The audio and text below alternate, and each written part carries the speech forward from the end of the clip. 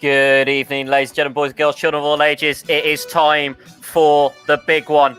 Euro 2020 final, live from the home of football, Wembley Stadium, London, England, United Kingdom. Is football coming home? We have 90 minutes to wait and find out. I'm your host with the most, Mr. Kieran Riley, this evening. Joining me on commentators, we have Mike Harneman and JB. We'll also have Russ and John Kane joining us throughout the evening as well. It's the big one, boys. How are we all feeling? Starting with you, Russ. Are you excited? Are you happy? Nervous? Are you bitten all your nails off yet? I'm not yet, Kieran. I'm all excited. It's coming on, my friend. I've said it from day one. I said it on the podcast before the tournament started. England were going to win the tournament. I'm still standing by that prediction right now. It's coming up. And if any Leeds fans out there listening, are you all praying that our man, Calvin Phillips, the Yorkshire Pirlo, nets the winner? I know I am. Come on, Come on, England. And come on, the Yorkshire Pirlo. Mike, what about you, mate? How are we feeling? You excited? I've got mixed emotions at the moment, mixture of excitement and a bit of nerves as well. But I'm feeling good. I think England will go on and hopefully get over the line as well. Of course, these are a strong Italian side and a very good unbeaten run as well. But I think England might just do it, you know? Well, we'll certainly have to wait and see. JB, hello, good evening, everyone. My friend. Been a bit like what Mike's just said, really. A bit of nervousness, a bit of this and a bit of that, really. But excited all the same. I'm just looking at pictures of the crowd there. You can see Italian flags, green, white, and blue. I think green, red, and white. Sorry. And you've got the St George's flags as well. And it's going to be great. It's 70,000 inside Wembley tonight. It's a fantastic occasion, and this is nothing we've ever seen in our lifetime. And this is going to be a real spectacle, I think, tonight. But I'm going to back England. I think you've got to say England have got to do it. But it's going to be a tough test against a very tough Italian side. Oh, definitely. I definitely agree. John Kane, are you with us, sir? Good evening, everyone. I am indeed. How are we feeling then, John? Because I know you're doing comms on your Arabic channel this evening. That's right. I'll be starting about 5 to 8 on the JDAC Sports Twitter page and YouTube page. I'm very, very much looking forward to it. I think England got, like JB said, this is the first time in our lifetime that we've seen England in a major final, and hope for the win, and I really hope for the win. But if we lose, it's not the end of the day. We've still got the World Cup next year. So here goes.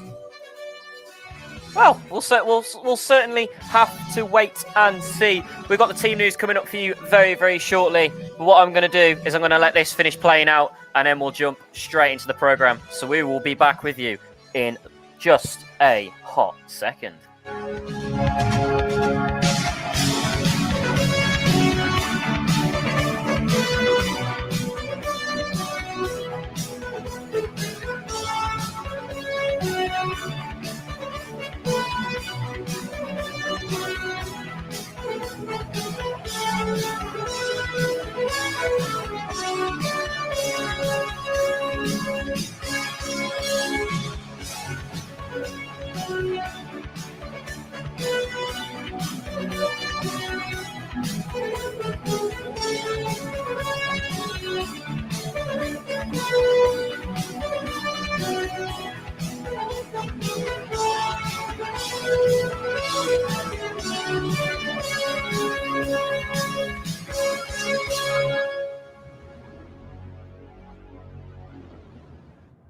I think that was one of my best intros that I've ever done on this channel. But anyways, hello again, ladies and gentlemen, boys and girls, children of all ages. Welcome to the final of Euro 2020. If you missed that build-up, I am your host with the most tonight, Mr. Kieran Riley. I have Russ joining me at the moment, and half-time and full-time for his verdicts. I've got John Kane with us as well. And we've got your men behind the mic, the commentators, no pun intended there. We have Mr. Mike Harneman and Mr. JB. So I'm now going to hand over to the wonderful Mr. Mike Harneman. He's going to run you through today's teams, and then we're going to dissect Italy's road to the Euro 2020 final, and then we'll have a little short interval and then we'll go through England, and then we'll be back in time for the start of the game. So, Mr. Mike Hardiman, do you want to run us through the two teams for this evening's game? Will do, Kieran. Thank you very much indeed. So the Italians, the Azzurri, of course, start off with Donnarumma in goal, a backline of Bonucci and Chiellini, the two experienced centre-backs. Di Lorenzo on the right-hand side, Emerson of Chelsea on the left, Jorginho in the holding role with Barella and Verratti, also playing just ahead of him in midfield. Chiesa, Insigne, and also Immobile as well, the front man leading the line. I'll run you through the subs as well. There's Sirigu, Locatelli, Belotti, Berardi, Pessina, Acerbi, Cristante, Bernardeschi, Bastani, Florenzi, Toloi, and Mere. And then as for England, the Three Lions line up with Jordan Pickford in goal, a back three of Kyle Walker, John Stones, and Harry Maguire. And then Kieran Trippier and Luke Shaw are the two fullbacks. And then we've got the midfield two of Leeds' Calvin Phillips and West Ham's Declan Rice. And then we've got Mason Mount, Raheem Sterling playing just off of Harry Kane. And then, of course, the England subs, Jack Grealish, Jordan Henderson, Marcus Rashford, Aaron Ramsdale, Tyrone Mings, Connor Cody, Jadon Sancho, Dominic Calvert-Lewin, Sam Johnston, Reece James, Bukayo Saka. And the final substitute for England is Jude Bellingham. As for the officials, we've got Bjorn Kuipers, the referee from the Netherlands. And alongside him is Sander van Rokel and Erwin Zienstra, who are also Dutch as well. Bastian Danker is the VAR, the German. Then Paul van Boekel is the VAR assistant from the Netherlands. Christian Gieterman and Marco Fritz are also assisting the VAR, both from Germany.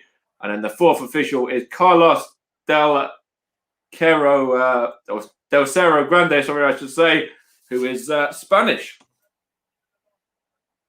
So, interested team selection. Well, I say interested team selection for England. It's basically the same, bar, I think, isn't it Trippier that's coming for Saka this evening? That's the only change so far, yeah. For the starting lineup, of course, going back to the back three, which, of course, the last time England had that was in the 2-0 victory over the Germans. And Connor Cody was yet to play in that game. I'm going to mention him a few times tonight. But anyways, what do you think of that team, mate? Strong, weak, average? Yeah, I quite like the size. When you look at the back three, I think the back three could potentially work. Kyle Walker can certainly do a job there on the right-hand side of the three. Kieran Trippier, of course, coming in for Bukayo Saka. We were just saying it off stream just a moment ago before we went live as well. I think Gareth Southgate has looked at that and he's seen, obviously, Kieran has won La Liga in Spain last season. So it's somebody else with a bit of a winning mentality to bring in. And then if you look at the bench, we've got a strong bench there that can be used with Sancho and Grealish and, Dominic Calvert-Lewin, Marcus Rashford as well. Of course, Phil Foden's unavailable due to injury, but there's still enough quality on the bench to come on and change the game as well. Definitely. JB, what are your thoughts on this team selection this evening? Not just England, but Italy as well. Well, I think it's a risk going back three. I've got to be honest, but Gareth Southgate. We've criticised him already in this tournament, and yet he's proved us all wrong. So, but I'm. Trippier, I'm a Burnley fan, as you all know, and I'm still mad at Tarky didn't make the squad as preference to people like Cody and one or two others. That's no dig anyway.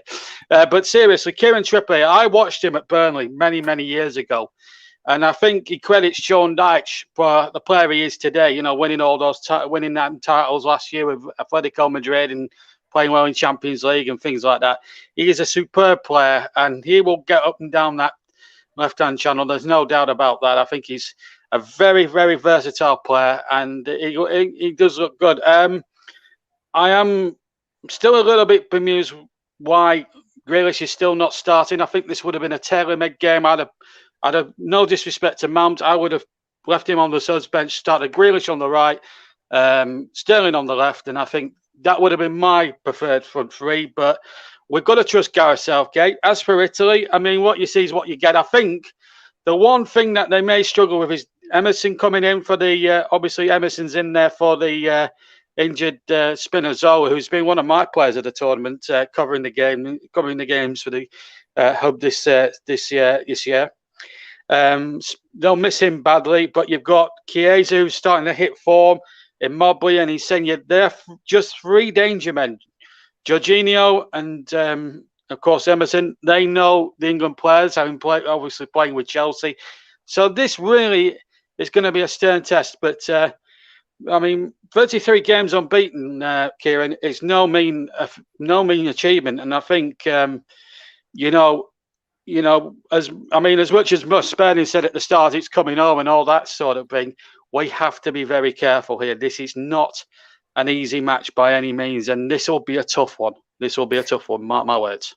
Yeah, it's definitely. I'm not holding out. Obviously, we all hope it's going to be an England win, but it's definitely going to be a very difficult one for us to play. It's going to be a long, nail-biting 90 minutes, I think. Even though I'm just sat here doing the presenting, so I'm coming in at half time, but I'll probably be sat here all night biting my fingernails watching this game. But it's like we said, 90 minutes of football. It's going to be a long 90 minutes, a tough 90 minutes. But if we could do it, It'd be great. But remember last time that England won a major trophy as well. It did actually go to extra time in 1966 as well. So don't count out the fact that we could have an extra 30 minutes and potentially a shootout as well to commentate on and to actually see tonight. Yeah, don't mention the P word, please, Mike. Yeah. Don't mention the P word because we usually crumble under that. Anyways, but having said that, though, just before you carry on, we did win our last 2 penalty shootouts, so there has to be a bit of a balance to it. There is, but you never know. You could have a win of 2 and then lose the next one. You never know. But it's will the pressure be too much? We will certainly find out. It's just under half an hour to go till we kick off at Wembley. JK, John Kane, what's your digression on the team news for this evening? I think what JB said is absolutely spot on. Is the Italians is what you see, what you get. Most of the players actually carried Italy throughout the tournament. They're all playing. They've got a 2 danger man who's going to cause England problems in Sagna and Chiesa. And the England team, I think Gareth Southgate going for the back 3 and Trippier and Shaw as wing backs is a fantastic decision because the Italians going to bombard us.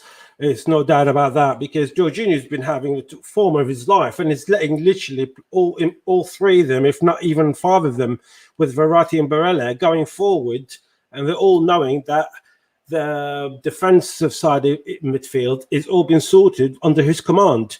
So England are being cautious and Southgate is being clever to try and stop Insigne and Chiesa especially from hitting the England net. Certainly is. It's definitely a decent team selection, but as we keep saying, the Italians, 33 games unbeaten. It's going to be a tough nut to crack this evening. So I literally don't want to jinx this at all because I'm usually a massive jinx. Russ, come to you.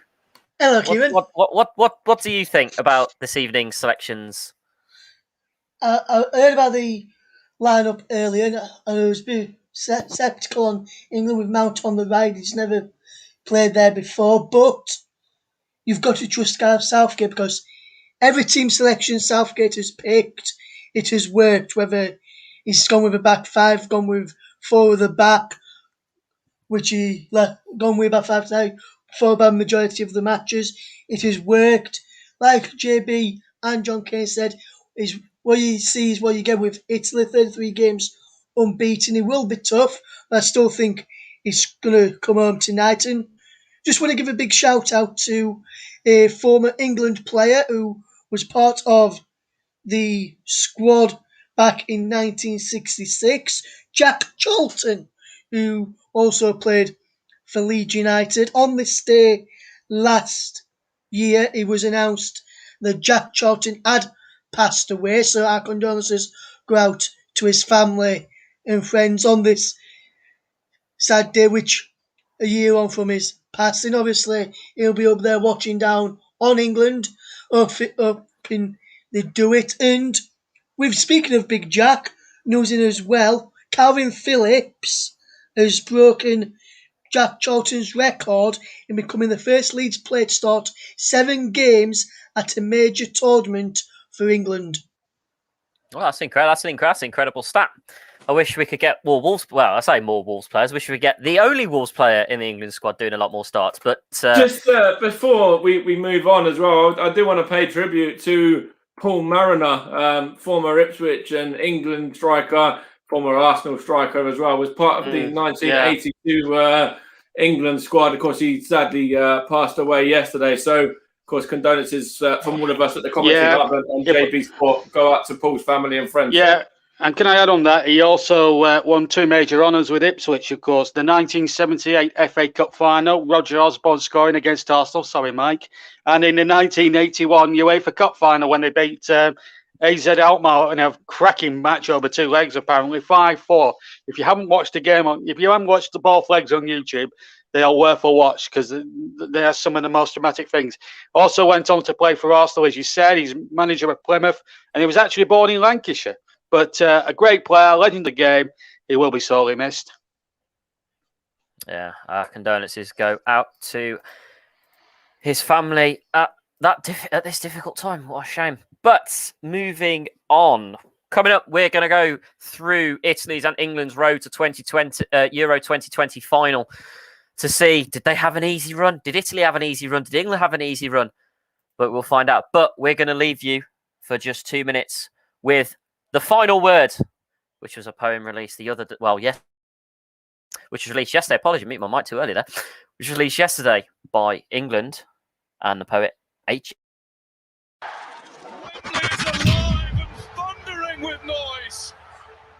Home sweet home. Made it here through sun and snow. We grown, we love to moan, but we can beat the odds, the bookie knows. Touched the field and shook the globe, the heart we had, the guts we shown. We wouldn't stop, we couldn't fold. 3 lions came here for the throne. The journey starts here. The first chapter in what England hope will be an epic tale. From the city centre to country roads, the spirit's strong and the love is shown. On every road is young and old, only thing we hope is coming home. 0-0 first half looking slow, the gaffer's written couple notes, said come back out, put on a show. Then Croatia got done at home. No stress when Pickford stood in goal. Walking down the wing, no running joke. Give it Phillips, quick touch and go. Then send it Sterling to put it home. Sterling!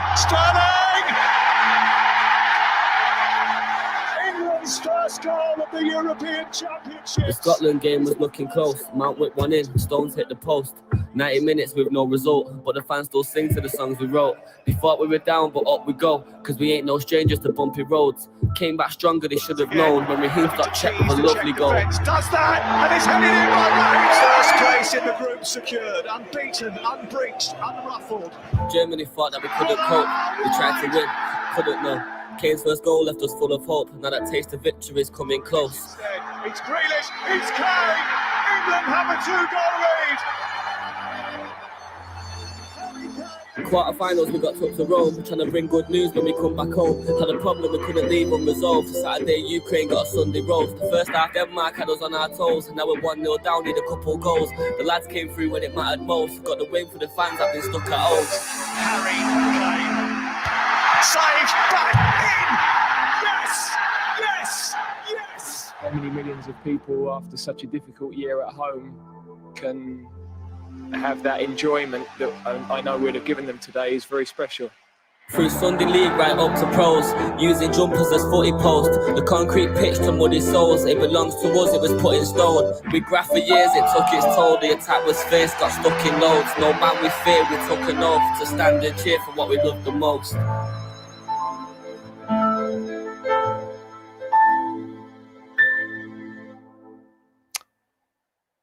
Very strong poem there, which obviously talks about our complete road to Euro 2020 final. But we'll start off with our competitors this evening.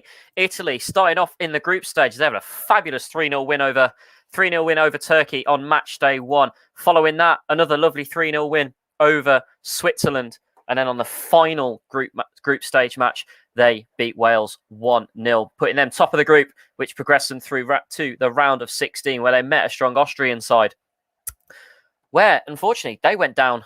The game ended 2-1 there. Austria did have a chance of coming back, but unfortunately, Italy held them off again. Moving on to their quarter-final against a very, very strong Belgium side, But Italy coming out the winners there. I think it was a last-minute winner. It wasn't a last-minute winner, actually.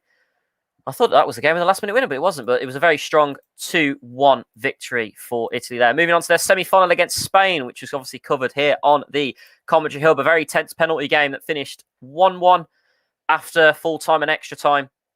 And then Italy coming out the 4-2 winners on penalties in their semi-final game. So what do you? We'll go through that quickly. Russ, do you think Italy had an easy road to Euro 2020 final, or do you think it's been a tough contest for them? It's been a tough contest for Italy. Some big games in some big teams in there they had to face. Yeah, and in the way to the final, they've played where they've had to go to extra time twice, where that could play a factor late on them. You saw in that game against Spain in the last game, Kieran, as he went into extra time late on towards the end of extra time, and when they managed to take it to penalties, Italy began to tire and they were looking tired towards the end. So I think that could play a factor that they've gone into the final, gone into extra time twice in this tournament already, and they've been looking tired. I don't think they had an easy run. It's been an odd run, and if England was on the side of the draw, I don't think we would have seen England in this final, if I'm honest. Tonight, I think Italy have had the toughest draw, but their defence have been a lot stronger. I know we're going to touch on England's side in a minute, Kieran, but with England, we've only considered one goal in the tournament. I think if it was on that other side of the draw, we'd have probably considered a lot been more than just the one goal, and possibly a lot more than the one goal that we have conceded in the tournament so far, Kieran. So I think Italy's side was the toughest out of the two. Definitely. Mike, what was your thoughts on Italy's road to the Euro 2020 final? Yeah, so after the group stages, of course, they progressed through that without conceding a single goal, scoring 7 as well. And, that was a fantastic route into the last 16 for them. But, the last 16, the quarterfinal and also the semis, they've struggled to get over the line a little bit, especially the semi-final against the Spanish. And, we were talking about it just a few days ago on the podcast about how Spain could have actually gone on and won that game. They were a bit unfortunate, I thought, and they played some good football, and the Italians were quite fortunate to kind of scrape over the line, really. And yes, they got on and they won that one. They also beat the Belgians as well, and also the Austrians. But they are there to be got out. There is an aging back line there. They're very experienced, but at the same time, they're also, I think, 36, 34 and 33, something like that, or 32, in regards to, some of their back line. And potentially the youth of England might be able to exploit that. But, I think that they were group winners, and I expected them to be so as well. But in regards to, some of the other sort of last 16 onwards, I thought they were going to get knocked out by Belgium. So they, sort of surprised me to beat them. And the Spain game, Russ mentioned it before. It went to extra time. It went to penalties, and maybe that will come in, into England's favour. The fact that, of course, England's game went to extra time, but England, went 1-0 down and was still able to show that there's that little bit of fight about England, even conceding the first goal in the tournament and still going on and getting over the line and getting into the final itself. Yeah, definitely. John Kane, what do you reckon about Italy's run to the final? I think no team gets to the final in an easy run, because you always have to in the big competitions anyway. Everyone has to come and beat certain big teams in any tournament, and the Italians done just that. And obviously, I mean, I spoke before about the England's run in general being. I know we're not talking about England, but the England run hasn't been pretty, but it done the job, and that's what we want. And the Italians done just that, but got a bit of a flow in coming in with that team. And I mean, after the first 3 games, people thought, well, is that Italian team really that good, or is it just the opponents are not that good enough? And they proved to be. They beaten Belgium, they beaten Austria. Yes, against Austria they struggled a bit, and against the Spanish, I thought the Spanish were the better team in that game. But at the end of the day, you have to keep your cool, and when it comes to penalties, and you have to take that chance. The only probably thing I'll say about the Italians' run is that the Italians, like Ross said and Mike said, they in 2 games they did have to go through extra time, and one of them into penalties. So the one good thing about it is the Italians will think, well, we won in penalties, and we won in extra time, and we won in normal time, so we can do it in any way, shape, or form it come to us. So, but let's hope that England can actually close and stop that Italian march today. Definitely. JB, we'll come to you next quickly before we have a quick run through England. What was your thoughts on Italy's road to Euro 2020 final? Well, let's look at the big picture. They're 33 games unbeaten, and they're 33 games unbeaten for a reason. They've got a team togetherness, they've got spirit, they've got determination. Now, the one player that they will miss in the final, which got them practically there, was Spinazzola, who obviously pulled up lane in the quarterfinals against Belgium. But the 2 games I covered, the one against Switzerland where they just absolutely obliterated them 3-0 when it could have been a closer game than it should have been. But they tore the Swiss apart, but that was in the group stages. They actually dominated large periods of the Austria match. Survived a goal from Arnautovic that got chalked off, quite rightly for offside. And I took a lot of flack away from here on my own personal Facebook by saying the Italians deserved to win, which I thought they did, because people were complaining that Austria deserved to go through, but they had conceded something like 40 odd fouls throughout the entire 90 minutes of that match. So they weren't exactly going out there to play football, the Austrians. The Belgians, that was an impressive result considering where they are in the world at the moment in the FIFA rankings. Of course, it went to extra time, that one. And I do think, like the guys said before, like the others said before, Russ, Mike, and JK, I think maybe having to play extra time twice compared to England's once might just be a deciding factor in this, but never write off the Italians. We cannot underestimate them under any circumstances, but they are a very good side, and that's one of the reasons, well, several reasons, why they're 33 games unbeaten for a reason. Definitely. So it is obviously, as I keep repeating, it's definitely going to be a tough contest tonight. But let's have a quick run through of England before we're going to have to hand over to our commentary team for the build up to the start of the match. We're going through England's now. Obviously, and up until the semi-final, we had not conceded a single goal for the whole tournament. So that was 5 games without conceding a goal. We start off with the group stage. Group stage as the Red Arrows fly over the top of Wembley. England beat Croatia 1-0 in a pretty all-round boring England game. Then we drew 0-0 with Scotland, another typical boring England game. Then moving on to the Czech Republic, Raheem Sterling scoring again in, to be honest, what I could only say was probably one of the most boringest group stages I have ever seen England play, apart from when we got knocked out of, I think it was the 2016 World Cup in the group stages. Then things got interesting when we hit the round of 16. Our old rivals, Germany, obviously all the way back to the 1966 World Cup. We wanted a bit of payback.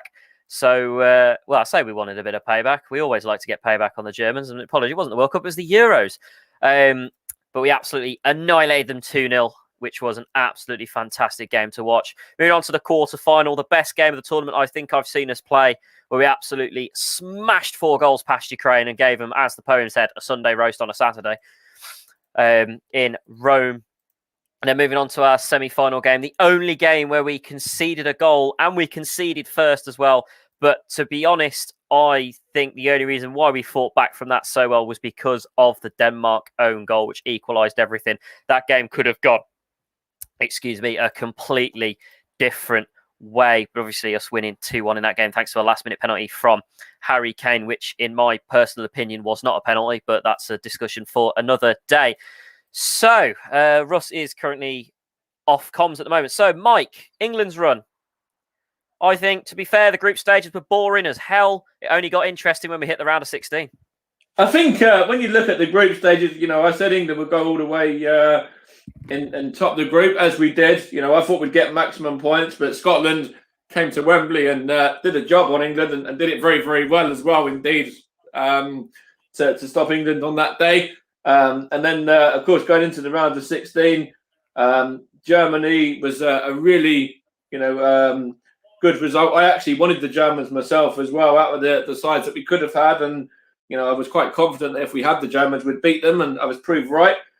Same with the Ukraine as well. I said we'd go on and we'd beat them fairly convincingly, as we did, and that was a complete team performance really from England, to the point where Gareth Southgate was able to bring on the likes of Jordan Henderson to get a goal and to rest a couple of players who were on bookings as well, and take them off. And then if you look at the last four, I mentioned it before in regards to conceding the goal against Denmark, and what a free kick it was from Damsgaard as well. Jordan Pickford absolutely no chance with that. But I think that when you look at it, we fought back really, really well.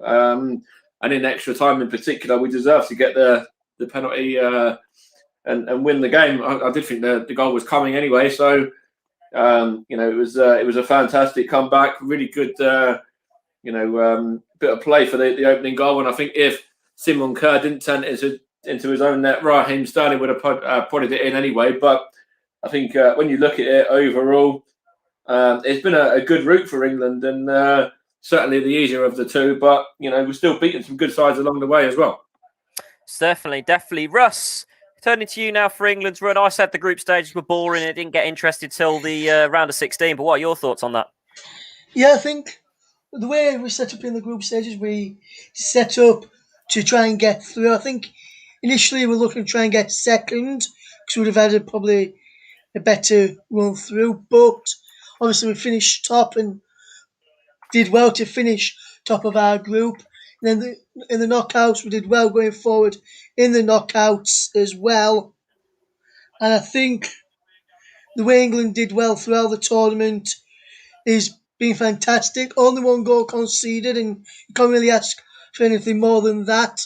And it'll be very interesting to see how we go for that one. JB and John Kane, quickly. We'll go to JB first. Very, very quickly, mate, as the teams are coming up very, very shortly. What's your roundup of England's run to the Euro final? In simple terms, first game, we did the job. Scotland game, we were feeble. Czech Republic were much better. The German game needs not be said, because we absolutely outclassed them in every department. We outclassed the Ukraine. We came into our own, and we showed some fighting spirit against the Danes to get us there. One point I will make is that Russ says we conceded one goal, but that was from a set play. We have yet to concede from open play. We've only conceded one goal from a free kick, so that is a statistic worth noting. Definitely. JK, very, very quickly before you have to go to your stream, mate. Your quick run of England before we hand over to our commentary teams. I think, like I mentioned earlier, the England run-in wasn't exciting, but it does the job, and in a day, that's what it counts. It definitely does. Right then, John, go and enjoy your stream. You can listen to John's stream on his channel in Arabic if you prefer the Arabic alternative commentary rather than English. John, just plug your channel quickly. Or has he gone? Oh, no, he's gone. But you can check it out on the Commentary Hub 2 or on John Kane's social channels. Which is JDAC Football. Go and check that one out if you want to listen in Arabic. Thank you very much, Mike. Oh, I've just had a message from me old man saying fairy tale ending, Stones getting injured and Cody comes on to score the winner. We'll have to dirtily wait and see, but it is time for the big one. It is your Euro 2020 final, live from the home of football, Wembley. It's Italy against England. I'm now going to hand you over to your commentary team. I will see you at half-time. Mike, JB, take it away.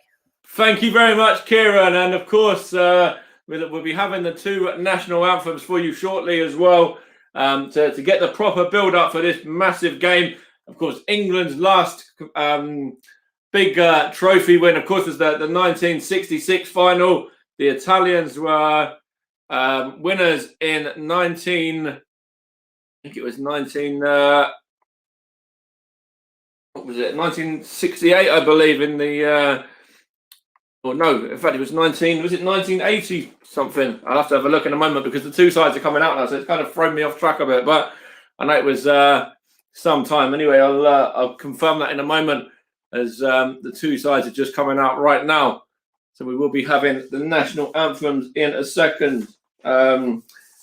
For both nations. Of course, what I will say is England have only won 2 from the last 14 in all competitions against the Italians. That was in 1997 and in 2001. Both friendlies as well that England have won. And Italy have never lost to England in a major tournament. That includes 1980, 1990, 2014 and 2012, where the Italians were victorious on all of those occasions, with the 2012 one, of course, being after penalty shootout. Of course, this is the 10th major tournament for the Italians, with only the Germans appearing in more, which is 14. And, of course, Mancini can become the only the second manager, I should say, to have won the English top flight and take charge at a Euro Championship after Alf Ramsey, who did that before with Ipswich and England. As the two anthems are being said now. Now I should say, let me just bang on the Italian one for a moment.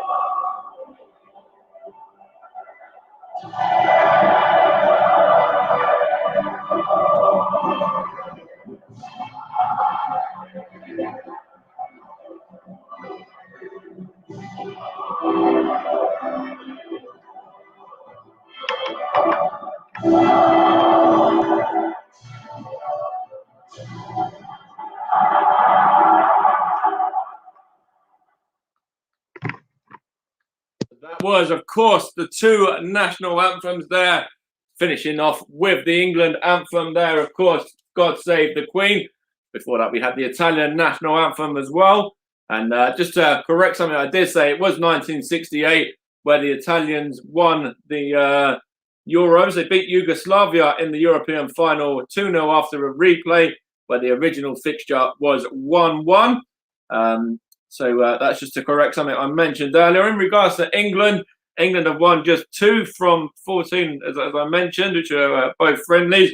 And in regards to Italy, the Azzurri have had 12 shots and scored 3 goals as a result of a high turnover in open play, which is 40 metres or less from the opponent's goal line, which is more than anyone else in the tournament. And also in regards to England, as JB mentioned before, the England are yet to concede from open play.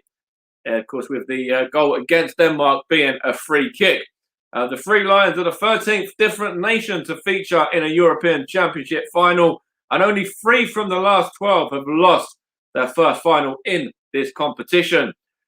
England have won 15 from their last 17 matches at Wembley in all competitions, drawing 1, which of course was the draw with Scotland, and losing 1 as well, scoring, I think it's 46 goals and conceding just 5 within that time. Of course, the English were semi-final in the World Cup, and of course knocked out by Croatia.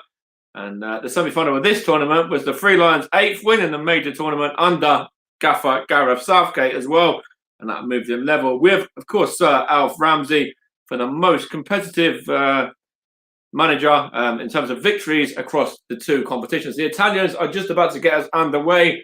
We're in blue, black, blue, and the English are in white. So we're just going to get ready for kickoff right now, and it is the Italians to kick off. And I think it's Immobile, I believe, who is going to be taking the kickoff for the Azzurri. Both nations are taking the knee first of all, and in fact, it wasn't Immobile. I think it might have been Insigne, in fact. But anyway, it's the Italians now, and actually, trying to see it, it's the Italians anyway. They've kicked off now, and it is with Di Lorenzo, the right fullback, in to Chiellini from Bonucci there, and just playing it around at the back. Bonucci's got it back now as well, and it's now with the goalkeeper Donnarumma. And we are, if you want to sync up with us, we're just 22 seconds into the game, and there's an early throw in here, which England are going to be taking with Kieran Trippier on the right-hand side. And he's going to just throw it into Kyle Walker now. As you can hear, possibly even the street around me. Everyone seems to be very up for this one. It's now Jordan Pickford, the England goalkeeper. Of course, Everton shot stopper as well. Going to play it out to Harry Maguire. Of course, came in after missing the first few games of the tournament and has been an ever-present since then. And it's Harry Maguire. They try to play it back to Jordan Pickford, and it's actually a bit of a nervous back pass there, and it's gone out of play for an early corner for the Azzurri.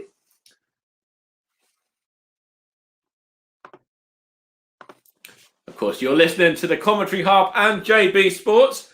We're partners throughout the whole of this tournament. And it's Insigne now for the Italians. He's going to whip in this delivery from the corner now. And Chiellini's up there. Insigne whips it in. And it's well defended there by England. It's now Raheem Sterling. Now Mason Mount in possession. Goes back to Luke Shaw. Manchester United fullback, of course. Goes into the skipper now, Harry Kane, who's dropped deep. Going to switch it across to Kieran Trippier now. Got Kyle Walker on the overlap. Kieran Trippier whips it into Luke Shaw. And Luke Shaw fires it home. England have an early lead. And it's Luke Shaw, Manchester United fullback. I just mentioned him a moment ago. And this is exactly what England won. This is exactly what Gareth Southgate and his men won. Gareth Southgate, I'm sure, is going to be delighted now, as are the fans. You see so many of them jumping up around there. But Luke Shaw fires home within 2 minutes, I believe, of this game. And the skipper had a big part to play there. Kieran Trippier as well. And Luke Shaw fires it past Donnarumma. And that is the perfect start for Gareth Southgate and his men. Just having a look here. It started with Luke Shaw, then into Harry Kane. Harry Kane played it out to Kieran Trippier. And Kyle Walker was on the overlap. Didn't use him. He whipped the ball in over the head of Harry Kane and Mason Mount, I believe it was. And then Luke Shaw come in round the back, unmarked, and just smashes that one into the back of the net. And England have the perfect start at Wembley. You see Luke Shaw there just jumping up and down, punching the air in sheer delight. And Roberto Mancini there is frustrated. Gareth Southgate delighted. The England fans delighted as well, as the number 11 for Italy. I think it was Immobile, actually, number 17, just tries to play the ball there, but it's given away. And Kieran Trippier is looking for Raheem Sterling now, and Chiellini does well to head that one onto Emerson Verratti now as well. And then it's Jorginho, and now back to Bonucci. Frantic start, but England have the lead at Wembley. Luke Shaw's goal. It's with Jorginho now on to, I think that was, trying to see who that was. It might have been Barella trying to feed the ball through, but it's now with Mason Mount up against Jorginho and the two Chelsea men there battling it out. And it's the England man who wins the free kick.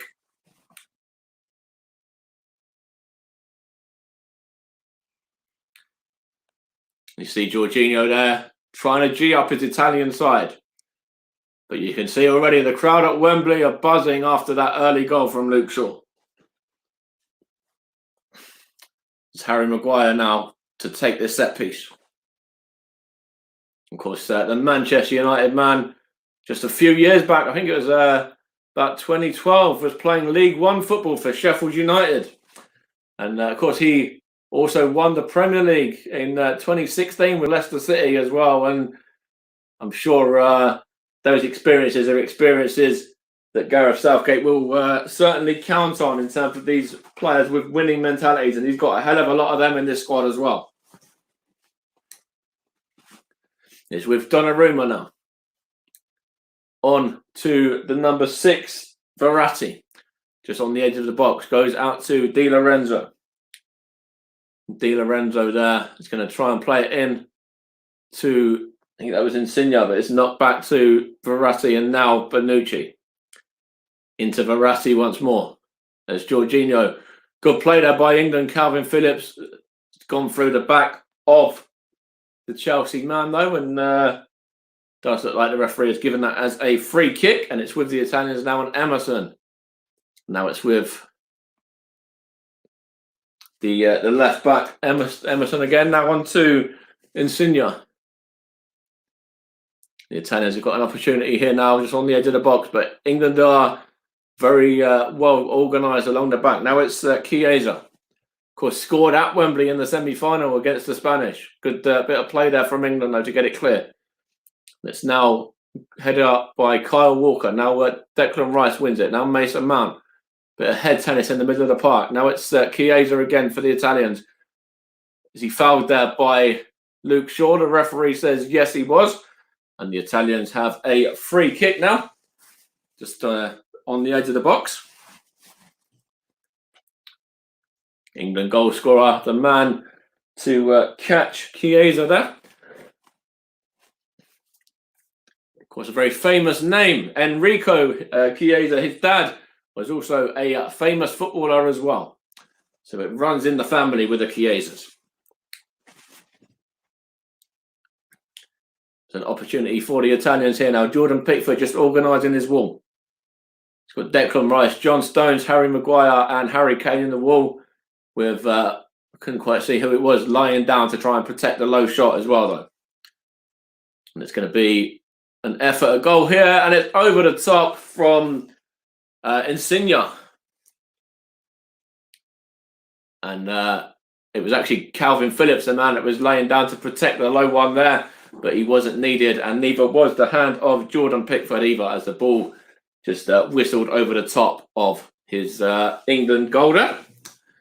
We've had about 7.5 minutes almost, and it's England leading by Luke Shaw's goal to 0. Coming after about 2 minutes of this game, and England in possession right now with Raheem Sterling. He's just won. I thought he was going to win the throw down. I think the throw's actually gone in favour of the Italians, which it did. And it's now Chiellini onto Bonucci, and now Di Lorenzo. Going to play the ball through, looking for the on-running Chiesa, and he was just shoved off the ball there, but the referee said it was actually very good defended by Harry Maguire, and no free kick has been given.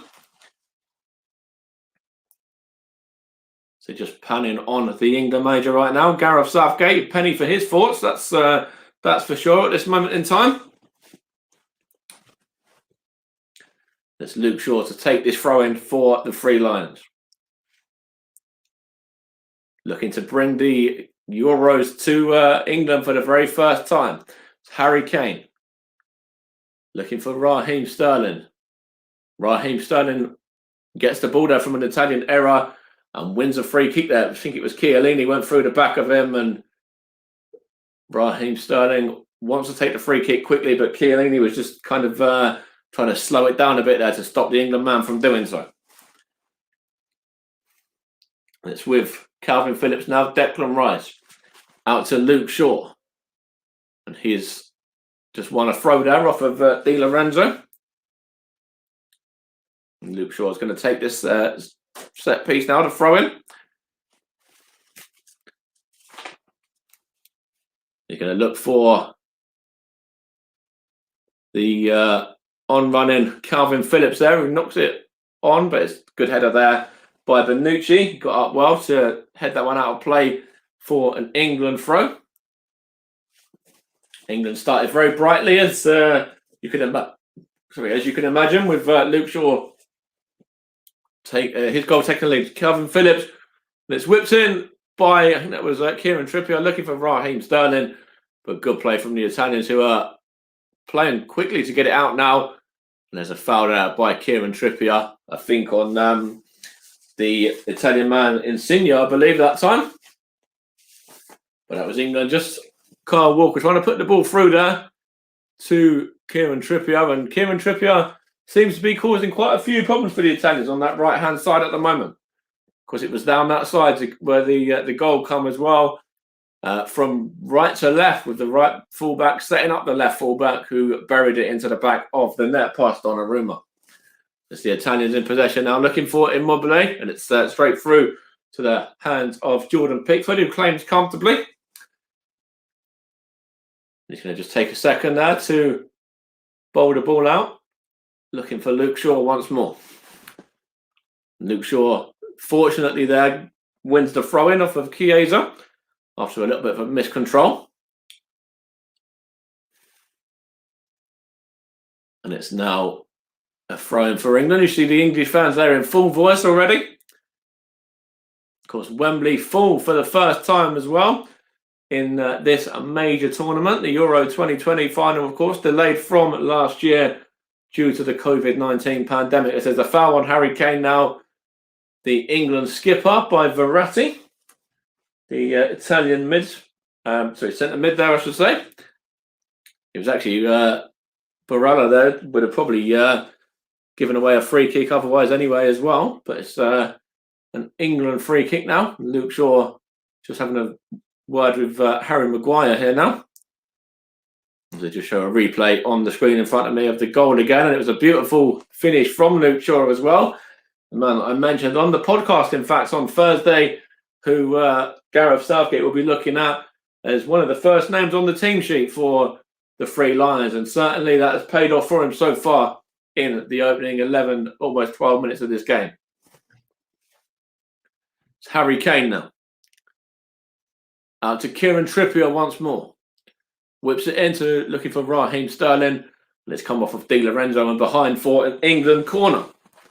It's a good play again from England, and yet again coming down looking for the right-hand side there and trying to use Kieran Trippier as much as possibly that they can. As much as they possibly can as well. And that was Di Lorenzo there. Just took a touch and a little bit too casually, just knocks it behind for an England corner. England looking for the second. Coming up to the 13th minute of this game now.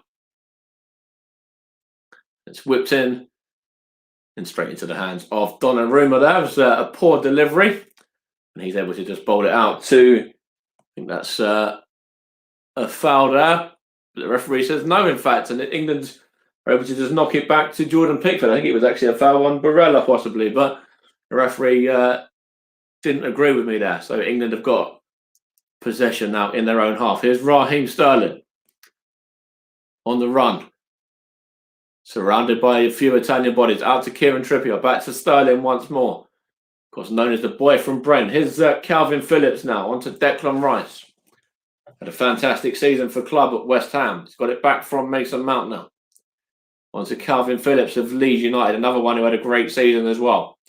Now it's Luke Shaw. It's a chance here for Mason Mount now. Into the box, as you know, he's going to win a corner there as Mason Mount off of Jorginho. The two Chelsea men battling there, and it's the England man who's come out on top, winning his side a set piece. Of course, Jorginho, the hero last time out for the Italians, scoring the winning penalty against the Spanish in the shootout. There's a chance for England to double their lead now from this corner.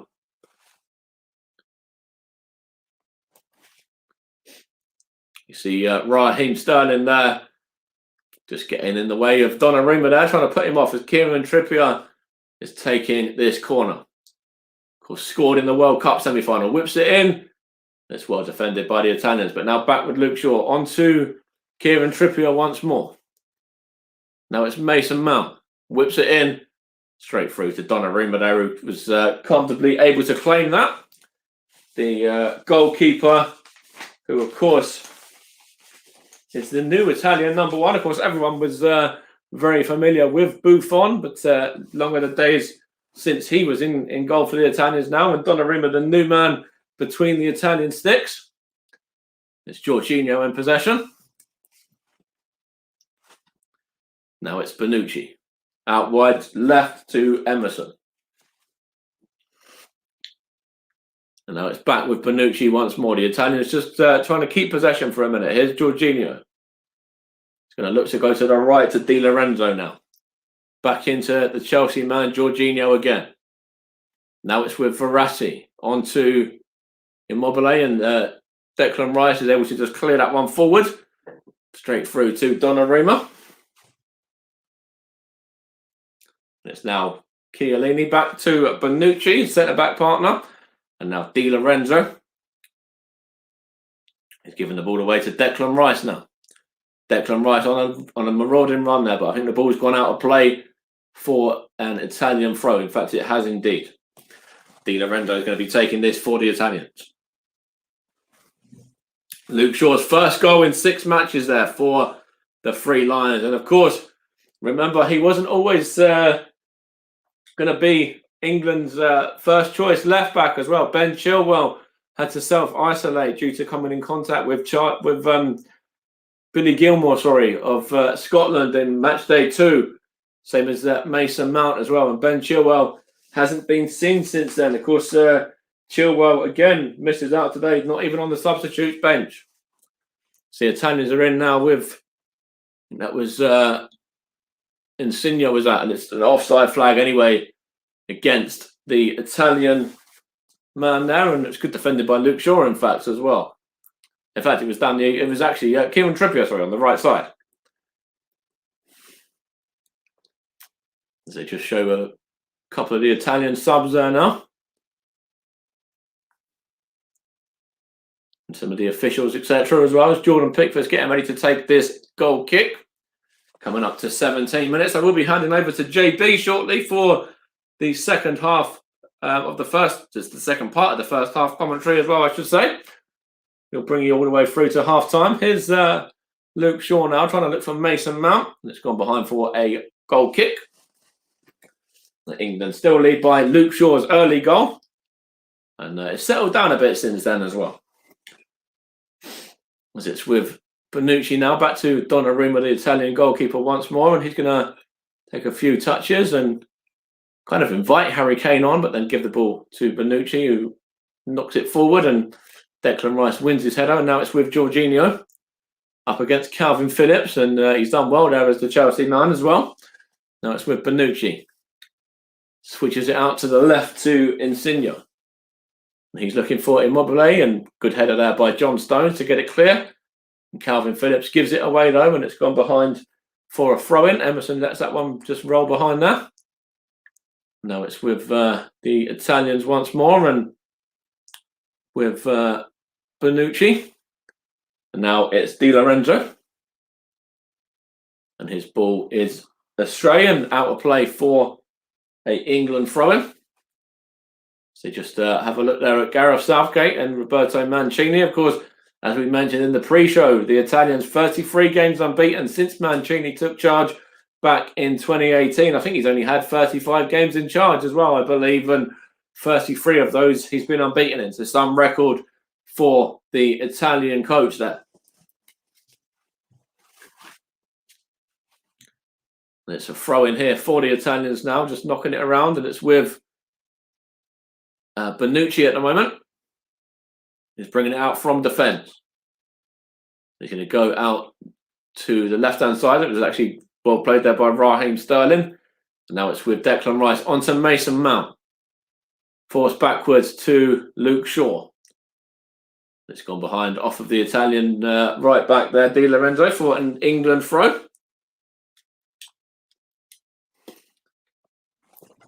Now it's Luke Shaw to take this throw in. He's going to throw it into Calvin Phillips. And Calvin Phillips goes back to Declan Rice, who goes back into central defence to John Stones into Raheem Sterling now.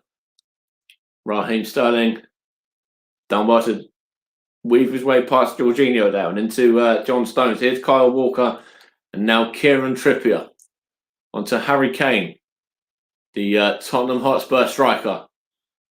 The referee has given a free kick there as well in favour of the England man against Jorginho Chiellini.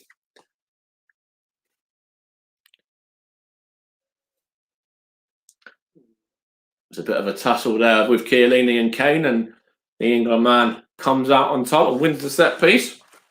There's a good opportunity here for the English now to potentially get the ball into the box. And it's Kieran Trippier with the set piece. He's going to whip it long over to the left-hand side where you find Luke Shaw. Luke Shaw's delivery is a poor one. And it's hoof clear in the end by the Italian fullback Emerson, and behind for England throw. With Kyle Walker going to take this. Of course, if you're joining us late, it was Luke Shaw who gave England the lead on the 2nd minute, coming in on the left-hand side unmarked to get on the end of Kieran Trippier's delivery. And England have done very well to control it since that. It's Declan Rice to Harry Maguire, and now here is Luke Shaw in possession. Back to Maguire again. Of course, signed just a few seasons ago for Man United for a big chunk of money as well, 80 million. That the former Leicester man signed at Old Trafford for. It's through ball out there, and there's an Italian injury. I think it's Jorginho down, who's looked like he's just pulled a muscle there, the Chelsea man. He does look in a bit of pain as well. He looks like he's certainly in agony there. It's just giving us a moment to get the physios on, and while the physios are on, I will run you through a few more stats as well. Of course, Harry Kane has been directly involved in 28 goals in his last 27 matches for the Three Lions, and 19 goals and 9 assists in that time, with one more taking him past Gary Lineker and becoming the Three Lions' highest goal scorer at major tournaments. Of course, Harry Kane did score in the semi-final after his original penalty was saved by, of course, Kasper Schmeichel, but he was able to put the rebound into the back of the net. And, of course, we're just looking here in regards to the two managers as well. Roberto Mancini, the Italian, played centre forward in his time for Bologna, Sampdoria, Lazio, and he also had a spell in England at Leicester City as well, with, the Italian under-21 and also the seniors as well. We had caps for both. I'll get ready to hand over to JB in about 30 seconds from now as well. And he also managed Fiorentina, Lazio, Inter, Man City, Galatasaray, Inter again, Zenit, and then the Italians. And Gareth Southgate played at Palace, at Villa, at Middlesbrough, and with England senior, and managed Middlesbrough, the England under-21s, and the England seniors as well. In his time, as Jorginho just heads off now to be treated by the physios, and got Kieran Trippier there looking for Harry Kane, and it's through to Donnarumma, and it's gone behind for what looks to be an Italian goal kick, and Jorginho is just being treated. So JB, over to you to take us through to half-time, my friend. Yes, Mike, and Oba, I just want to, while we're on the subject of statistics, before we continue commentary, folks, is the fact that England's opening goal by Shaw, and what a volley it was too, by the way. That goal from Shaw really did come as the earliest ever goal in a European Championships final. The quickest goal. I've watched the thing back on Facebook whilst I was off the air, and I believe we've got it at 1 minute 57 seconds.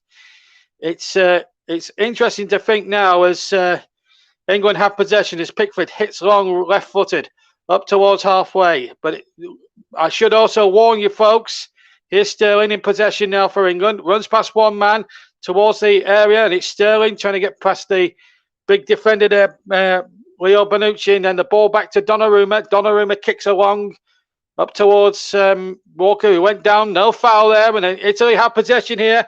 And it's Insigne now for the Italians, who trail by a goal to nil. Ball played in there towards Immobile, the big man for Lazio. But I should also give you a word of caution, folks. The ball out of play will be an England goal kick. But I should also, I think it's a goal kick anyway. I should give you a word of warning, folks. England won up, of course, but they were in that same position against Croatia 3 years ago in the World Cup semis and went on to lose after extra time. I hope that's not a bad omen, folks. But I've got to try and be a little bit unbiased tonight. But it's good so far. What a volley that is. The quickest goal ever in European Championship history. And here is Jordan Pickford, who hasn't conceded a goal yet in open play. They have conceded from a free kick, but I can now confirm it. 1 minute, 57 seconds when Shaw fired his left-footed volley into the back of the Italian net to give England the most dreamiest of starts. And Robbie Mancini, the manager, Roberto Mancini, knows he's up against it, but he's been in tough positions before in his time at Manchester City. Remember, 2012 on the final day of the Premier League, they were losing 2-1 against QPR and they came back. So he's got a little bit of expert of coming back with it. Shaw now the goal scorer on the left-hand side. Back to Harry Maguire. Maguire to Walker. So far, the England back three, touch wood, have been pretty untroubled so far. Offside against Kieran Trippier. He's made 1 or 2 terrific darts down that right-hand channel and has looked absolutely superb. Italy 0, England 1, and I just feel that with no Spinazzola in that Italian side now due to that injury that ruled him out of the tournament in the quarterfinals a week ago against Belgium, I just wonder that be the factor. And of course, we were alluding to, as myself, Mike, and Russ were alluding to earlier on with Kieran Riley, our presenter tonight. We'll be handing over to him for halftime analysis. I just wondered whether those 2 periods of extra time. Remember, Italy needed extra time to beat Belgium. They needed penalties on Tuesday night to knock out Spain. Italy in possession at the moment with number 8, Jorginho, of course, who plays his football for Chelsea, right here in the capital, in fact. Here's Di Lorenzo. It's been a real surprise package on that right-hand side. He looked really solid whenever I've seen him, the Lazio man. He looks a really good prospect for the Italians. As they come charging forward, a speculative shot right-footed from about 25 yards out from Insigne that goes way wide of target, and it's a goal kick to England, and they'll take those all day long. England really giving him the opportunity to shoot on sight, but it wasn't troubling Jordan Pickford or the scorers for that matter. But it's a great moment for England. That Shaw's goal on 1 minute 57 seconds. I'll keep saying it. Quickest ever goal in a European Championship final. As the 1968 winners come charging forward, but Kyle Walker in there for England, appearing in their first ever European Championship final, of course. The previous final was a World Cup final right here on this, well, not in this very stadium, of course. It was at the old Wembley all those years ago, 55 years ago, and they won the Jules Rimet Trophy.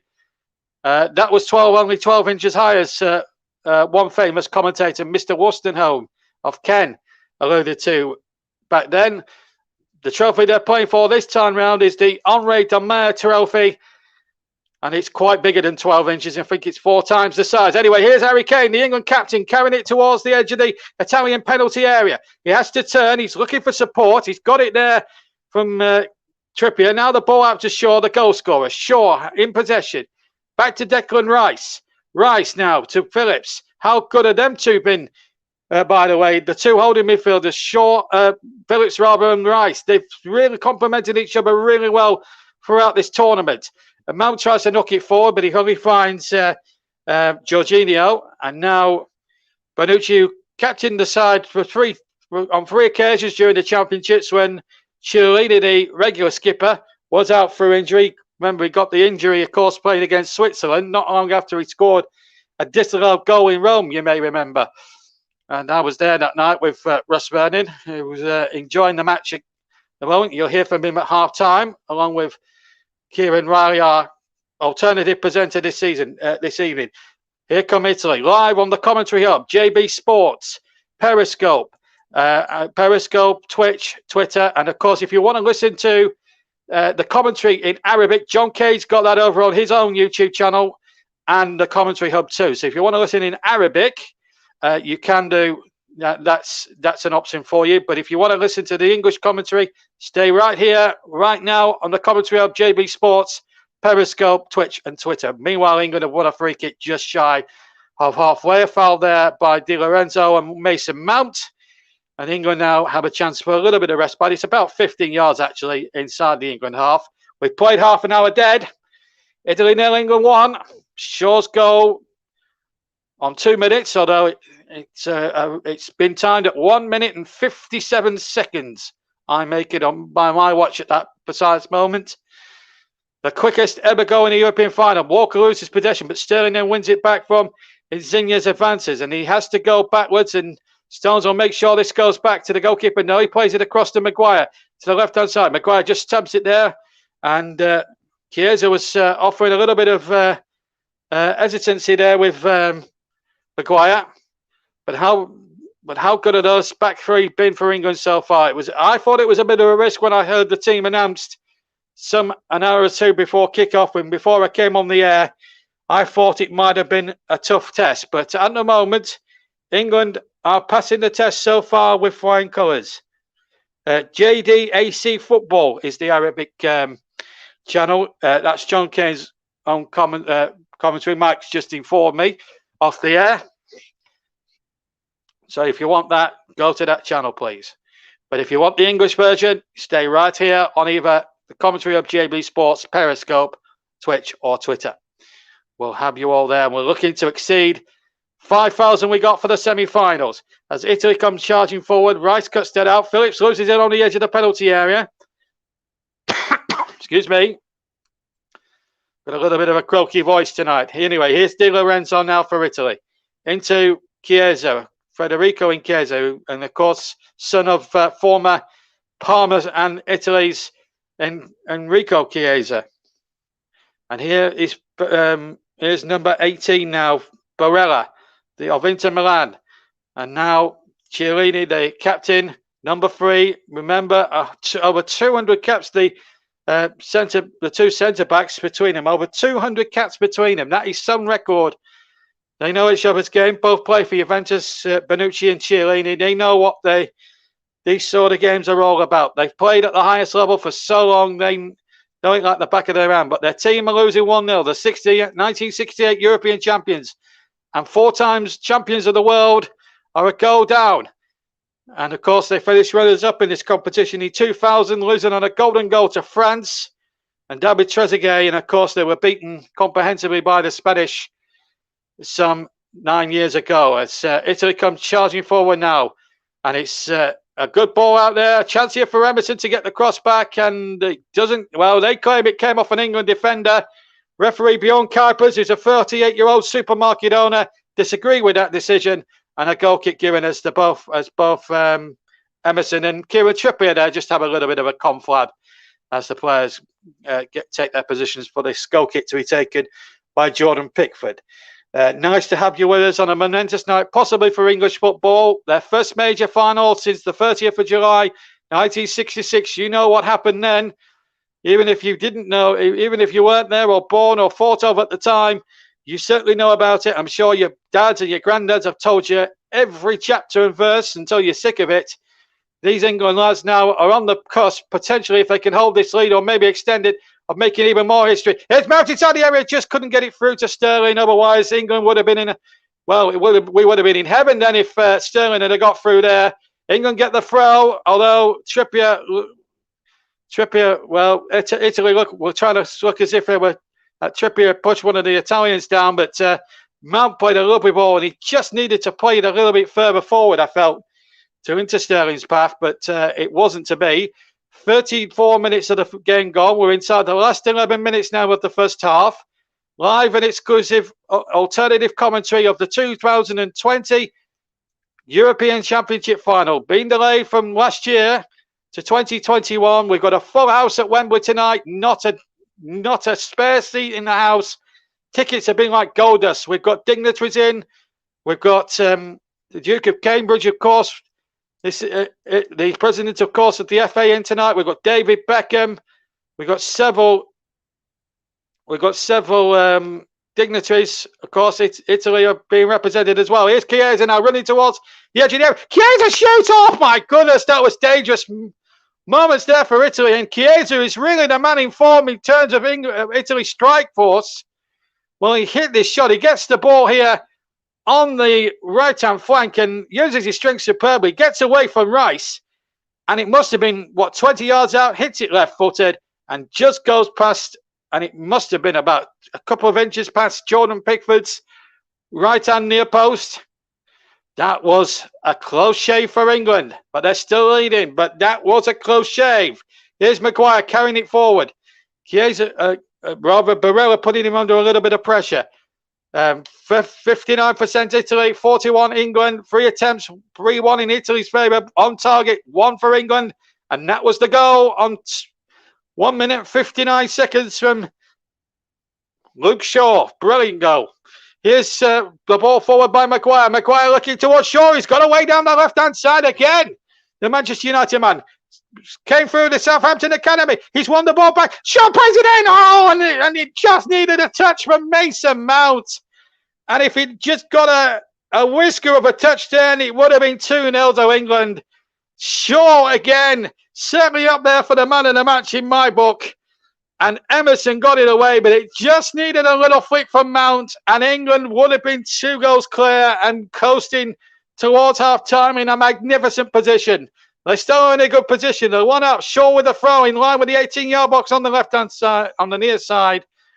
And it's out for a throw. Mount couldn't keep it in play. So, well, that would have put England in heaven if that had gone in. No doubt about that. I think we'll all need a break at half-time, quite frankly, Mike and myself. And you're listening to the Commentary Hub and JB Sports, Periscope, Twitter and Twitch. And if you want the Arabic version, you can go over to JDAC Football, where John Kane will give you that commentary in Arabic. But here at Wembley Stadium, if you want to listen to the English version, it's myself and Mike Harneman, your 2 commentators. Mike will be back with you at the start of the second half to start his stint again, and then I'll take over from the 67th minute in the second half. We've still got at least a good portion, we've still got a little portion of this first half to go. We've got about 8 minutes of the first half remaining, and they're disputing whose throw it hit. Jon Kuipers says it's an Italian throw, to the disconsolation of Harry Kane.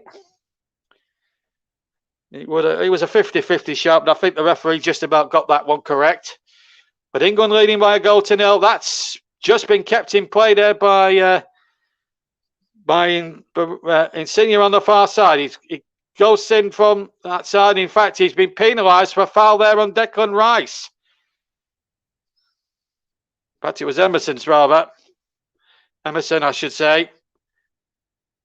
Now, studs were up a bit, but it is very difficult because we've got a lot of rain at the moment here in London at Wembley. Pitch will be greasy surface, greasy ball. Will be difficult for goalkeepers. Donnarumma's had a couple of catches to make and was very confident in the Italian goal. Pickford hasn't had too many saves to make, and whatever his work has done, he's done it very well to his own ability. The flag has gone up there against Mobley, so a free kick it is to England.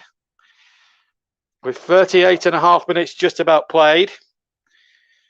And of course, keep your comments clean. Wherever you're listening tonight, please keep your comments clean and keep them on subject of the game.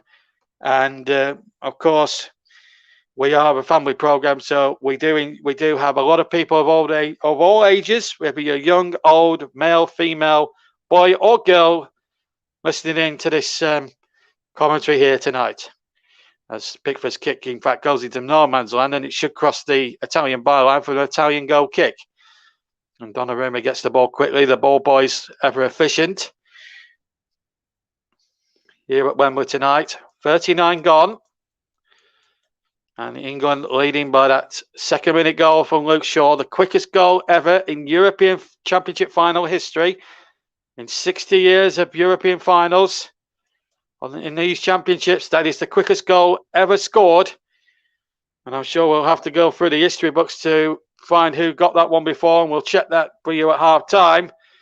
I'm sure one of our commentary team will have that stat in there for you. Meanwhile, there's a chance for Italy as Emerson have made a good run. He's not Spinazzola, is he? You know, Spinazzola was a very accomplished performer, and I think Emerson is looking a little bit of sort of a fish out of water with Emerson. With Spinazzola out there. It's not his fault, of course, but Mancini just didn't have that option. I think if Spinazzola had been in that Italian side, I do believe it would have been a far different ball game than what we're seeing now. But England, to be fair, are beating what's in front of them, and they're doing really well. They've kept Italy at a premium. Just a one shot from Chiesa that went wide. Of course, Enrico Chiesa played against England in that 1997 World Cup qualifier in Rome. Free kick has been given to, what's he given here? Is it Italian free kick? Yes, it is. Bjorn Kuipers, the 48-year-old supermarket owner from the Netherlands, giving the free kick to Italy. Let me just run through this, remind you of the assistants. They're both from the Netherlands, Sander van Rocco and Erwin Zinstra. Fourth official is Carlos Del Quiero Grande of Spain. And we've got a German VAR man, that's Bastian Dankart, should we need him at any point this evening. We've got 4 minutes to half time. Italy have a free kick. Verratti's going to take it, I would think right footed. Plenty of players jostling and pushing position as Verratti sends that free kick in again. Good header away by Maguire. Referee plays on. Still a chance here for Italy if they can work it on that side. Emerson has to play the ball back though.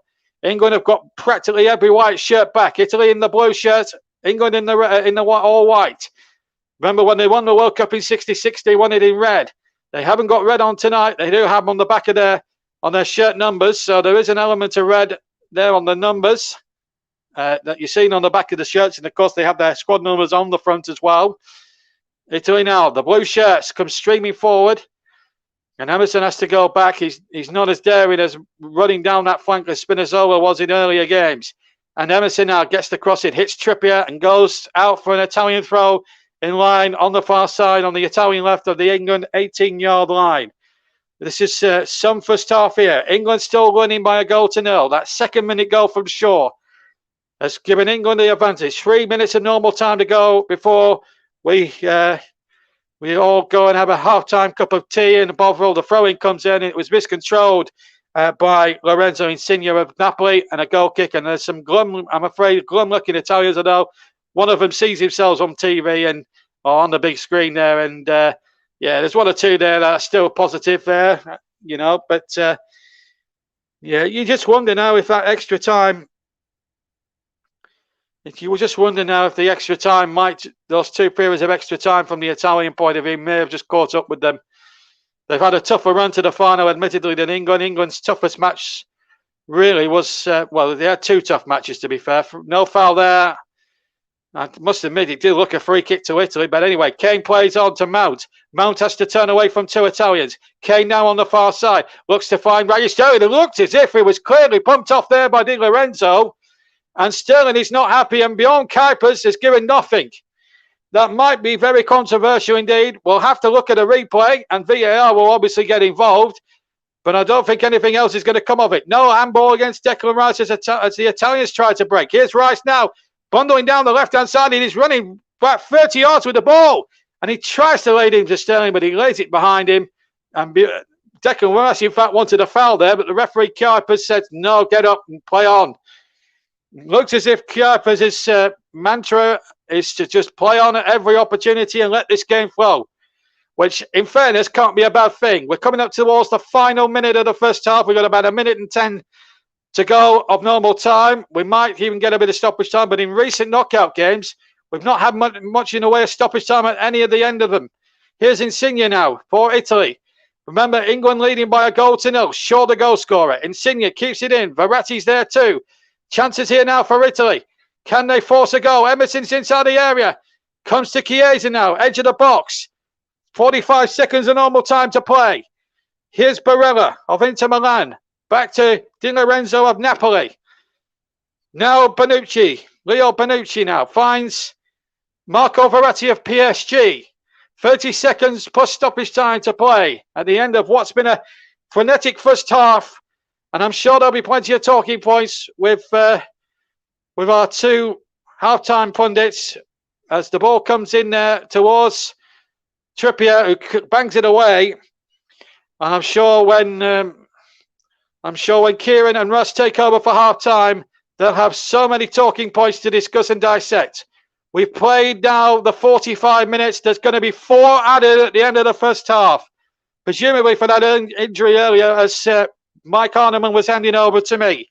This is JB, John Stuttard, in the commentary box for the rest of this first half. We're into 4 added minutes, for which we've played 15 seconds of that 4 minutes so far.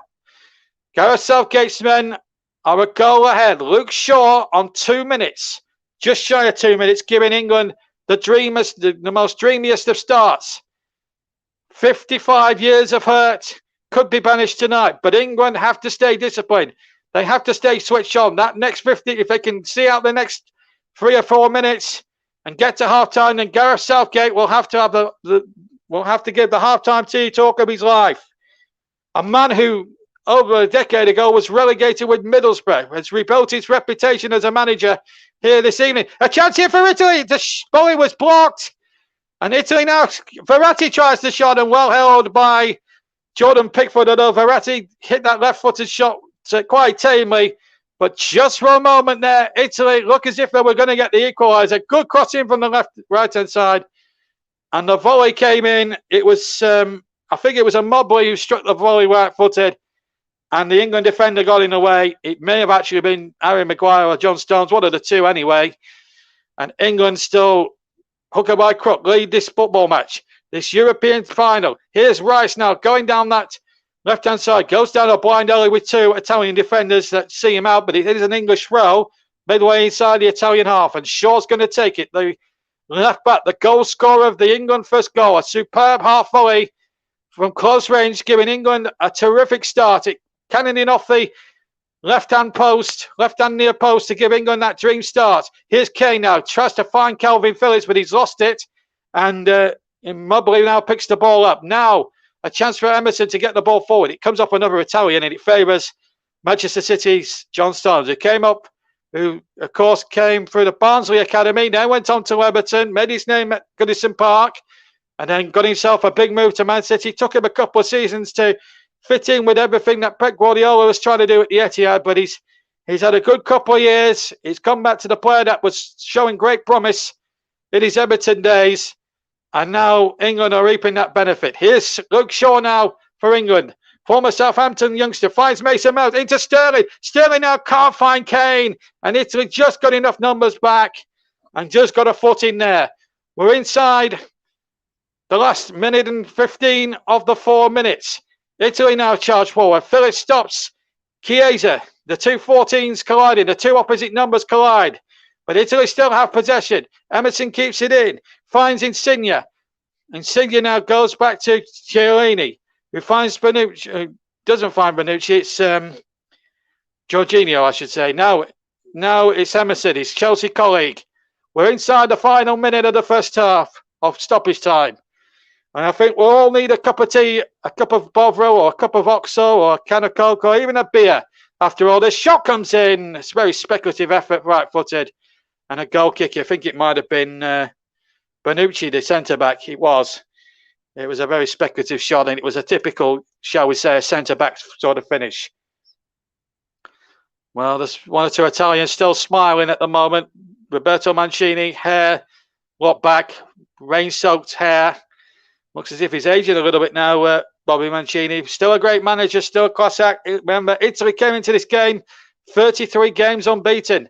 We're inside the last 10 seconds, I should say, at the end of the 4 minutes here at the end of the first half. JB, John Stuttard, in the commentary box for the commentary hub on JB Sports. Ball breaks here on the halfway line for Italy. Are we going to see one last attack, or is Bjorn Kuipers going to bring it to a close? Bjorn Kuipers does bring it to a close, and England get a standing ovation. There's a replica of the Henri de Meyer trophy in the crowd there. Someone's holding aloft. That's a bit premature, but England are halfway there. That's the important news. Luke Shaw's goal on 2 minutes. Could football, if England just stay disciplined, keep their heads, Could it be coming home after 90 minutes tonight? Who knows? But it's a terrific 45 minutes, and the England players getting a standing ovation from this vast Wembley crowd. I think we all need to take a break. I need to take a break. I'll join you later on in the second half. But the news is good at half-time, as I am back to Kieran Riley and Russ Burden. It's England 1, Italy 0. Kieran. What a first half. I'm not going to lie. 1 minute, 59 seconds for the first goal to go in. Absolutely fantastically well worked. We should have Nick Jones and John Kane joining us very, very shortly. What a first half that was for England. I am in shock and awe that we've still got a long way to go. 45 minutes to go. Russ, dare we dream? Yes, Kieran, absolutely fantastic defending from England in that first half. Italy pounded on the pressure towards the end of that first half. Superb defending, stood up well, and England took the goal well. And if you go back to that goal from Luke Shaw early on as well here, you see Kane pick the ball up here. Calvin Phillips, as you'll just see now, tells Kane where to play that ball out wide, and he played it out wide brilliantly. And then Trippier did very, very well to pull the cross in, but take nothing away from Kyle Walker. If you just watch this here, guys, as we see the ball play out wide, see Kyle Walker goes on the overlap, which takes Emerson away from closing down Trippier, which then gives Trippier the time and space to pick out a beautiful cross for Luke Shaw to hit home and beat Donnarumma at his near post for his first ever England goal. And what a time to get it in the European Championship final, Euro 2020 final. What a time to get England the first goal. And Kieran, what a goal he was as well, my friend. Superb finish, wasn't it? It certainly was. I've ran out of drink before we even kicked off the first half, and I've been wanting to get a drink, but after the first goal went in, I could not leave my seat. It is definitely edge of the seat stuff. I will have to go fill up at the start of the second half, though, but if we score again, I'm going to miss it, which is going to be a dreadful shame. But what a start. Like, as JB was saying, it's the quickest goal ever scored in a cup final. So we're setting records again. This is mad. This is Nick. What's your take on the first half, mate? All right. Good evening, Kieran. That was an explosive start to the first half for England. Luke Shaw getting it in a couple of minutes, like you say, a cup record. But Italy, they never gave up. I mean, Chiesa came really close to making it level. Had he actually managed to do so, there was no way Pickford would have been able to save it. So it was fortunate for them that the ball just went wide, and also that free kick by Verratti never quite worked out the way the Italians wanted. So England very lucky to hold on. Definitely is, but I'm still proud that we are currently 1-0 up in our first final in 55 years. I can't believe we're in a cup final in my lifetime. I never thought that was ever going to happen, but we're there. It's I can hardly talk right now. Do we get one more? Will the Italians claw back in the second half and make us go to extra time? What is going to happen? What do you think's going to happen, Russ? Well, I was speaking to my dad downstairs, Kieran, while we were watching this game, my friend, and my dad said, imagine we do what we did to Ukraine. Get a second goal early on in the second half, then get a quick fire third straight after that, and then late on get a fourth goal and secure the trophy back and fetch it back home to England where it belongs. The trophy's coming home. It's already at Wembley anyway, but this is where we'll be staying. Italy, yes, we're good going forward, but like I said before the show, we've only conceded one goal all tournament, and like JB alluded to as well before the start, it was from a free kick as well. And it was a fantastic first half from England defensively, and we stopped Italy from creating. We made a few times of going down, but we've mainly stopped Italy from creating. And we mentioned on the podcast yesterday, and I know you're here, Mike, and I know Nicholas is here as well, and you'll remember, Nicholas, I said if we can stop Jorginho, Verratti, and the other midfielder in that side create everything very, very well, we have stopped them creating, and we have stopped them from playing at times. They've been forced a few times to go long, to try and get behind us that way. And England, yeah, we can. I know one of the times we tried force in the past, but more often than not, when we do play football and play good football, we're managing to get in behind our wide, and it's superb to see England playing the way that we are doing in this final. And like you, Kieran, I never thought I'd see England in a final. Yeah, it's definitely a really fun one. Mike Hardiman, obviously you had the first 26 minutes of the first half. Obviously you commentated on the lovely goal. Obviously I got a premature celebration because obviously I'm slightly ahead of your feed. As you probably saw from the camera, I was going absolutely mental. But what was your take on the first half, mate? Brilliant from England. Really, really great start. Russ summed it up perfectly in regards to, getting the ball out to Kieran Trippier. Kieran Trippier has been fantastic in that first half, as has Luke Shaw, bombing down either side. I think they've both been exceptional. I think that Declan Rice, you can see he's really up for this game, and just showing there, he's just battling with, I think it was, might have been Chiesa, and he just wouldn't stop. He's a midfield engine, and you can see that in him from the first half there as well, the way that he's trying to get the ball ticking and get England playing in midfield. Calvin Phillips as well. Really, really good first half. And, Harry Maguire, John Stones getting blocks on the line when they need to. But, really great time to get the goal. And then, it was mad after that. It was bouncing after that. Let's see if we can hold on. And as I said before, this is probably going to come back and bite me, but I'm going to say it. I've said this game will end 1-0 to England. So, let's hope and pray that I'm right. Certainly. We'll have to wait and see. There's still obviously a long 45 minutes to go before someone is crowned the winners. But JB, if you're back with us now, what was your thoughts on the first half? If he's with us. JB, you with us? No, I don't think he's with us. Okay, moving on then. So, predictions then, boys. What do we think is going to happen? Will Italy bounce back? Or will we hold them out? Or maybe score a few more? Nick, what do you reckon? I reckon that Italy will have probably wised up to England by now. So certainly, it'll be interesting to find out what Roberto Mancini might have said to them at half time. But I reckon Italy might equalise. But if they do, then England will maybe pull one further ahead. So I predict it as 2-1. A 2-1. Okay, Russ, your prediction, mate, and you've got a question for Mike, I believe, as well.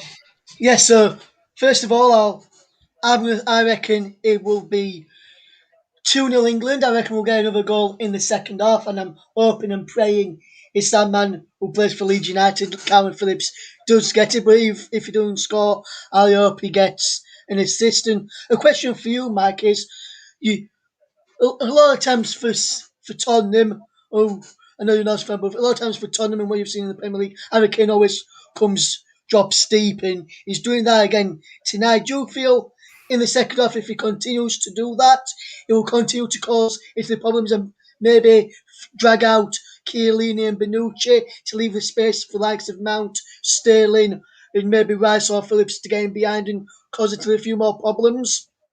Yeah, I'll answer that now, 100%. I think that Harry Kane has had a really good first half. As you said there, he's been dropping deep and winning the ball in areas where you probably wouldn't normally expect him to be. But I think that that's really worked in England's favour in the first half. And I think, when you look at the second half, the Italians are going to have to go for it the longer it stays at 1-0 as well. And then that could be, potentially where England go on and get the second, as you've mentioned, and hit Italy on the counter attack. And if they're able to sort of defend as well as we have in the first half, then that could potentially be where the game's completely won. And don't count out Italy by any stretch of the imagination. Remember, they've been in these positions before where they're 1-0 down. They've had plenty of attempts at goal as well. I know they've only had the one on target, but they are 33 games unbeaten, Roberto Mancini's men, and there's still a long way to go yet. And whether it's 45 minutes more or 45 minutes plus, in regards to extra time, etc. But I think that the longer this game goes on at 1-0, then that could certainly play a part. Yeah.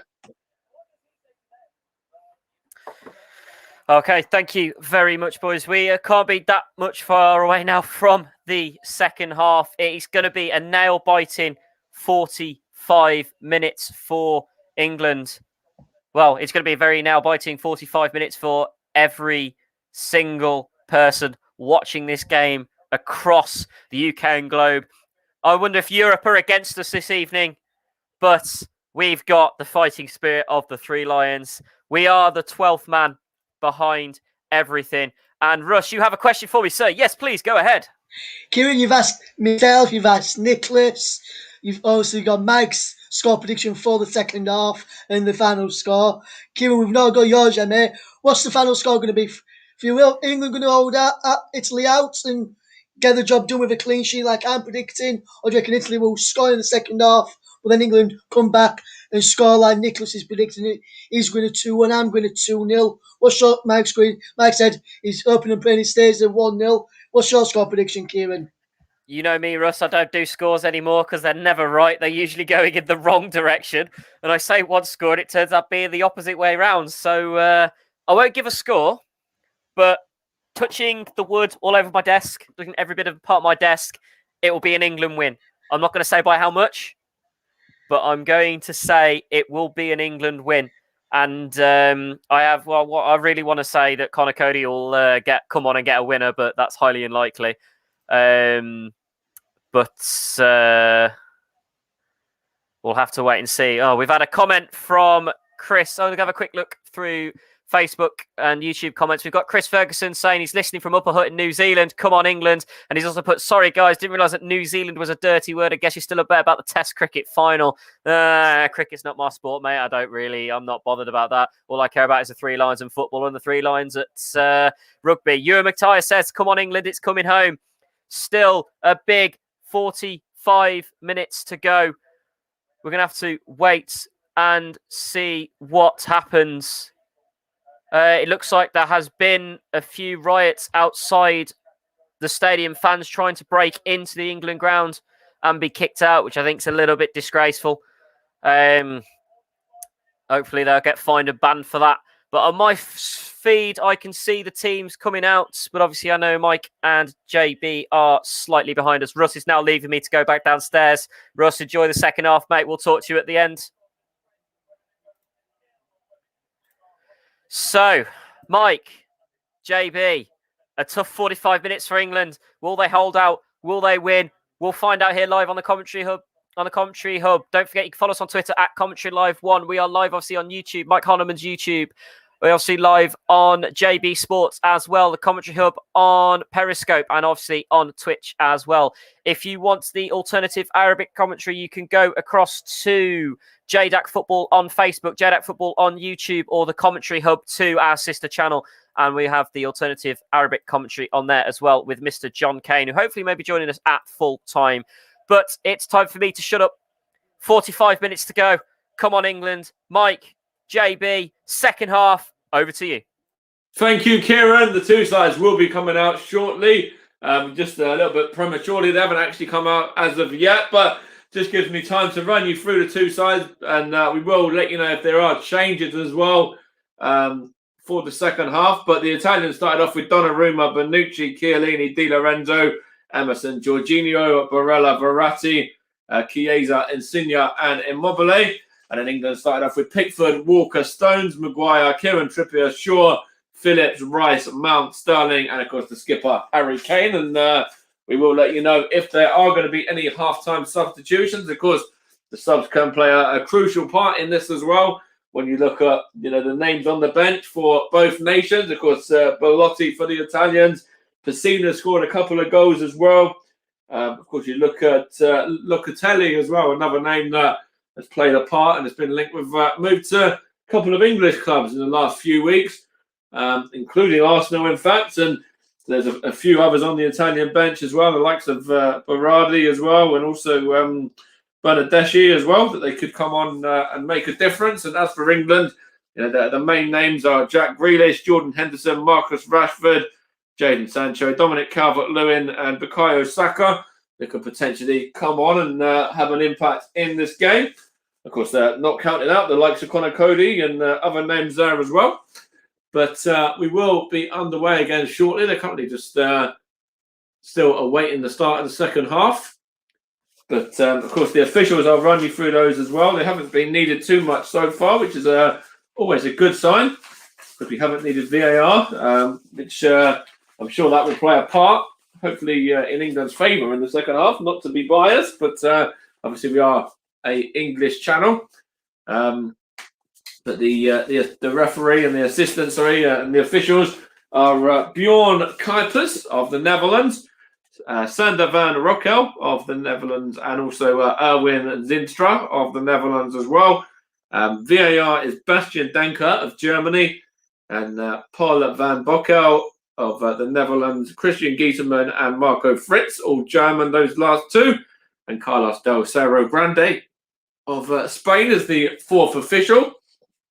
And of course, a couple of stats in regards to past meetings as well that I didn't touch on earlier. The Italians have won it 11 times, and then there's been 8 England wins and also 8 draws as well. So the Italians have come out on top the majority of the time. The last 2 meetings, in fact, were both 1-1 draws, and the time before that, the Italians won 2-1 in the World Cup in 2014 with Marchisio giving Italy the lead that day. Daniel Sturridge equalising for England, the former Liverpool man, of course, and Mario Balotelli, remember him, scoring Italy's winner on the 50th minute. Of course, another one that played at Manchester City as well. In fact, I think he might have even played under Roberto Mancini, I believe, as well. And of course, we mentioned earlier in regards to how it was done with the Italians, 33 games unbeaten. But in this tournament, had a fantastic run in, beating the Turkish, beating Switzerland, beating Wales to go through the group without even conceding a goal and getting maximum points, and then beating Austria in the last 16 and Belgium in the quarters before, of course, the penalty shootout victory by 4-2 against the Spanish. After that one ended 1-1, of course. And then as for England, of course, the first game was a 1-0 victory over Croatia, then a 0-0 with Scotland, then a 1-0 against Czech Republic. So that saw England go through with 7 points. And then, obviously, the next round after that was the victory over Germany. Goes from Raheem Sterling and Harry Kane on that occasion. And then, of course, the game after that, the quarter-final, was the game against the Ukraine when England went and won 4-0. That was, of course, played out in Rome in Italy with goals from Harry Kane getting a brace and Harry Maguire as well. And then Jordan Henderson, the other man on the score sheet on that occasion. And then, of course, in the semis, England were 2-1 victors over the Danes, of course, who took the lead in that game through Mikkel Damsgaard. And then Simon Kerr's own goal was levelled it up before going to extra time. Harry Kane's penalty was originally saved by Kasper Schmeichel, but he was able to put the rebound in and send England through to this final, where, of course, if you are joining us late, it's 1-0 to England as well, going into the second half with, of course, Luke Shaw, the man who has the goal after about, I believe, 3 minutes. And I think I might have actually lost feed there for a moment or two of the second half. So I will jump in because I think the second half, I'm sure it would have started by now, certainly. So just bear with me for 2 seconds while I get my feed back up and running once more. Hopefully we haven't missed anything much. I'll have to just jump back into this once more now. And currently it's has got underway, in fact, and there's just an effort over the top there for the Italians. Jordan Pickford, who just had that one under control and clears it long to Harry Kane now. Apologies about that, everybody. I did have a few technical issues there, and we're 5 minutes in, and I'll keep it here for now. And this means I'll probably be about a minute ahead of JB, but at least I do have the coverage.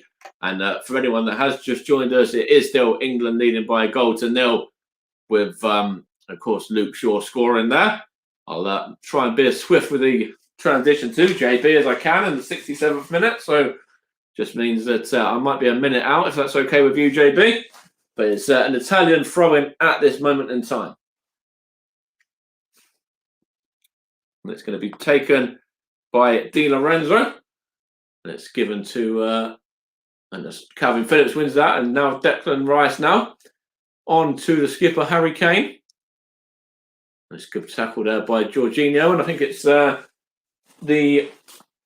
Insigne, is that one? No, sorry, is it Chiesa, in fact, in possession now for the Italians. Going to whip it across to Insigne. And Kyle Walker heads it back to Jordan Pickford now. That's a good play there by the England acting right-sided centre-back. There's going to be a substitution for the Italians now as well. It looks like the number 16 is going to be coming on, and also the number 11 as well. So that's Berardi being one of those. And the number 16 is, I believe, that is Cristante, also going to be coming on shortly as well. Chiellini in possession now on to, that's Immobile, I think, just been knocked off the ball by Calvin Phillips, but the Italians have it with Jorginho now and Emerson, and I will have to check that is right in terms of the subs as well before I get into that, but it doesn't look like they're going to be making a double sub in a moment, the Italians, as it's an effort wide of goal there and waywards as well by Insigne. And completely miles away that one, not troubling Jordan Pickford, as you just see on the screen in front of me. A couple of people dressed in Super Mario outfits, something very Italian, of course, as we all know. And the number 16 is going to be the first to come on, which is Cristante.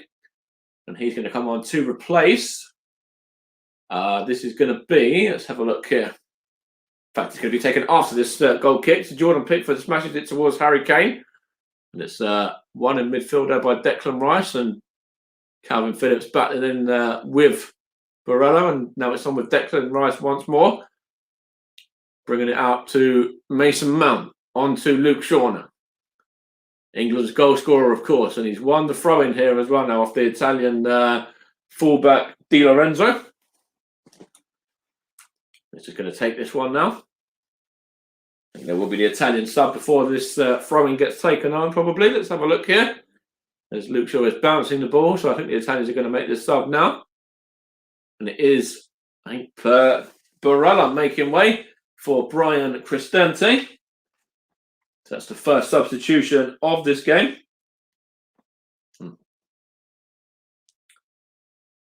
then the number 17, Immobile, has seen the end of this one as well. And number 11, Domenico Berardi comes on. So the big target man gets taken off. There's a bit of a surprise there to see him make way, which could potentially see them change in regards to the way that they approach this second half now. It's Luke Shaw onto Raheem Sterling, and he wins the free kick, does he, as well? The referee says yes against Bonucci. As Raheem Sterling still down on the floor with a little bit of a injury there, but there's the first yellow card gone to Leonardo Bonucci there, the man who plies his trade at Juventus. And of course, Chiellini also plies his trade at Juventus, as well. The two centre-backs, of course, 36 and 34, as was mentioned earlier. And this means that Bonucci's going to have to tread carefully now, the younger of the two. It's going to be whipped in here by Luke Shaw now. As the referee's just been fitted with a couple of adjustments to his shirt. And Luke Shaw is going to whip this one in. We see Gareth Southgate there, the England manager, looking to lift the first trophy since Alf Ramsey in 1966. The Italians are winning the Euros in 1968, remember, as well. Onto the head of Harry Maguire, and that is over the top and behind from the Manchester United centre-back there, from Luke Shaw's delivery, and Donnarumma now plays it out to Bonucci. Of course, England still leading by Luke Shaw's goal to nil after just before 2 minutes, about a few seconds ahead of 2 minutes, in fact. And it's the Italians in possession now with Jorginho. Now it's with Insigne. Out to Chiesa. He's got Emerson on the overlap if he needs to use him. Chiesa into the box, and it's a deflection. And now it's a shot at goal by, I think that was Insigne, and it's well saved by Pickford. And then hook clear by Declan Rice, and then on to Chiellini for the Italians now. And Bonucci onto Jorginho, and now it's with Di Lorenzo.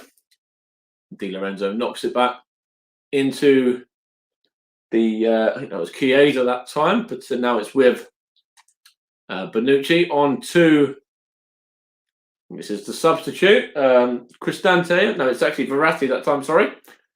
On to Jorginho now. Cristante is just on the edge of the box looking for it, but Di Lorenzo has it now and gone behind for an Italian throw, I believe. In fact, it's just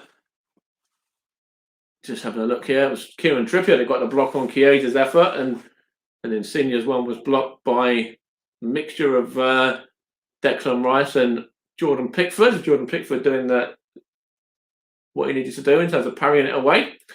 And the Italians have possession now with Emerson into Verratti. Now it's Jorginho. Back to Marco Verratti once more.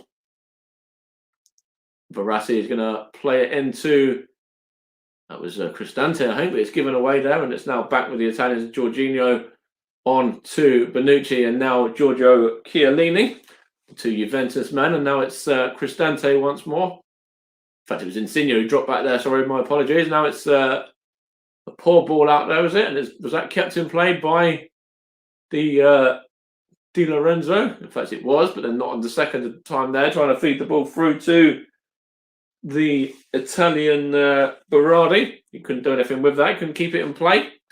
As England are able to just settle down now as they've won the throw-in. Coming up to 59 minutes almost on the clock, and England still leading by a goal to nil. Scored just before the second minute. And Harry Maguire in possession. Has it on to, sorry, it's John Stones, sorry, on to Harry Maguire, and Harry Maguire hooks it behind for a throw. And England have to be a little bit careful now. There's a little bit of nerves going into the English game there. The Italians in possession at the moment. It's with Bonucci. Now Chiellini. Now Jorginho. Here's Chiellini once more. Back to Jorginho. The man, sorry, it's Verratti, in fact. And Jorginho. Now it's Emerson. In for Spinazzola, remember. The Italian fullback, who of course is injured and misses out in this tournament now. Here's Chiesa. Scored in the semi-final on this ground, remember. Now it's Verratti once more. Insigne. Now it's Jorginho. Scored the penalty that won it for the Italians in the last round. Now Di Lorenzo. It's Insigne. It's Verratti. And there's an offside in there against the Italian number 14, Chiesa.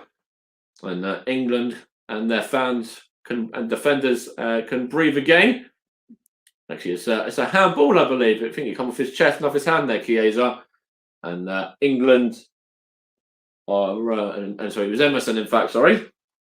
He went off the handoff.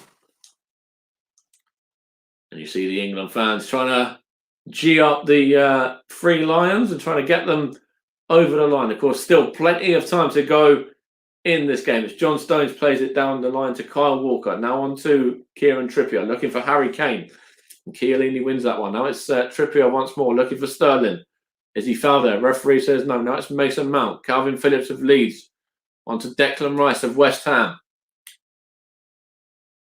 Tries to find Raheem Sterling, but it goes through to Donnarumma. Of course, the goalkeeper, who is the AC Milan shot stopper, making his 33rd appearance for his nation. So in fact, I believe he's probably kept a clean sheet in all of them. I think he's his first one was the game that they became unbeaten almost. So sorry, so not clean sheet. Sorry, but in terms of unbeaten run, sorry, I should say. I think he's been involved in all of them. I should say. It's now with Chiellini on to. That's Verratti now. Now, Jorginho out to Di Lorenzo. Gives the ball there to Insigne, was that? And it's gone through to Jordan Pickford, takes a touch and then whacks it into the Italian half. And actually behind, no, not behind, I thought it was going through to out of play there, but it didn't. It's now Verratti from Bonucci's pass. Here's Chiesa. Chiesa for the Italians up against Kyle Walker. Shot a goal. Great save there from Jordan Pickford. Got down well there, the Everton shot stopper. And he's able to parry that one away from danger. Good effort there from Federico Chiesa. Jordan Pickford had to be alert, and he was. Now it's Verratti. Now it's with Insigne. Looking for the number 11, the substitute, Berardi, gone through to Pickford.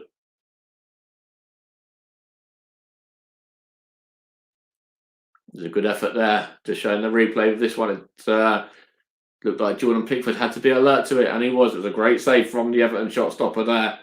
Got down well to parry it away from danger. Good strong hand on that one. Here's Calvin Phillips now. Now Declan Rice back to Harry Maguire. Out left to Luke Shaw. Down to Mason Mount now. Gone behind off an Italian man, Di Lorenzo for an England corner. Potentially a good opportunity here for the Three Lions to get a second goal now. Of course, they'll probably send up John Stones and Harry Maguire from the back alongside the likes of Calvin Phillips and Declan Rice, who'll be in there as well. Harry Kane, of course, now played himself into form, getting a couple of goals in the last few games. Remember, Raheem Sterling on form as well. Just you see a four-man England line now having a conversation with each other about what to do here. The Italians have got one on the post, Jorginho, I believe. It's whips in. Looking for the head of John Stones, and it's over the top there. Donnarumma had to get a hand to that one and parry it over. Good save there from the AC Milan shot stopper, and John Stones there got not a clear connection on it, in fact, and it was able to just be parried over the top from Donnarumma. Almost 64 played. It's whipped in by Calvin Phillips again. And it's headed clear by Bonucci on a yellow card, remember. Now it's Luke Shaw, the England goal scorer. Goes back to Jordan Pickford. Jordan Pickford goes long, looking for Luke Shaw again. It's come off of an Italian man there. And behind, it was off of Di Lorenzo, I believe. I think he was actually looking for Kieran Trippier there, who switched sides for a moment. Now it's Harry Maguire. Now John Stones just had that effort a moment ago. Harry Kane. Now Luke Shaw. Back to Maguire again. Now it's Luke Shaw looking to play the ball through to Mason Mount, but Donnarumma comes out and claims that and then just bowls it out to Verratti, and now it's with Emerson, and then Chiellini and Bonucci exchanging passes. It's with the right back Di Lorenzo now on to Insigne. Now it's with Jorginho and now Verratti. Referee's playing an advantage for a potential foul there, but the Italians still have it with Emerson. Now it's with Marco Verratti again. Trying to find Insigne. He goes back to Di Lorenzo.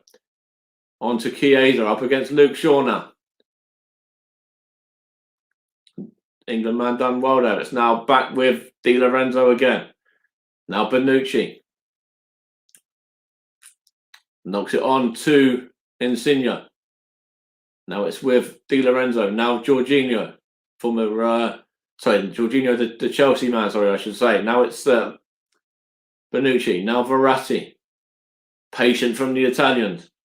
Out to Chiesa now. Chiesa whips it in, and it's come off the head of John Stones and behind there. In fact, it was Harry Maguire, I should say, behind there, in fact.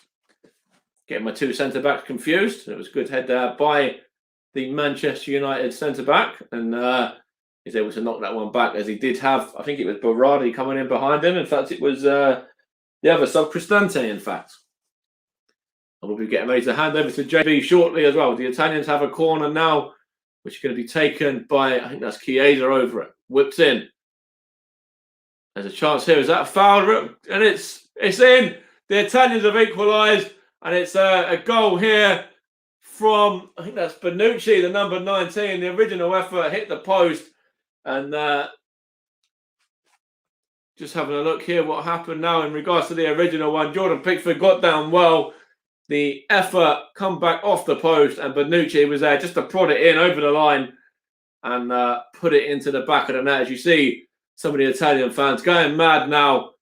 And Jordan Pickford having a word with somebody there. He's not happy with somebody.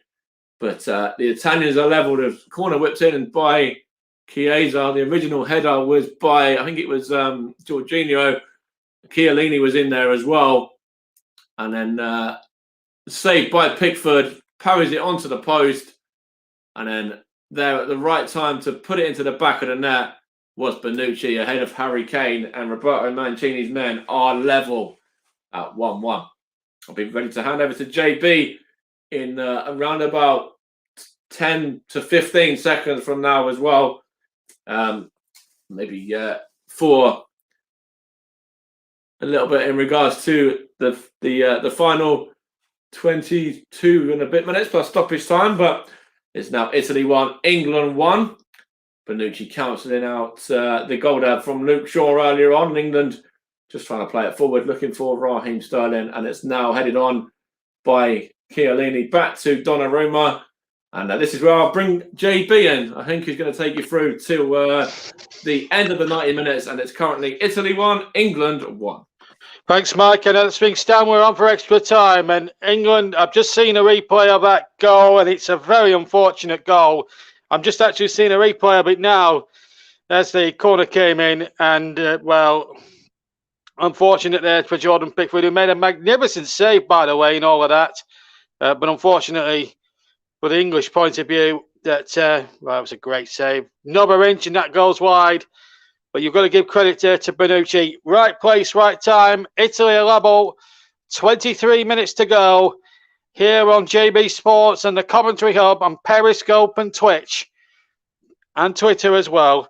And just if you want to listen to the game, of course, in Arabic, that is with John Kane on, firstly, the Commentary Hub 2 and on his own channel, which is, bear with me a second, JDAC Football. Okay, that's the Arabic commentary. If you want to stay with English commentary, stick with us here on JB Sports and Commentary Hub. So 1-1 then, with nearly 68 minutes gone. Donnarumma has possession for the Italians, who are level in this game. They have had chances. Pickford's made some good saves. But Italy, you've got to say, you can't argue with the equaliser. However, unfortunately, it may well be. Anyway, here come Italy now with Emerson. Emerson finds Insigne. Insigne now finds Chiesa. Maybe Grealish might be. You would think now at this point, Grealish has got to come on now for England. England on the back foot now as Chiesa gets a cross in. It was a dangerous one, but thankfully for England, there was no blue shirts in that 6-yard box. If there was, then England would be, England would have been in trouble. And that's his first goal in the championships, incidentally. But this is the incident again. Verratti's header, brilliantly saved by Pickford. Big right hand, wasn't big enough, unfortunately. And in came Bonucci, right place, right time, and it's drawn the Italians. You've got to be honest. Let's be honest. Deservedly level. They don't know when they're beaten. That's why they're 33 games unbeaten for a reason.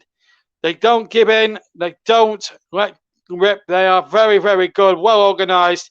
And that's the first goal incident. Well, it's another set play that England have conceded from. That's their second goal in the competition, even though Pickford will win the Golden Glove, though. And, well, they've had the better of it. 71%, 29, 7 attempts to 2, 4 on target to England's 1. It's certainly been Italy's half so far. But England have got to stay in there. They've got to hang their heads. Have got to keep their heads, I should say, not hang their heads. And Gareth Southgate needs to start making substitutions. And we're going to see an England sub in a minute or two. But here comes Emerson down that side. It's a throw-in. And we're going to see Saka. I'm disappointed about that. I wanted to see Jack Grealish. I'm very amazed that Gareth Southgate has kept Grealish back. Now, we know Saka's got electric pace, and I'm sure Mike Harneman will disagree with me, but I didn't think he was the right player. And I honestly felt Trippier's gone off. So Saka will play now for the rest of this game. And Trippier, to be fair, has had a good game. But it's the Italians who are celebrating at the moment, and quite rightly so, as Trippier gets a good round of applause from the England fans here. Bonucci now knocks the ball back, the Italian captain. And Bonucci, who got the equaliser. Head-to-head, 27 previous games. Italy have won 10 of them. England have won 8. 9 drawn. Could be the 10th. Well, I was going to say the 10th one tonight, but we will go to extra time, possibly penalties. Italy have scored 31 goals in all those games. England 33. That was before tonight. The aggregate now will be 32 Italy and 34 now with those goals tonight. But it's 1-1. With 20 minutes to go, it could go either way. The pendulum certainly swung Italy's way in the second half. England have really need to cut loose a bit more in the second half. They've been a very, very cautious, possibly too ultra cautious. Italy, they've invited so much Italian pressure, but England now have got to get Saka into the game. Personally, I would have gone for Jack Grealish, but Gareth Southgate's the man. He's not put too many foots wrong as far as making subs at the right time is concerned. Maybe he could work the oracle again. Who knows? And if I'm proved wrong, I'll be very, very delighted to be proved wrong.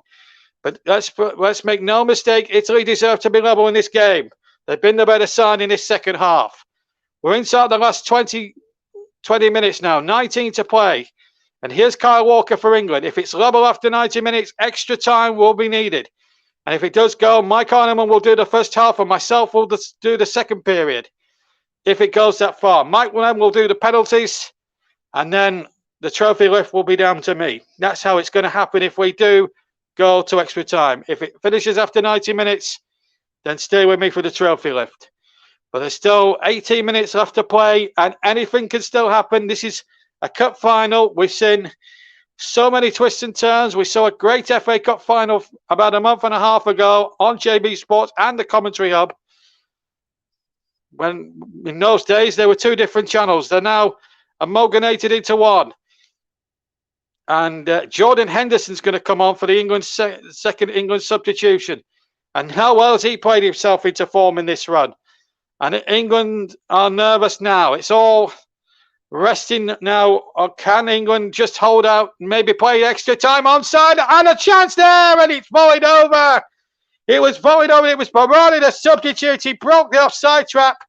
Pickford was, well, he had daggers at the linesman, but he was onside as that ball was played, and he volleyed it, but volleyed it too high with his left foot. And England here are in danger of losing the opportunity of winning their first championship since '66, because Italy are all over them now.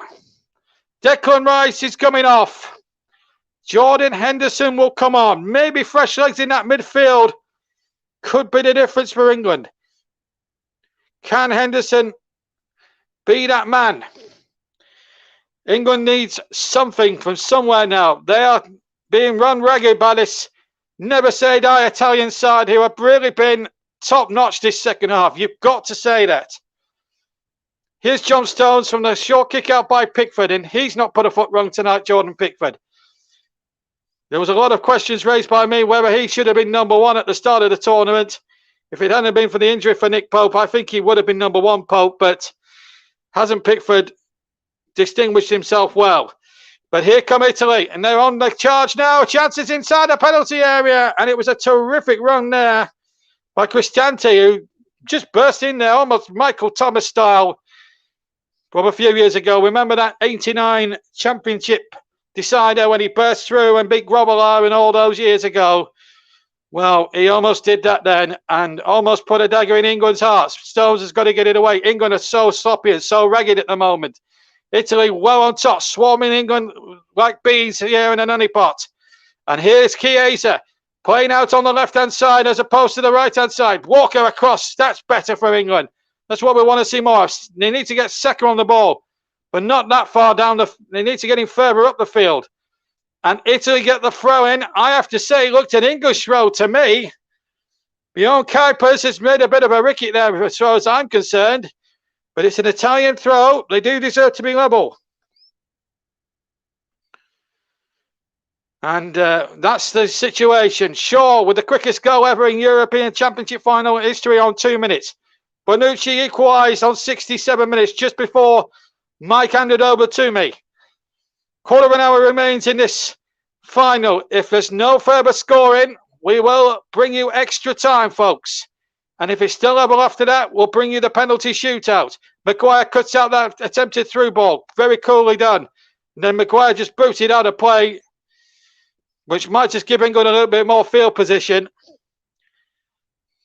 But England need to start bringing. They need to bring on Grealish and quick, because quite honestly, Grealish gives England a new dimension when he comes on the field. That's why I was amazed that Saka came on. To be perfectly honest, they haven't got him on the ball yet, but they need fresh energy now. England, they need something. They can't really afford to be conservative at this stage of proceedings. 14 minutes left to play. We've played 76 minutes of this Euro 2020 final. Italy 1, England 1. That is the scoreline at the moment. As things stand, football is not coming home just yet. But Italy have been the better side second half. Let's make no ifs or buts about it. Bonucci got the equaliser in possession inside the centre circle. Finds Giannini, plays it on his turn to Verratti. Verratti back to number 8 now. Jorginho, the Chelsea man. And England on the back foot. Italy doing all the attacking, all the pressing at the moment. England needs something. They need a moment of genius from somebody, a moment of pure genius from somebody here in a white shirt tonight. England so near, but as usual, running every Englishman, woman and child, boy and girl through the mill, as always. It's been like that for the last 50 years. Phillips intercepts, finds Kane, who's far too deep for my liking. Henderson flicks it on, can't find his fellow substitute, Saka. And Maguire goes down. No foul. Looked a foul to me. It is a foul. England have got the decision. Verratti doesn't like it. But beyond Kuipers, there was a few hearts in mouths there. Because for 1 second, he was very indecisive. It's definitely a foul. But for one moment, I thought he was playing on. And then it took what seemed like it was a 2-second pause, but it seemed like 5 hours. And in the end, he made the decision. But Christ almighty. Talk about putting hearts in mouths. Here's Maguire now for England on halfway. He's been chopped down and the referee says free kick, I think. Yes. And a few England fans offering prayers, and this is tense. It's going to be tight. It's going to be this and that now. There's a young woman with red fingernails on now, praying. I'm surprised she hasn't bitten them, although they are looking as if they're false nails. Anyway, Saka on the ball, free kick to England. And the referee now giving England a flurry of free kicks, which is getting them further forward. This is better. This is a lot better from England. Saka, a bit more energy and drawing 1 or 2 tackles from the Italians. 11 and a half minutes, I should say, to go. Kyle Walker's going to take the free kick. Can England nick a late goal here? If they can't, and there's no further scoring, we go to extra time. This has got to be a moment now for England. They've got to take this chance. They've worked so hard to get to this final. They've been so superb in the knockout rounds, beating the Germans, beating the Ukraine along the way. Shaw tips the ball into Maguire. Can't be found there on that far right hand post. Saka intercepts, but he's lost it to Chiesa, who goes down the left-hand side. Walker's got a track with him. Saka's helping him out, but Chiesa's away. but Walker's pace and strength bails England out. There was no foul there. Walker used his strength superbly, and Saka draws another free kick. And Chiesa is prostrate on the ground, and I'm sorry to say that was a fair tackle. I'm sorry, but if Kyle Walker there did terrific. Used his strength superbly. Nothing wrong with that tackle whatsoever. Nothing wrong at all with that. It was a good run by Chiesa. But in fact, Walker did well, used his strength. And Kelvin Phillips got the ball cleanly, in my opinion. I think Chiesa is genuinely hurt. Let's be fair. And I'm not sure I don't think he's making a meal of this. And there we go. And Mike, of course, making the point that England need to get at Bonucci. Of course, he's carrying a yellow card, but it's his goal that's leveled the count here for the Italians. Just seeing a replay here. There could have easily been a foul there on Chiellini in the build-up there from John Stones, to be honest. But it mattered not as far as the Italians were concerned. And Bonucci, let's give him credit. Right place, right time. And we're at 1-1 with 10 minutes of the game to play. And Harry Kane calling for calm at that precise moment. But England have not been anything but calm. Anything but calm at the moment. They just need one moment of genius, one moment of light. And maybe, just maybe, football could come on. But it's a long way to go yet. Remember, we're about 10 minutes away. There's going to be quite a number of... Yeah, he is genuinely injured. There's no play acting going on, quite clearly. But it was a fair tackle, to be fair. 9 to go, but we've had about 3 minutes that will be added on. Walker and Sterling, the two Manchester City colleagues. Sir Geoff Hurst, who scored the hat-trick on that famous day on the 30th of July, 1966. Well, he looks on. Sir Geoff Hurst, of course, he got a knighthood. And, of course, Gareth Southgate did him to become the first England manager since the late great Sir Alf Ramsey to win a major tournament since that famous day on the 30th of July, 1966. But at the moment, Italy and England are deadlocked at 1-1. And we've got a substitution, I think. Yeah, Bernard Skecchi is going to come on. Bernard Skecchi is going to come on. And it looks as if it's Chiesa that's going off. I think his night is over. And he is limping, and that is actually quite a bad injury, to be fair. That's a huge blow for the Italians. There was a stretcher there if needs be, but Chiesa, I think that's his race run now. He's going to try and play on, but Bernard Skecchi is going to come on. They're not ready yet to bring him on. So Italy temporarily now down to 10 men. We're back underway with about 7.5 minutes, but there's going to be a huge chunk of stoppage time at the end of this second half because it took at least 2.5 to 3 minutes for Chiesa to receive any treatment. Now Stones plays it to Walker. Can England sup up some more stamina and some more durability and some courage in the next 7 or 8 minutes plus stoppage time to have a go now? Mount has it on the far side. Mount is faced by Bonucci and Di Lorenzo here. Has to go back to Shaw, whose goal after 2 minutes had put England ahead. And now he's got Mount in behind. Mount to the byline. Pulls it back. Saka's there, but his first touch was poor. And it just couldn't find Kane. I think he tried to control it with his chest and he took too heavy a touch. But here's Kyle Walker from Kelvin Phillips. Now back to Phillips. Right-hand side. He goes in field. Finds John Stones, who came close earlier on it before the Italians equalised with a super header that was tipped over brilliantly by Donnarumma. England need a break here. Maguire finds Stones in the centre circle inside the Italian half. Henderson now for England. Finds Kyle Walker. Walker now. Finds Saka. Saka will have a run at them. No, he's going back to Phillips. And Phillips has drawn the foul. Free kick to England. Just prior midway, another yellow card comes out. And it's Insigne, the Napoli man, who's complaining. Let's have a look in the replay. I'm just seeing the replay. Phillips gets there first. Definite foul. I'm not sure if it's a yellow card offence, but it's definitely a free kick.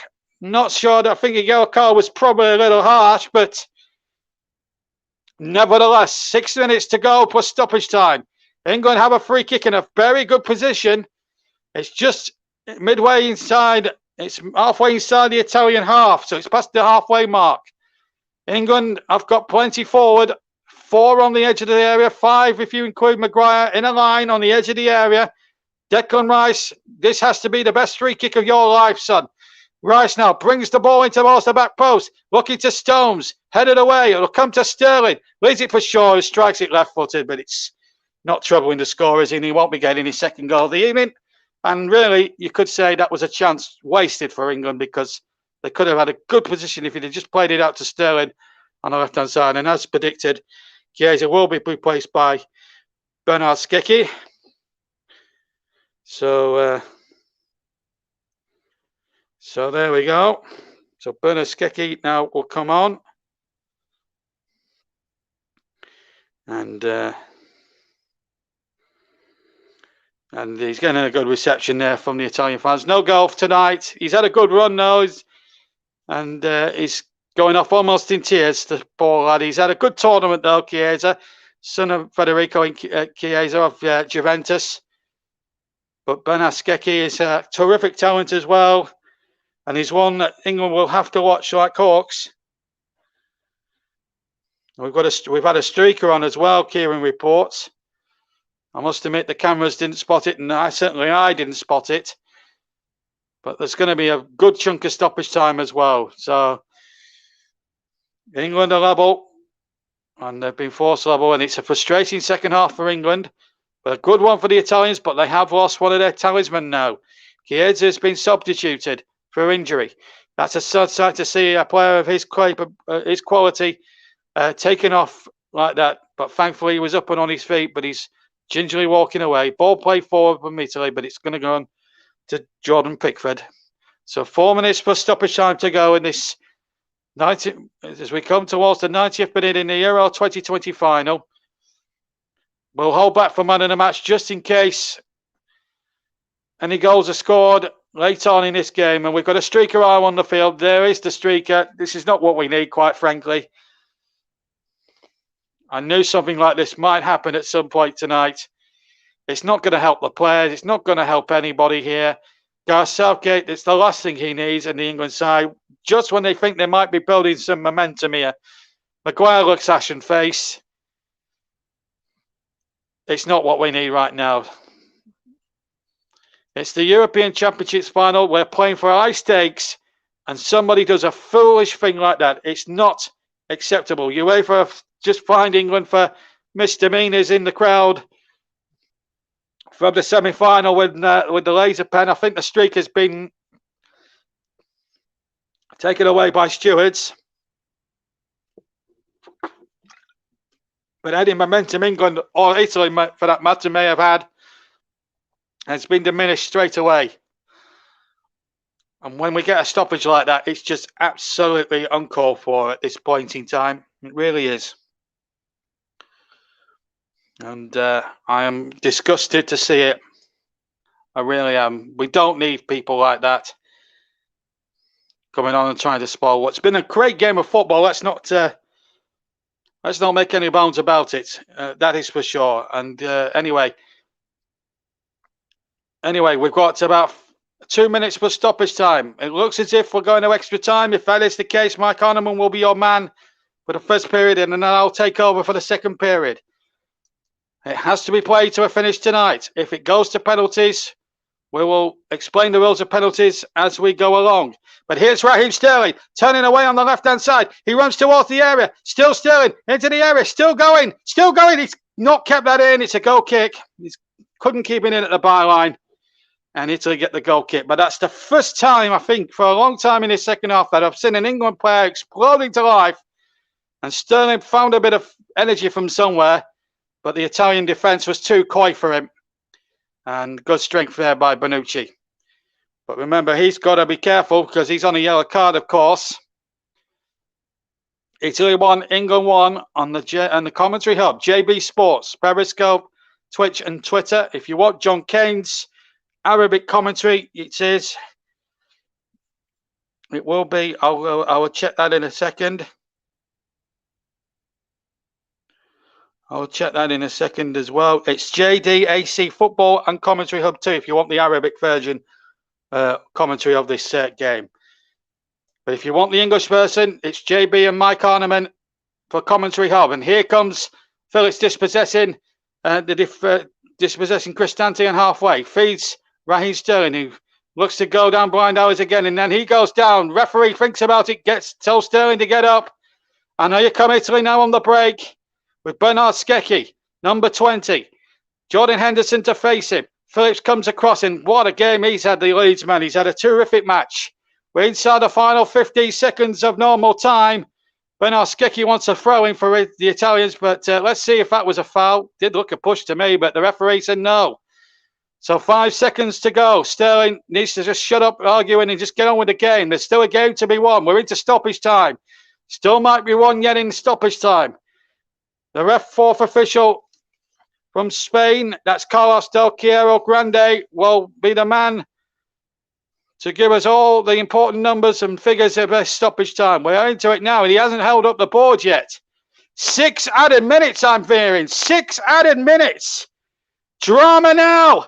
It's going to be cranked up, mainly for the Chiesa incident, and mainly, of course, for substitutions and the streaker. So 6 minutes added on, folks. That'll raise the spirits. Now the 12th man's getting behind England.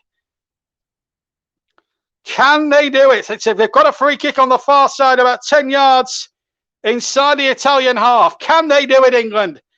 It's going to be the late show now, isn't it? Can they do it? England fans are praying. They are absolutely praying. Shaw will take the free kick. Left-footed into the Italian penalty area. Maguire wins the first header. Can Stones win the second ball? No, he can't. Italy get it out and they get the free kick. Foul there on Verratti. And England, any momentum they may have had from that free kick has been diminished straight away.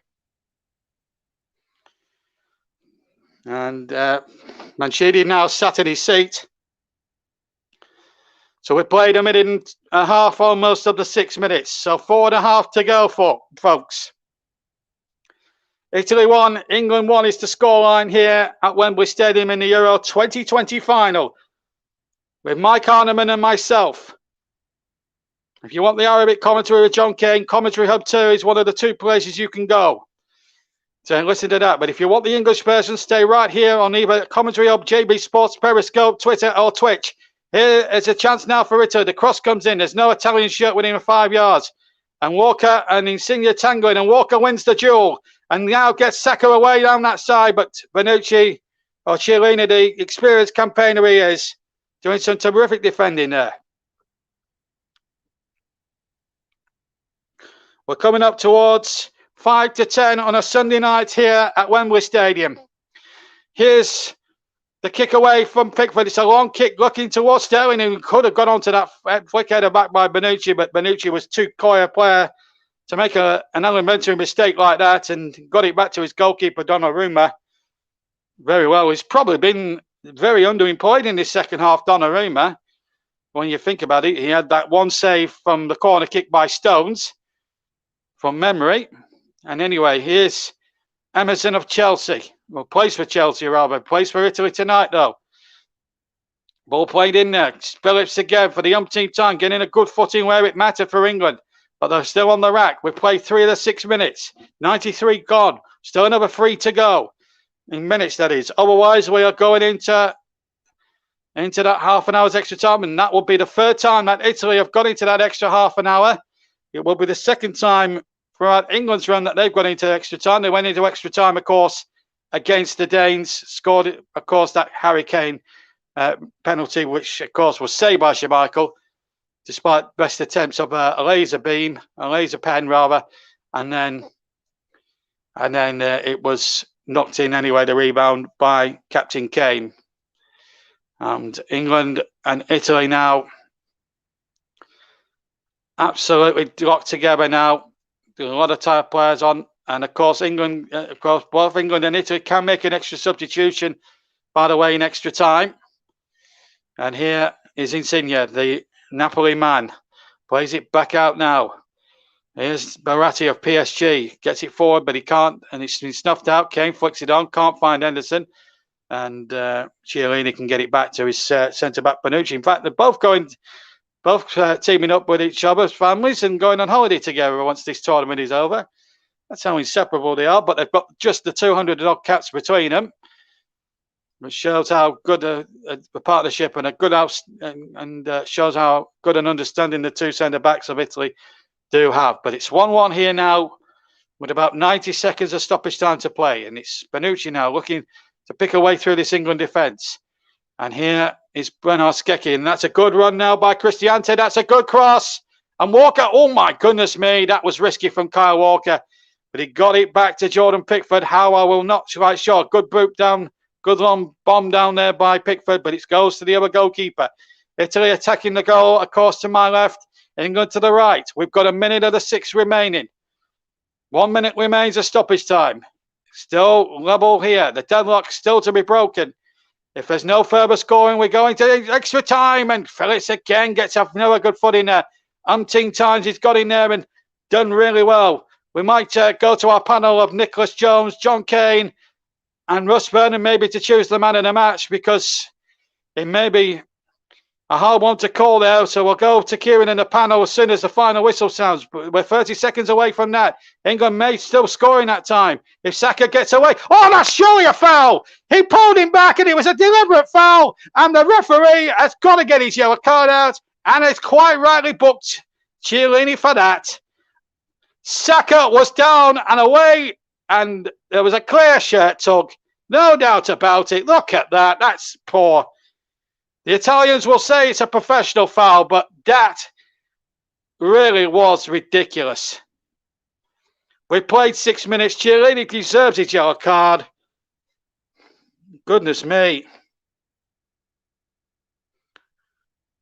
What a finish to this final now. Can England force one moment of genius from somewhere now? Can they summon up the courage? Privilege with the 3 kick. We're 20 seconds over the 6 minutes. Referee Kuipers checks his watch for the final time.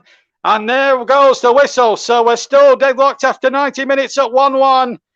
And now we're going to the heart-rending business of an extra 30 minutes more.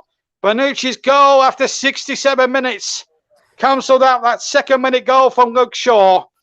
And it means now, folks, we've got an extra 30 minutes coming up. Mike Arneman will be your commentator for the first period of extra time. Then I'll take over for the second period. But at the moment, it's going nowhere. It's not going home. It's not coming home, and it's not coming home.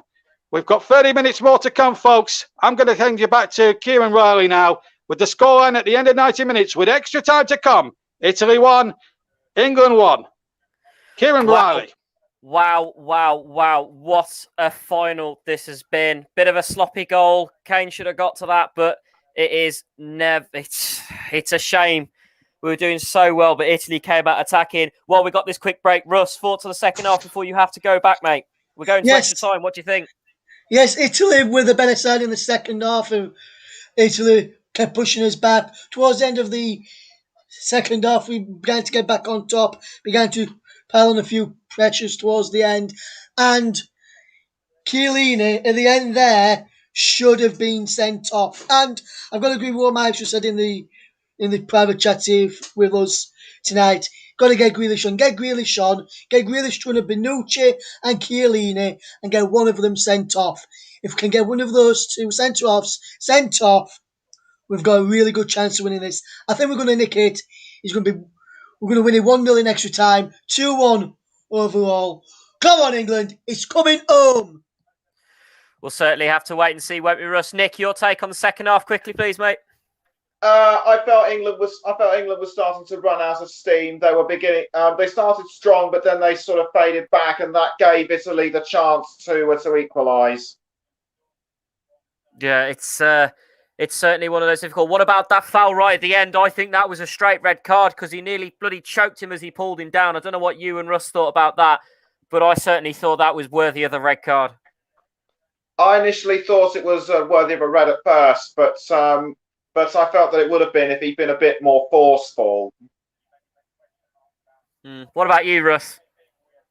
I said him, I think, Kieran, that it should have been, when they do round up, it should have been sent off because He knew what he was doing, and that he should have been sent off for that, because he should have already been booked earlier on in the game, and for fouls they did early on in the game. That should have been his second yellow. He should be off now, Chiellini. Okay, thank you very much. Mike Hardiman, your take on the second half, quick please, mate. Yeah, so I think when you look at that, Bukayo Saka was away. Do I think it's a red card? It probably would be if it was further up the pitch, but the fact it was on the the halfway point rather than any further up the pitch is why he got away with that one for me. And it was only a yellow card. Just seeing a replay of the goal as well. Jordan Pickford got down very, very well. And he was really unlucky. Got a really good hand to the first one. And then Bonucci there was just there at the right time to put it in. You see Pickford's frustration as well. But, we go again for 15 more minutes. And, Bukayo Saka's come on and he's started to get into the game a little bit now. But we've really got to see Jack Grealish. And the more we see of him in the second half, as Russ pointed out, if we can get these Italian back line both on yellow cards, then that might be where it's won. Certainly. Right then, JB, quickly before we kick off, what was your thoughts on that? Was it a red card, do you think, or not? Oh, okay, JB is still a little bit AFK there. So, second half of extra time coming up. I'm now going to hand back to Mr. Mike Hardiman for the first half of extra time. Mike, over to you, mate. Now biting half an hour. Let's go, England.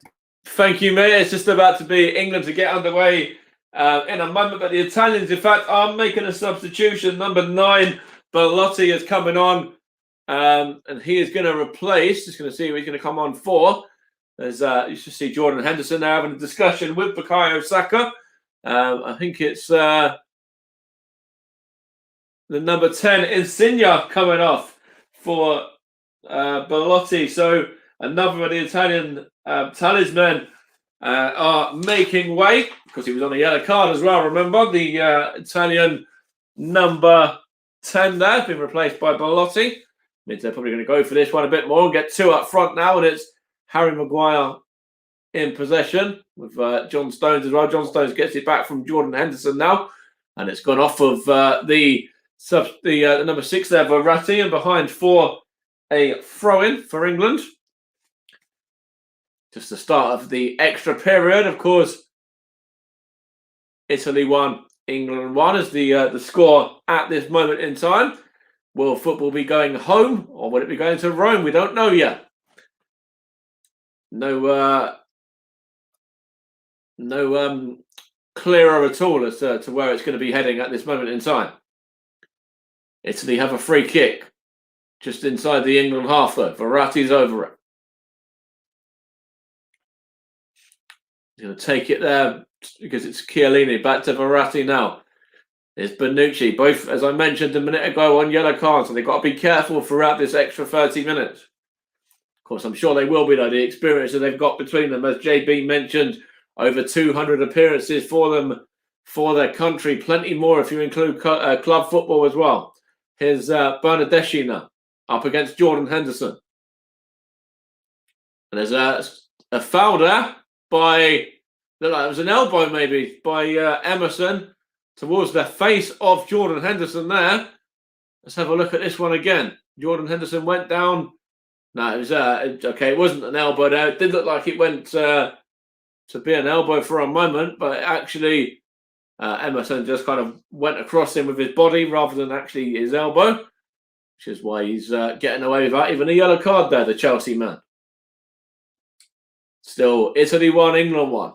Coming up to the second minute of extra time. Of course, 30 to play, 15 either way. For those that don't know, not big football fans, but of course the Euros are keeping everybody on their toes. So we will keep you informed of how it all works. Here's Belotti now for the Italians. It's whipped in by Di Lorenzo towards, I think that was Berardi. And it's well headed there by Harry Maguire, put behind for a Italy throw. Done very well there, did the Manchester United man. Got his head to that one and was just able to knock it behind. Got a bit of a whack to the head there as well. Jordan Pickford's over this free kick now. Still yet to concede from open play, remember, as well. Both goals been from set pieces, a free kick and from a corner, respectively. Here's Bukayo Saka now, the Arsenal man. Now it's with Kyle Walker. Now John Stones. Cross the back to Harry Maguire, his centre-back partner. Goes forward now, looking for Mason Mount of Chelsea. Luke Shaw's on the overlap. Gave England the early lead, remember, after 1 minute and 57 or 56 seconds, which seems so long ago right now. It's Luke Shaw with the throw. Looks like the Italians are going to bring on Manuel Locatelli in a moment as well, which will be their final, their fourth or fifth sub, I believe. Let's have a look now. But I know that they've certainly made at least 3 subs. I think this is actually probably be their 5th sub, in fact. Of course, they do have an extra one for extra time as well, remember, as Raheem Sterling just fouled his man there, and it was Jorginho. And it looked like there was a few expletives towards the England man there from the Chelsea centre mid as well. It's Di Lorenzo threw it to Jorginho, and Jorginho was fouled there, shoved off the ball by Raheem Sterling, and he certainly took a exemption to that, did the Italian number 8. Now it's Donnarumma to Chiellini. Now Bonucci. Chiellini once more. We'll see this Italian sub shortly as well. Of course, England still yet to use Jack Grealish, still yet to use Dominic Calvert-Lewin, Jadon Sancho. There is options on the bench for Gareth Southgate as well as for Roberto Mancini to win the game for their respective nations. Here's Chiellini from Verratta's pass now, out to Emerson. Chiellini once more, on to Bonucci. 4 and a bit minutes of extra time gone. Bonucci's long ball looking for the number 11, Berardi, but Jordan Pickford comes out and does really well there to comfortably claim that. And he's going to take a touch here and then throw it out to John Stones as well. Now it's Calvin Phillips of Leeds United. Here's John Stones once more. Back into Calvin Phillips in the midfield again.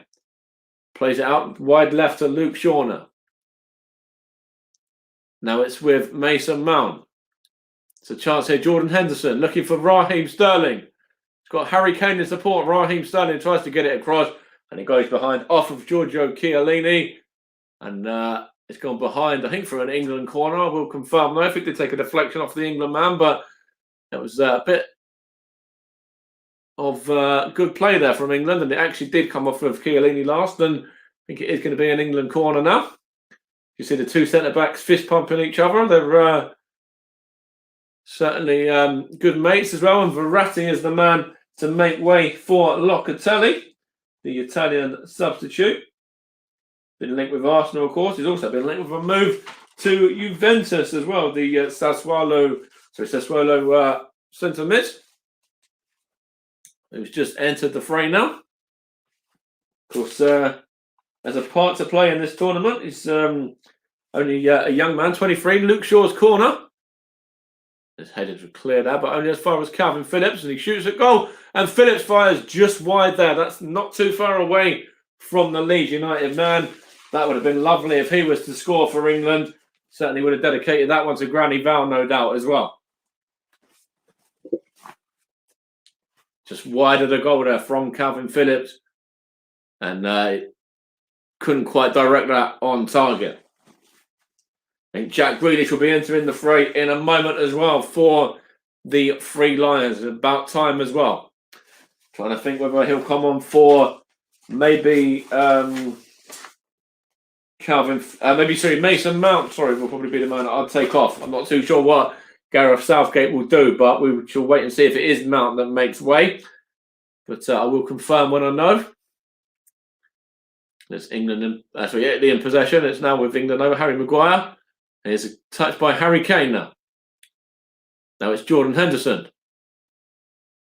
And it's balled out very poor. Looked towards Mason Mount, but it ended up going out of play for an Italian throw. And you see Kieran Trippier there helping out Jack Grealish to get his shirt on. Of course, he's played his part, Trippier. He got an assist for the goal, and now he's helping out the sub as well. So even though he's been substituted, still having a part to play. Now it's Di Lorenzo for the Italians, and Harry Maguire gets it clear. Was he fouled there? The referee says no, he wasn't, and gone behind for an Italy throw.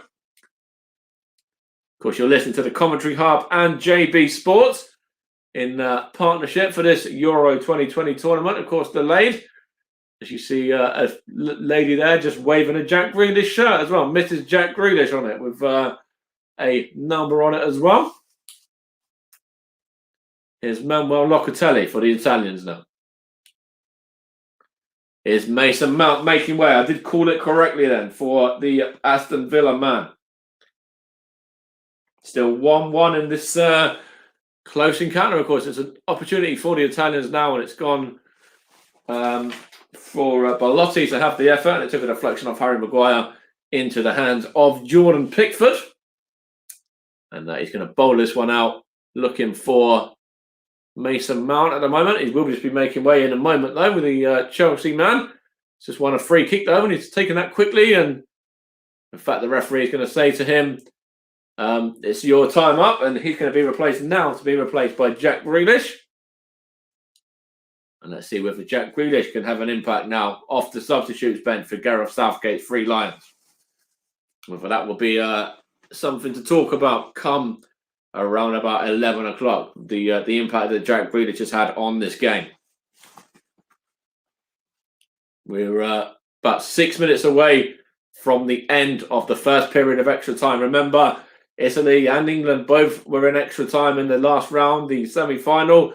The Italians going all the way to penalties after their 1-1 draw with Spain, where they were victorious by 4-2 in the end, with Jorginho scoring the winner. And England, of course, winning the game in extra time because of Harry Kane's goal after the penalty was originally saved, and he was able to put in the rebound. Here's Calvin Phillips now. Bukayo Saka for England into the box, is it? No. Calvin Phillips is down on the edge of the area, but Luke Shaw. It's Belotti smashes it clear now for the Italians, but only as far as Harry Maguire, and he goes back to Jordan Pickford now. 5 minutes remaining of the first 15. Here's Harry Maguire once more. It's now Calvin Phillips again. Up against Cristante. Now it's Kyle Walker, the right back. Gets it back from Sterling. Has to go backwards to John Stones, though. John Stones is giving it to Jordan Pickford. See Kieran there on the camera waving them forward. Now it's Harry Kane in possession. It's given away. It's Bonucci, though. It's the Italians there with Belotti just caught offside. Still Italy 1, England 1. Roberto Mancini and Gareth Southgate still locked in a stalemate. So we're not too sure. Here's Jack Grealish now for England. Not too sure where football's heading at the moment. Here's Grealish for England. Into the box he goes. Jack Grealish gives it to Saka. Oh, he was unlucky there. Jack Grealish, right idea, but Bukayo Saka just couldn't get onto the end of it, the Arsenal man. It's good play by Jack Grealish. Lovely little back heel. And I think the touch by Di Lorenzo, in fact, also helped the Italians there in terms of the defending. It was very good defending from the right fullback. Here's Bonucci now. Gets it to Chiellini. Looked like he was going to trip over his own 2 feet there, but he was able to keep steady and play it out to Emerson. And Emerson was fouled by Kyle Walker. The referee says no, England throw-in. Here's the skipper, Harry Kane. In fact, the free kick has been given, I believe.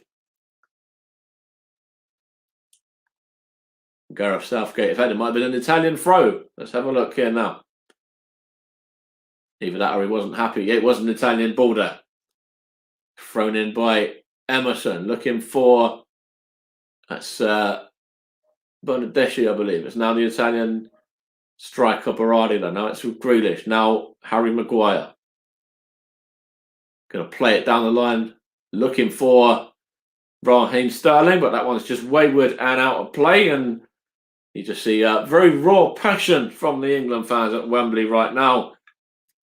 And of course, you see the first time this has been a full Wembley Stadium as well, remember. And great to have a full capacity back in Wembley Stadium after a rough 18 months or so. Be bittersweet for England if they're able to bring it back to their very own nation after everything that had happened. But of course, Italy have had their own downfalls and set pieces, setbacks as well. Emerson whips it in, and it's looking for, I think that was, it might have been Berardi or Bellotti, it was one of them. And Jordan Pickford there, it was actually towards, I think it was, let's have a look here, Locatelli was in there, was towards the substitute Berardi, I believe. We'll have a look in a moment. It was a good delivery from Emerson.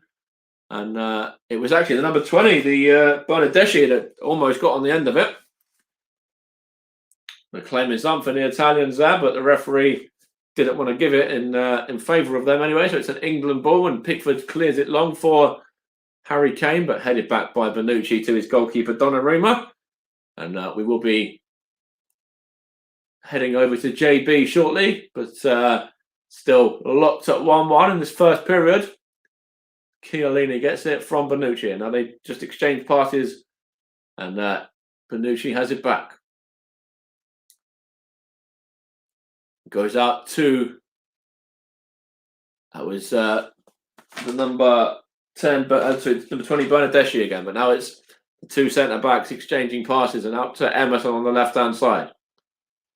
Now it's the number 16 for Italy, which is Cristante. Goes to go long, looking for an opportunity here now, though, and it's shot by Locatelli, is it? And it's a good block there by Harry Maguire. Does really, really well there, the England centre-back. We'll be going into additional time shortly. Harry Kane battling there with the Italian midfielder. Has he won? So has he given away a foul there? Yes, he has. The referee there, Bjorn Kuipers from the Netherlands, didn't like the look of that one from Harry Kane on Jorginho. The two London-based players, of course, battling it out. Of course, they do so in the Premier League for Chelsea and Tottenham, respectively, as well.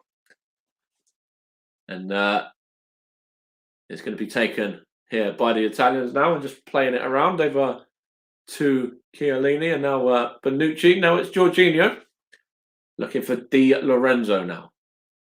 Plays it through to Locatelli, and it's Harry Maguire able to get that one to Jack Grealish, who just barged off the ball there by Di Lorenzo. But it's an England throw. So we'll be handing over to JB shortly as well. Something looks like it might have happened there. Kieran's got a hand in mouth. I wonder what that's all about. But it's Jordan Pickford now with this goal kick. Goes long here, does Jordan Pickford, looking for Harry Kane, but Bonucci there onto Henderson, looking for Grealish, and Jorginho there. Now it's Saka now. Harry Kane wins it, does he? No, Locatelli now. It's an England free kick there. We're over the minute of additional time. There's a handball there against Locatelli. Harry Kane involved, the England skipper. Will this be a shot at goal from Luke Shaw, or will this be played into the box for Harry Kane or Raheem Sterling or John Stones to get on the end of? Harry Maguire, remember, as well. It'd be a good time for England to score now if they were to do so. Right on the stroke of half time. It's Luke Shaw over this. Referee's having a word with the Italian wall. See a young kid there just biting his fingernails or her fingernails. He goes, he actually, it's Luke Shaw, whips it in. There's a few Italian bodies there fouled as I think it was the striker Berardi that went down in the end, and there was a header over from Jordan Henderson, but the free kick had already been given, and that sees the end of the first half. That brings that to a conclusion, and we'll hand it back over to Kieran for a moment while the two sides have a chat with their respective managers. But we're still deadlocked. Italy won, England won, and JB, the second half is all yours, mate, and it's going to be a cracker as well. Just mark my words. Oh, God. Who'd want to be an England fan today?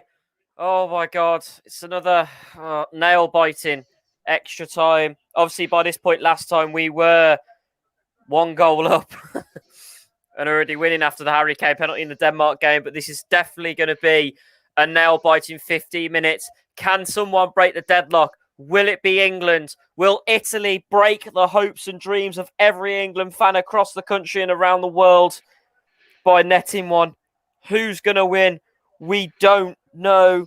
Could this go to penalties? If it goes to penalties, I don't think I can watch. It's going to be another tough 50 minutes. But look, I could see Rashford is getting ready to come on. So it looks like Marcus Rashford, the United striker, is getting ready to come on.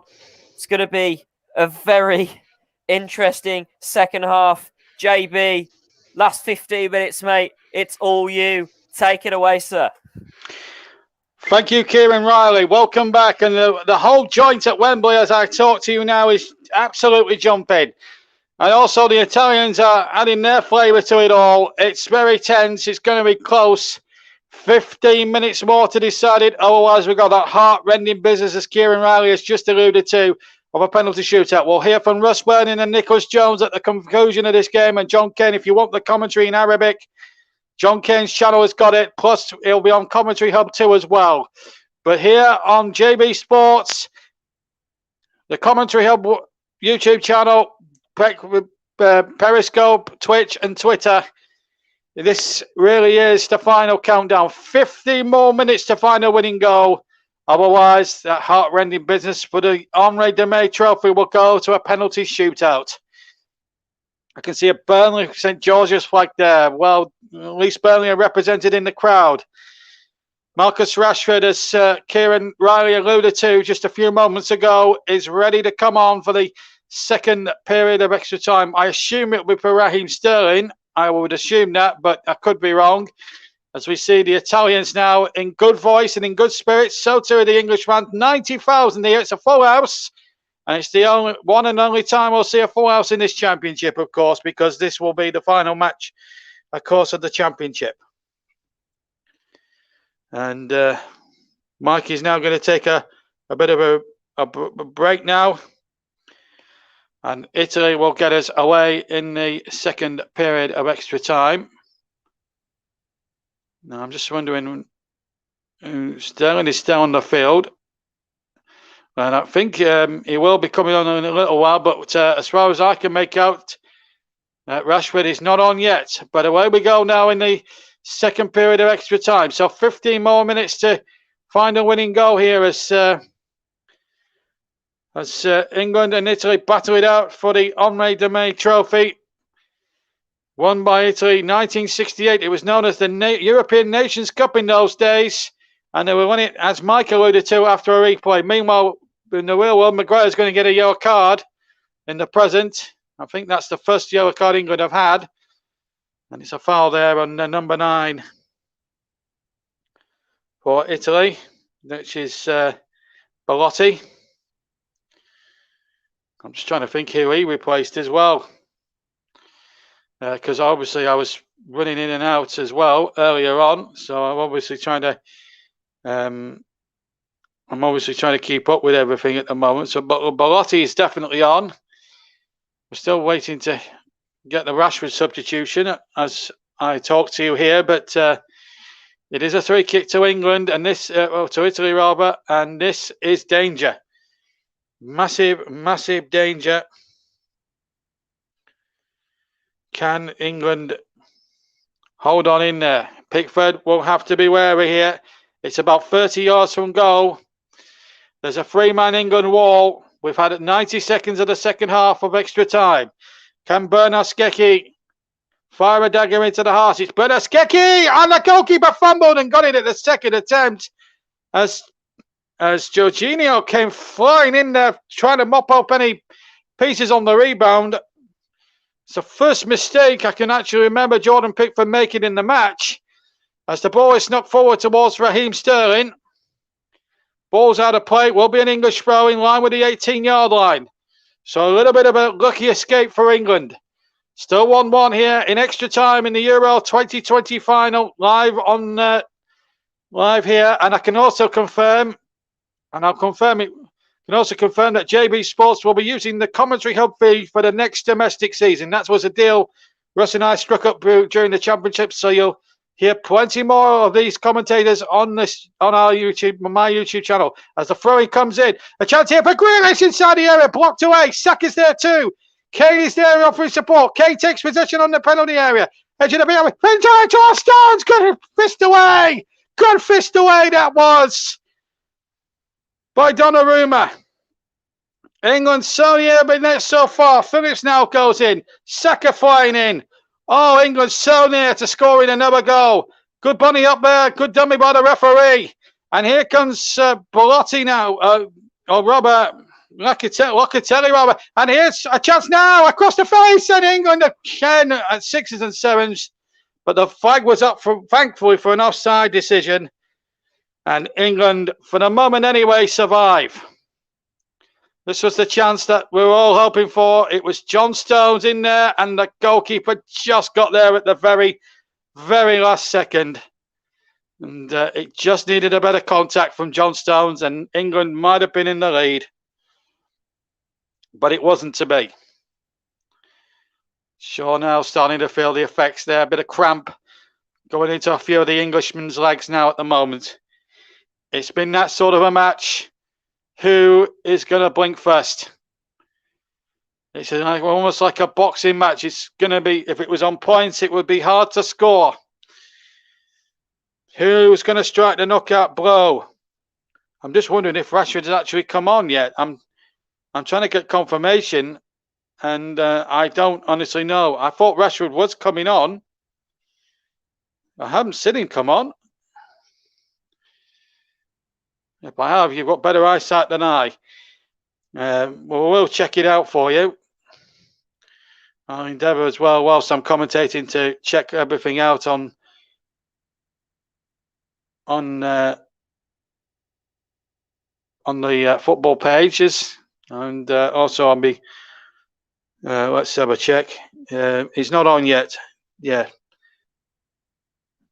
Yeah, no, that confirms it's still deep into extra time. So we've got about 10 and a quarter minutes to go. Otherwise, it's a penalty shootout to decide Euro 2020. Can England win it? Here's Henderson to Walker on the right-hand side. Back inside to Henderson. Henderson now looking for options. He has to go backwards, I'm afraid, to John Stones. Now Stones plays the ball out towards Walker. There's Kane waiting in the centre for a cross. I thought he might have had a go at crossing it in first time. If you can't bear to watch, listen to us on the commentary hub on JB Sports. We're happy to have you with us. Live commentary. And of course, we'll be covering the domestic season.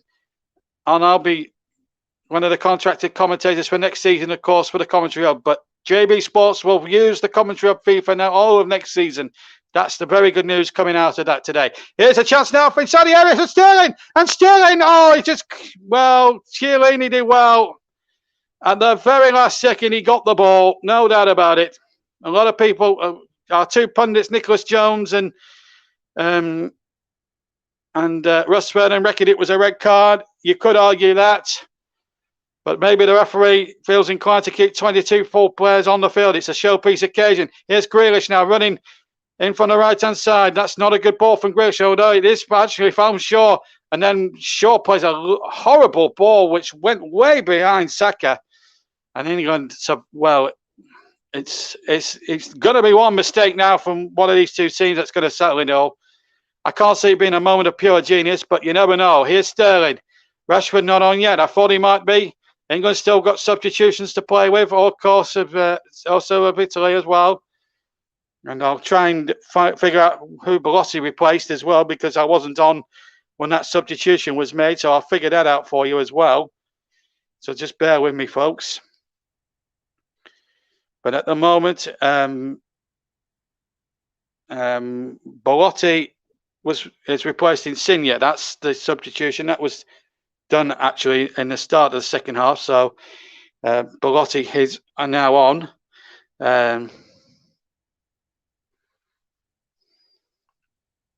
So Belotti in place Insigne. I have to try and keep up because I'm only doing I'm only a part-time commentator tonight. I'm not doing the whole game. Thankfully, I'm not. My voice couldn't stand it for 90 minutes and plus for 120 minutes. So I'm glad Mike is helping me out tonight. Grealish in there. Oh, that looks a bad one on Grealish. And the referee calling the trainers on, the physios, I should say, on.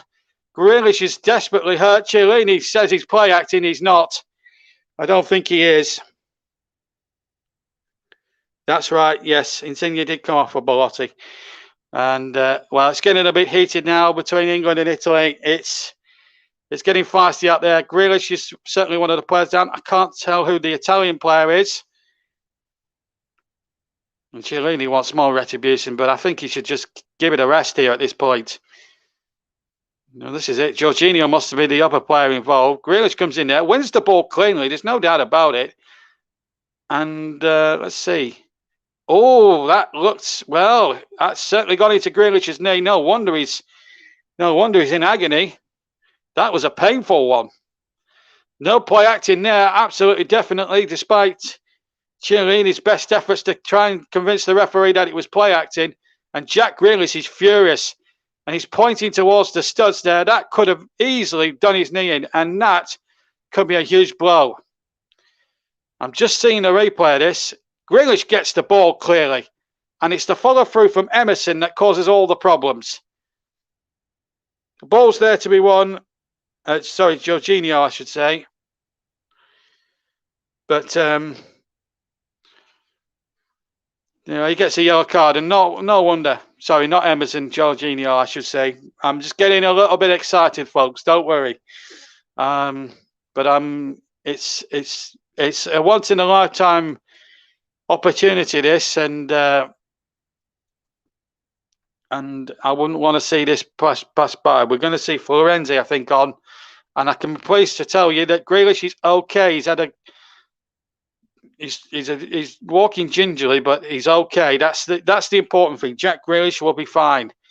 Don't worry, England fans. Don't worry.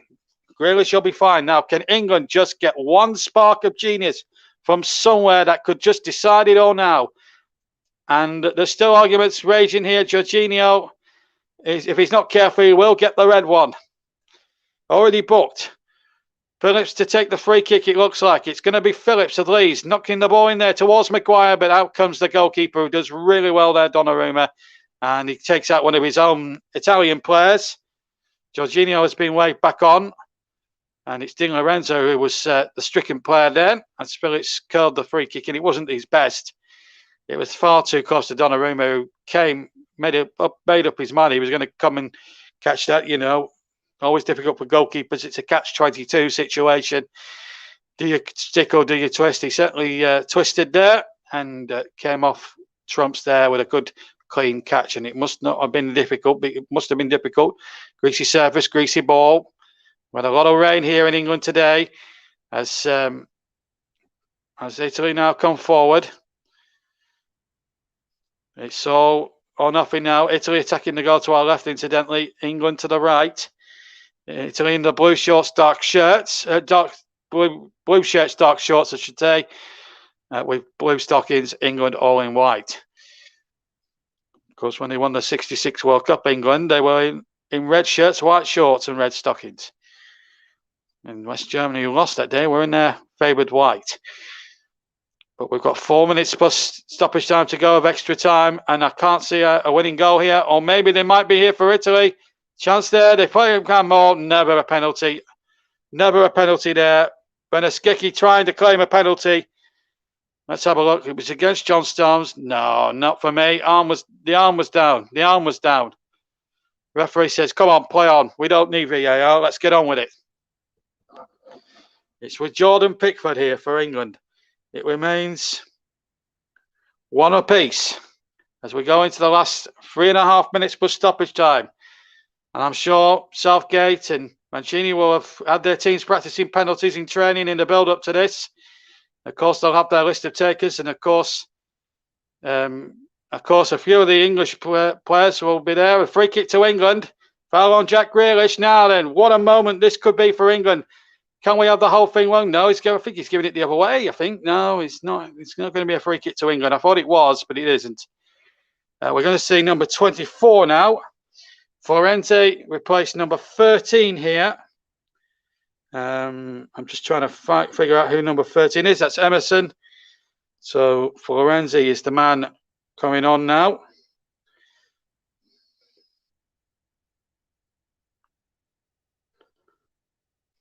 We're going to see 2 substitutions. There's Marcus Rashford, and there is Jadon Sancho of Borussia Dortmund. So we're going to see, well, was a Borussia Dortmund, now going to be Manchester United. They're going to be Manchester United teammates once the tournament is over. Both Sancho and Rashford, and what a team they're going to have next year, Manchester United. Certainly could be up there for title contenders in the Premier League. Florenzi for Emerson. My colleague Mike Arneman points out, but they're waiting to come on, maybe with penalties in mind, ball behind from Saka. That was frankly feeble, but at least what it does do is allow these substitutions now to take place for England. And it means now Rashford and Sancho will come on. Oh, no, they're not allowing the substitutions to take place. Well, Gareth Southgate will be furious if this goes to penalties and they're not on the field. I thought we were going to see the substitutions happen. I think that's ridiculous. I think Mr. Kuipers there just losing his geography there. And I won't be too surprised now if it does go to penalties. A lot of people at home who are listening to this game, or I've got the television set on, I think I'm just going to talk to I'm going to think about my mate at this point, Trevor from Trevor Sports. As this ball comes in, it's going to be a corner for England to defend now. They'll bring the subs on. We're into the final minute of the extra time. One mistake could be fatal, and Henderson's coming off. Now, that's probably not the most daftest thing in the world, because Jordan Henderson, if you remember, the last time they had a penalty competition, he missed. So this probably is a good thing at this moment in time. So Henderson's going off. Marcus Rashford will come on. So Rashford on.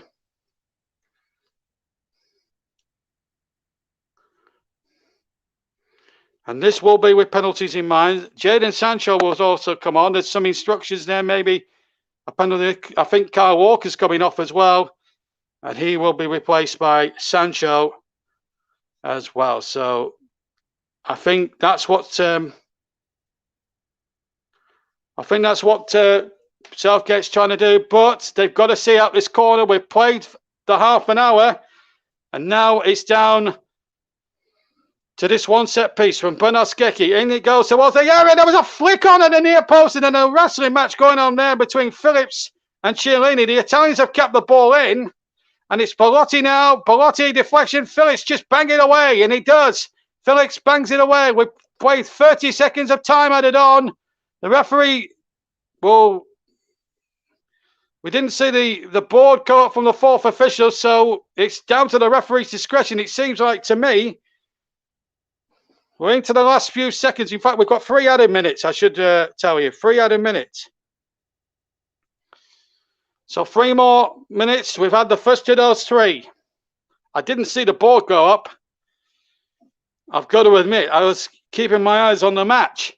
Still, Italy have the possession. And here comes the number 24. That's Florenzi to Bernard Skecki, and Rashford does really well, and he had a little grip off Rashford's shirt there, and a free kick's been awarded to England. Good decision from the referee. So it looks like we're going to have a penalty shootout to decide the destiny of this European Championships for 2020. Sadly, I haven't had a goal to commentate on, but Mike Arneman's had 2, both the opening goal and the equaliser.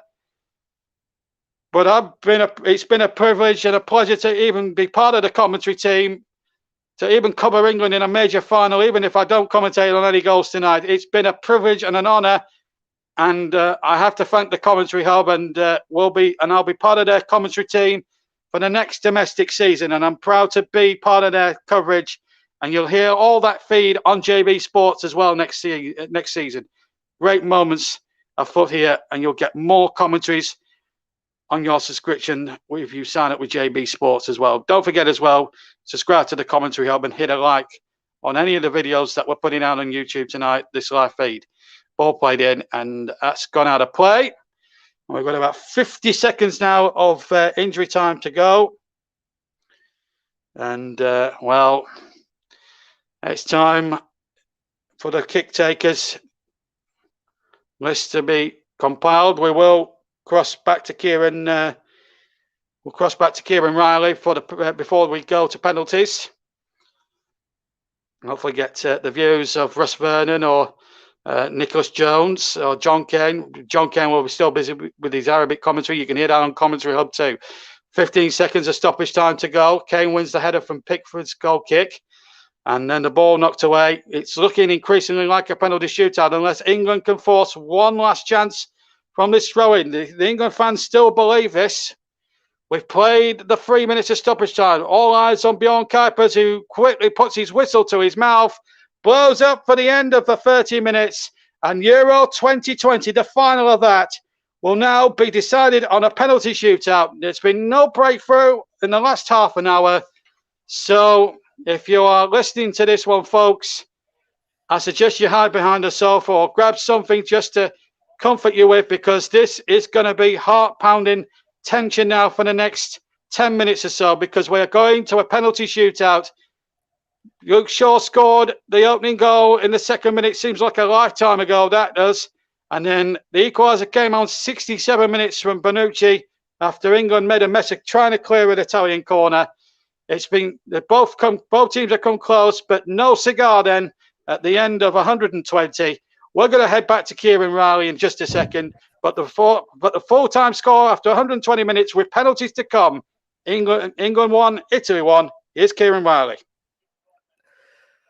Well, the sides couldn't be separated after 90 minutes. They couldn't be separated after another 30 minutes. 120 minutes of a Euro final has come down to this. A penalty shootout. This is now going to be the most nail-biting thing for both teams. Who can hold their nerve? Who's going to score the most? Who's going to win? Who's going to lose? There can only be one winner. Who's got the bottle? Who hasn't got the bottle? We are soon to find out. Penalties coming with Mike Hardiman very, very shortly. It's definitely going to be an interesting one.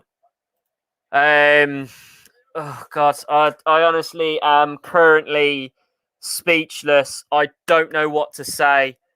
Bearing in mind, I've got to update the stream whilst these penalties are going in as well, and I'm doing it on two separate streams. This is nail-biting stuff. It's going to be a very interesting penalty shootout. Who's going to win? Who's going to lose? My nerves are shot. I literally am lost for words right now.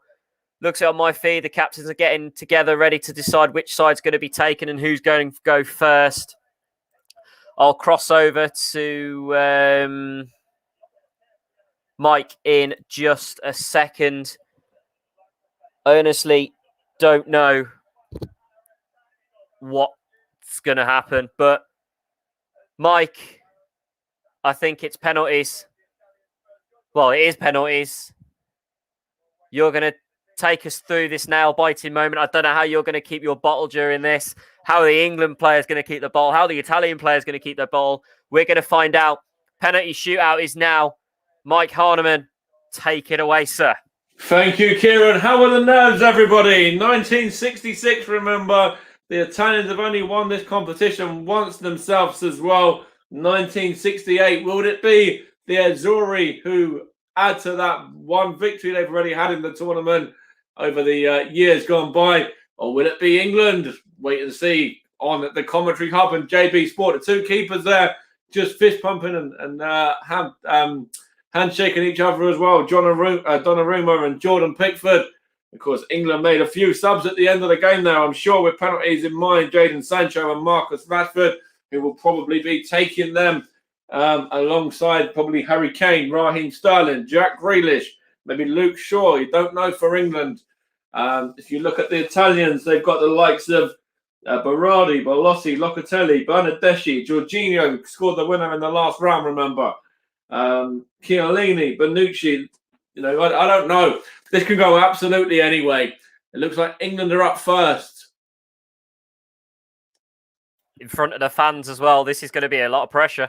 I think it's going to be England in front of the England fans. You see, the referee doesn't know. In fact, it's the Italians up first. It's the number 11 Berardi, one of the substitutes. So Jordan Pickford is the first goalkeeper up. Is he going to be able to get England off to a start that they are dreaming of? Or will Berardi be giving the Italians the opening goal in the shootout? Is Berardi up against Pickford going to be taken any moment now? Stay with us. Try and breathe. Try and remember to breathe.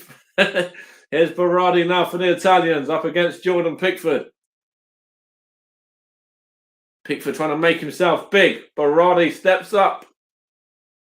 Berardi against Jordan Pickford. And it's scored. Berardi sends Jordan Pickford the wrong way. And the Italians have the early lead after one penalty there.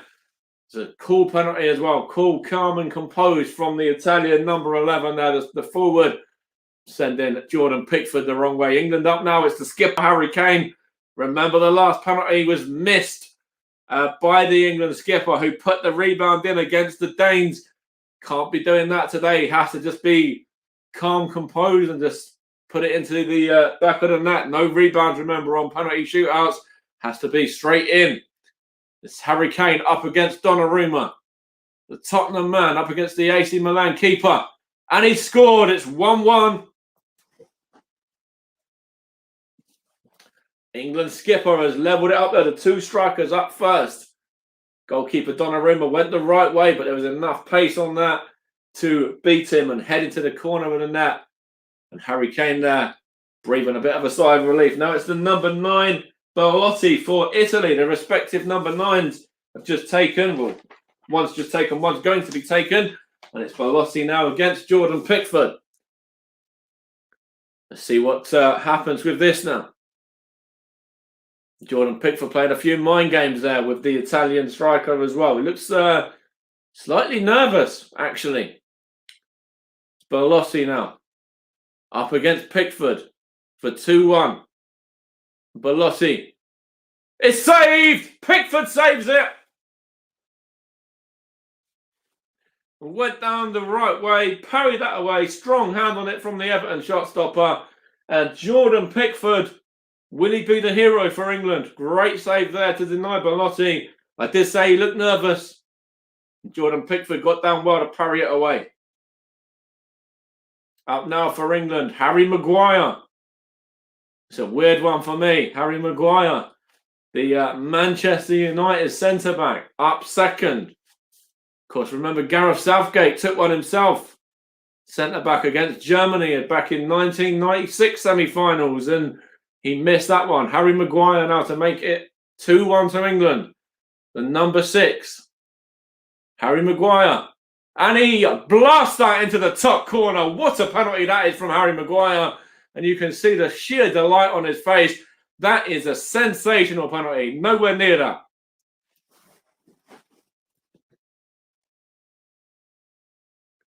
Absolute thunderbolt from Harry Maguire there. Kills the camera. Yes, Kieran, 100%. Now it's the number 19 for Italy, which is who's that now? I'm trying to see who it is. In fact, the number 19. Can't even see. It's Bonucci, who scored the Italians' equaliser. Remember, Bonucci up against Pickford. Bonucci, and he dummies that one and then puts it into the back of the net there. Bonucci has put the Italians level with their third penalty. Who's up next for England now? You see, he just stopped there, did Bonucci. Pickford went the right way, but it was a good penalty in the end from the Juventus centre-back.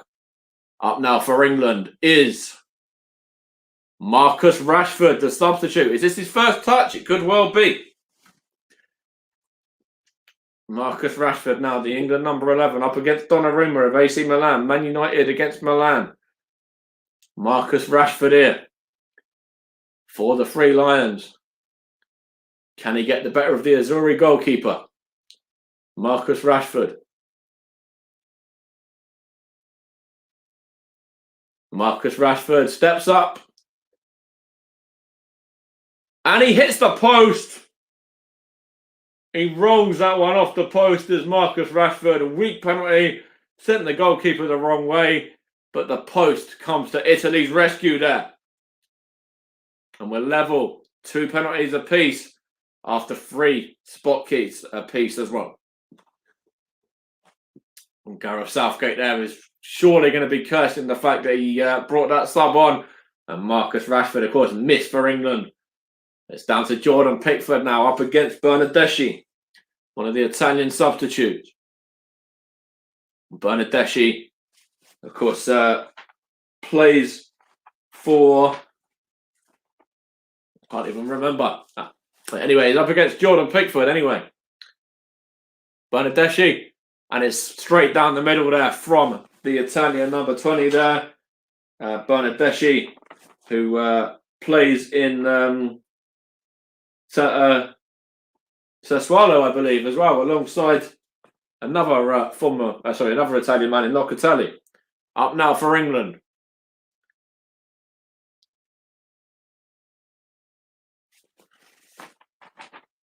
It's going to be Jadon Sancho, the second substitute. In fact, it was Juventus, Bernardeschi, I should correct myself. It's Jadon Sancho now up against Donnarumma. What can he do here? Jadon Sancho. And it's saved! Saved by Donnarumma there. And will it be falling apart for England at the last hurdle? Gareth Southgate's 2 subs, both missing. Remember, if Italy score now, they'll win this one. And it's up against Jordan Pickford. Jorginho up again. Remember, he scored last time out, did Jorginho, the Chelsea man, in the semi-final to send the Italians through 4-2. Will it be the same again, or will Jordan Pickford be able to pull it off and give England the opportunity to go through to potentially have an opportunity at the end with their last kick? It's Jorginho up against Pickford. Gareth Southgate taking a few deep breaths there. Jorginho up against Pickford. Jorginho steps up. And it's saved by Pickford. Parries it onto the post. And Jordan Pickford there has made another fantastic save for England. And who's up now? Who's the weight is on this man for England now to give England the opportunity to go through to sudden death. Who's it going to be? The weight of England is on the shoulders of Bukayo Saka of Arsenal. Bukayo Saka. If only England can score now to send it through to sudden death. Saka steps up and it's saved. Bukayo Saka's penalty is saved. And the Italians have won Euro 2020. Football is going to Rome. Bukayo Saka's penalty saved by Donnarumma. And Roberto Mancini and his men have gone and done it. They've gone and beaten England on penalties by 3 penalties to 2. And it's they who progress and win Euro 2020. England so near. Bukayo Saka in absolute floods of tears there. But England are beaten. The Euro 2020 final went all the way to penalties after a 1-1 draw. I'll hand over to JB in a moment for the trophy lift. But football is going to Rome. And it was Donnarumma's save right at the end there to deny Bukayo Saka the difference. And the Italians go through and to lift the trophy there. England have at least another year to wait for a major trophy. But fair play to the Italians, and they've gone through all the way through a penalty shootout there as well. And I feel for Bukayo Saka. Being a Gooner, I can't help but feel for Bukayo Saka. But over to you, Kieran. Italy have won Euro 2020. Gareth Southgate's men beaten on penalties.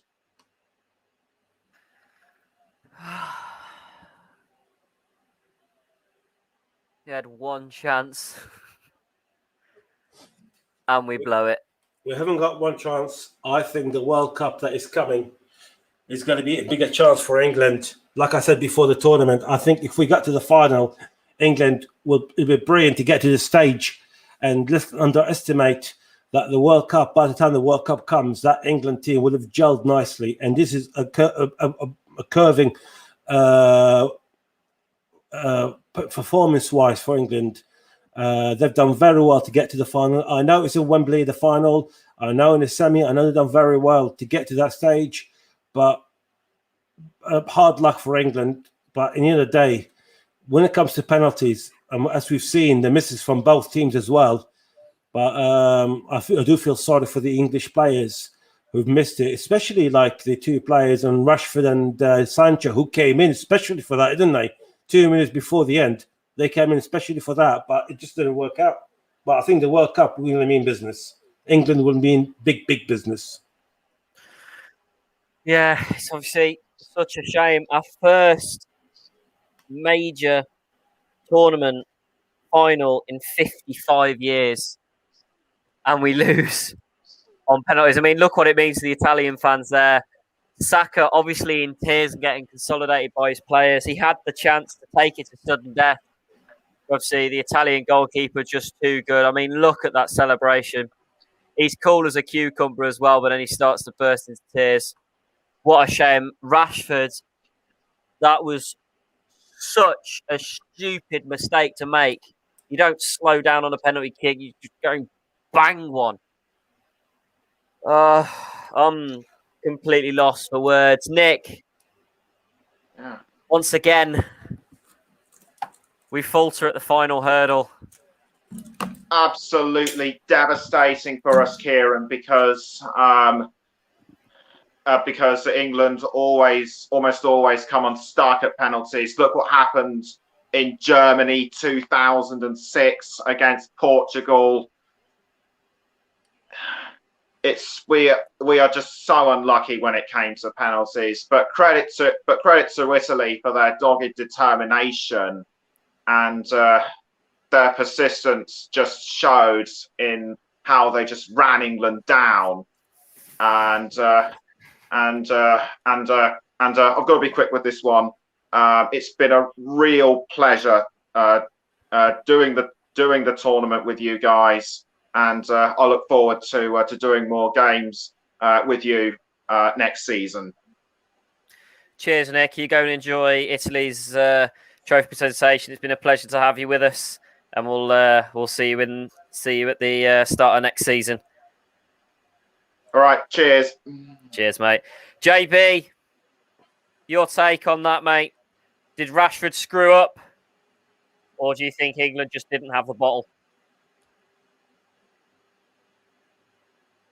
If JB's with us, I don't think he's saving himself for the trophy presentation. Russ, your take on extra time and penalties? Did we bottle it as always? Did Rashford screw us over? Yeah, all Rashford needed to do was play after he sent Donnarumma the wrong way. All they had to do was just place it in that bottom corner, and we would have gone on to win it when Pickford had saved that Jorginho's spot kick. I'm not sure, but I wonder if the occasion got to the England players towards the end. I think that may be part of the case, but I'm not 100% sure if that is the case, if that's why it went, and that's why he's gone to rather than home. Yeah, it's definitely a tough one to swallow. I mean, could it be the curse of Gareth Southgate? May I come in, Kieran, quickly? You certainly can, John. I'm lost for words right now. I think the one mistake that England made, and I actually said it in my Irish commentary, and I was actually annoyed with myself when I'm saying this, is in the second half, they were leading 1-0, and they let Italians take over. They literally let the Italians take over in the second half. And then the goal had to come in, and you can see it coming. They even had people like Kalani and Bonucci going forward. And funny enough, Bonucci is the one who scored the goal. I think that defensive style of football which I think England will learn in the future, is not to use in the second half if they were losing. And maybe it came to bite us, didn't it, by scoring a goal in the first 2 minutes, because we probably would have, if it was 0-0 at half time, I think England probably would have gone up and won the game and carried on playing with the same momentum. But the problem with Gareth Southgate, which I'm assuming is there were his instructions, is that defensive style of football cost us that tournament in that second half and even in extra time. But credit is due. England done very, very well, and we should be proud of that team. And let's not make scapegoats of Rashford or anyone else, Saka or anyone else, because in penalties it's spot of luck. I always called it. Penalties are lottery and doesn't show how good or bad that team is. You can play with 11 men and defending all game and get it to 90 minutes and 120 minutes, and then you win on penalties, and he done nothing. But England did play very well in the first half, and they played very well in general in the tournament. Yeah, we didn't win our games pretty, which I keep saying, but we done very well. We got the job done. And it's a shame to lose in the final hurdle and the penalties. But let's not take away that actually we gone above our expectations. And I know it's next year. I know I said it before, and I'll say it again. This tournament is actually a good learning curve for Gareth Southgate and for all the players that we got to prepare them for the World Cup. World Cup is much bigger than the Euro. Let's put that in our mind. And we are aiming for the World Cup. And it's first time in years when I actually can see England do actually got the chance of winning that World Cup next year in Qatar. Oh, yeah. We've got a year to wait. We've got a load of fixtures coming up. We've still got the last of the qualifiers to win. But we're more or less probably obviously going to qualify. But what an apps. It's quite a young England squad out there as well. That's exactly my point. That's exactly my point. Because they're young, they're learning. They're learning. This is the best experience that England team can ever have. Look at how great Phillips. I know I'm saying in front of Ross now, but look at what Phillips and Rice did. They're both about 21, 20. And look how solid they were in front of all the teams that we face. If it was Germany, if it was even Italy today, they've been magnificent throughout the tournament. And we only lost on penalties. And let's just hope that this learning curve will teach not just Southgate, but the other players to learn from it. All of them. Yeah, definitely. Right, Mike, JB. Before we go to the trophy presentations, can we have your joint man of the match sponsored by Commentary Services? Right, so I've got the name in my mind. I don't know about you, JB, but for winning the shootout for the Italians, I'm going to go with the goalkeeper, Donnarumma. Would you agree, or you got somebody different? No, I agree with that. I just want to, I think the penalties were feeble, and I disagree with John, purely and simply because I think we've blown our best chance tonight. I mean, I don't wish to be rude, John, and dismiss your comment, but you've got Brazil to get past Argentina. All the South American teams will be there, and we're playing in 100-degree heat in Qatar. So I'm sorry, we haven't got a cat's chance in a year's time. I don't wish to be the prophet of doom, but we've blown our best chance tonight. But I do agree, man in a match, definitely Donnarumma. Okay, so there you go. Your man of the match sponsored by Commentary Services, joint between Mike Honeyman and JB, is Gianluigi Di Maria, the Italian goalkeeper, who has obviously held England back and made them win 3-2 on penalties. Italy are your Euro 2020 champions. I'm now going to hand back over to JB to get themselves ready for the trophy ceremony. So, JB, it's over to you, my friend, and we'll have a bit more analysis after that. Well, thank you. Well, it's probably the least stressful moment of any commentator, but unfortunately, I feel very much on a downer doing this because we all wanted an England victory tonight, and it's the Italians that are celebrating right now. And to be fair, they deserved it. England, as usual, and I've known this for 30 years, following England, commentating on them, supporting them as a fan. They just bottled it. And I concur with the Rashford kick. That was the most terriblest penalty I think I've ever seen in my life. It was the worst penalty ever. And I'm not trying to be unsympathetic, but England bottled it again on penalties. John Kane may turn around and say, yes, we've exceeded expectations and stuff. But this was our best chance in 55 years. We've blown it tonight, I'm afraid.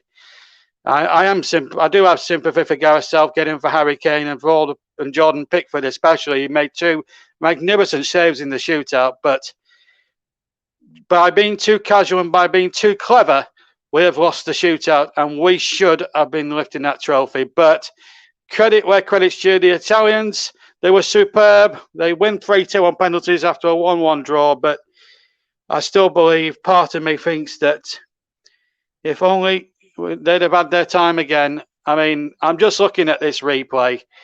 Rashford, why does he have to stutter in the run-up and then do a thing like that? I mean, I praise him for all he's done during the lockdown, but he has let the nation down tonight. I don't care if people become unsympathetic. He's bottled it big time. And I'm sorry, but we've blown the biggest chance in 50-odd years to win a trophy. Because let's face it, I disagree with what John Kane said. I know he's trying to be upbeat and things like that, but let's be real. Let's be realistic. We're never going to beat the Brazils or Argentinas of this world. The way they've been playing in the Copa America, whilst all this has been going on, and this penalty from Saka was just feeble, too close to the goalkeeper. Yes, he can cry all he wants, but I've got absolutely no sympathy. If your penalties aren't good enough, then you're not going to win trophies. And that is, I mean, yeah, people will say I'm being unsympathetic, but how many times have I seen England players botch penalties before? It's, yeah, people will say it's a learning curve, but this was the biggest chance in 50 years. And these players have got to realise this. And come on, UEFA, get your presentation sorted out. It's been, in the olden days, it would have been done and dusted within 5 minutes. But he'll have to carry that burden. Rashford, Saka, and Sancho, they just bottled it. Like Manchester United bottled it in the Europa final. Just not good enough. But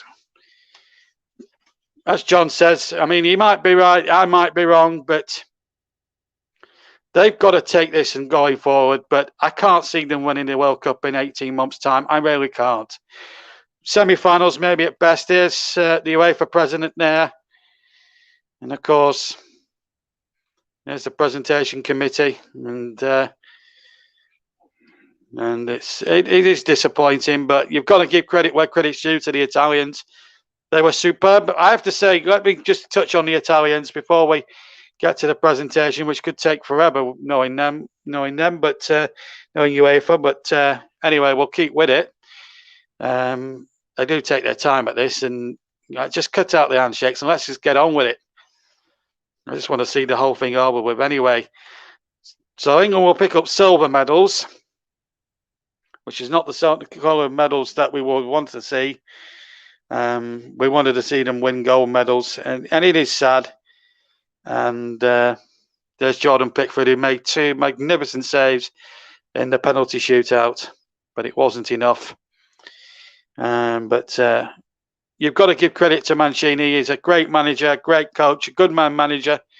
Did it for so many years at Manchester City, of course, when they won the Premier League title winning the top flight title after many, many years of trying. He's a very good coach, a very good manager, and he really does get the best out of his squad that he has to utilise with the Italy side.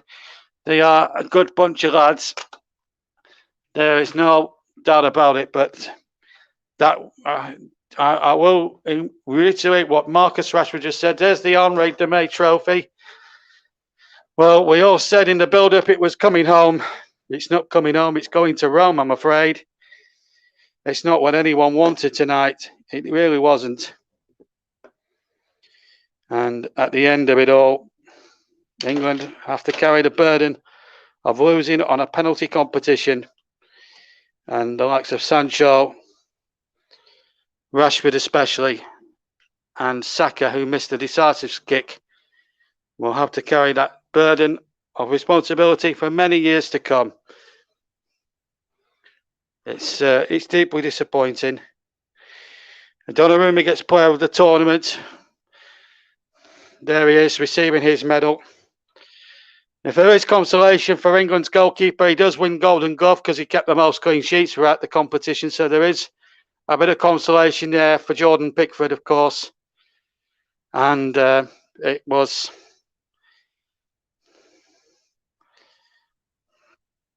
I'm getting criticised because no, there is, and I do believe that if Rashford had been more coy and just stuck the penalty away, blasted it down the middle or whatever, then it may have been. The referee, Bjorn Karpers, mixed match for me. Could have sent a couple of players off tonight, but maybe I'm being picky. And this just takes too long as far as I'm concerned. But here we go. They'll get their medals. All the squads will get their medals. I remember when it was just 11 players picking up their medals, but there we go. And I've got to say, I just want to say, whilst the referees and the officials are getting their medals, what an honour it has been for me, firstly, to be in a position to do this final today for the Commentary Hub and for JB Sports.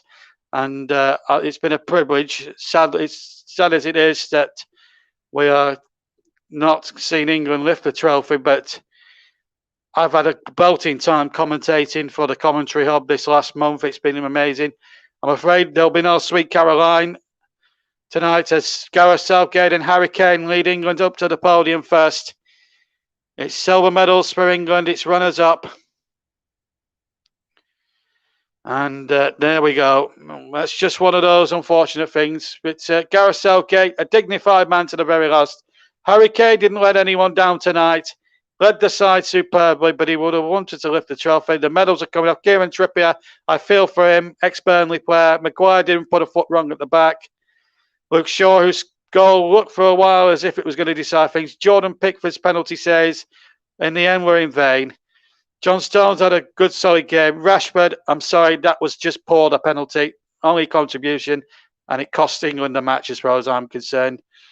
Kelvin Phillips didn't put a foot wrong, takes his medal off. Saka takes his medal off also. Jack Grealish should have come on a lot sooner as far as I'm concerned. And then you've got the substitutes, Ramsdale, Kyle Walker, who came off towards the end. Declan Rice, who had a smashing game. Tyrone Mings there as well. Was played in the first two games, but wasn't used since from there on in. And all the other players, Sam Johnston going through there and a few others. Raheem Sterling had a super tournament, 3 goals for him in the tournament. But it just wasn't to be in the end. And Connor Cody of Wolves, Jordan Henderson, Dominic Calvert-Lewin, who should have had a chance really throughout the tournament. Phil Foden and other players there that got in the squad. Jude Bellingham just takes his medal off, the young lad from Birmingham, and they've chucked their medals away, and I don't blame them, quite frankly. Majority of the crowd have, apart from the Italians, who are quite happy with the whole thing at the moment. And Spinazzola steps forward to receive the trophy. Well, he steps forward first. It's the Italians now. He's hobbling now. He gets his medal. He has deserved a medal, Spinazzola. He had a terrific tournament. There's no ifs and buts about it. He did really well. There's Bonucci, who got the equaliser, of course, and he's happy enough. Donnarumma didn't have to make too difficult saves in the end. They were basically straight at him, and one hit the post from rather tamely from Rashford. But it means so much to the Italians. They won this trophy, of course, way back in 1968, of course. And there's the substitute goalkeeper going through there. There's Di Lorenzo. He had a smashing game tonight. And, well, they'll enjoy it, the Italians. They're a good footballing side, and they certainly are a credit to their nation. That is for sure. You can't knock them for that. They took advantage in the second half when England tried to play too defensively, and in the end they just pay for it with they pay for it by conceding a very silly equaliser. But no shame at all, as far as I'm concerned, really, in losing to a good Italy side. They were superb. I covered them twice before, and they were superb throughout the tournament. Little kiss there from Chiesa to the trophy. And as soon as the trophy lift has been performed, I will be handing back to our presenter, who will finish the job off for us tonight. And he's been a magnificent presenter. Of course, the brilliant Kieran Riley. But here comes Chiellini, the captain, who's going to receive the Henri de Meyer Trophy.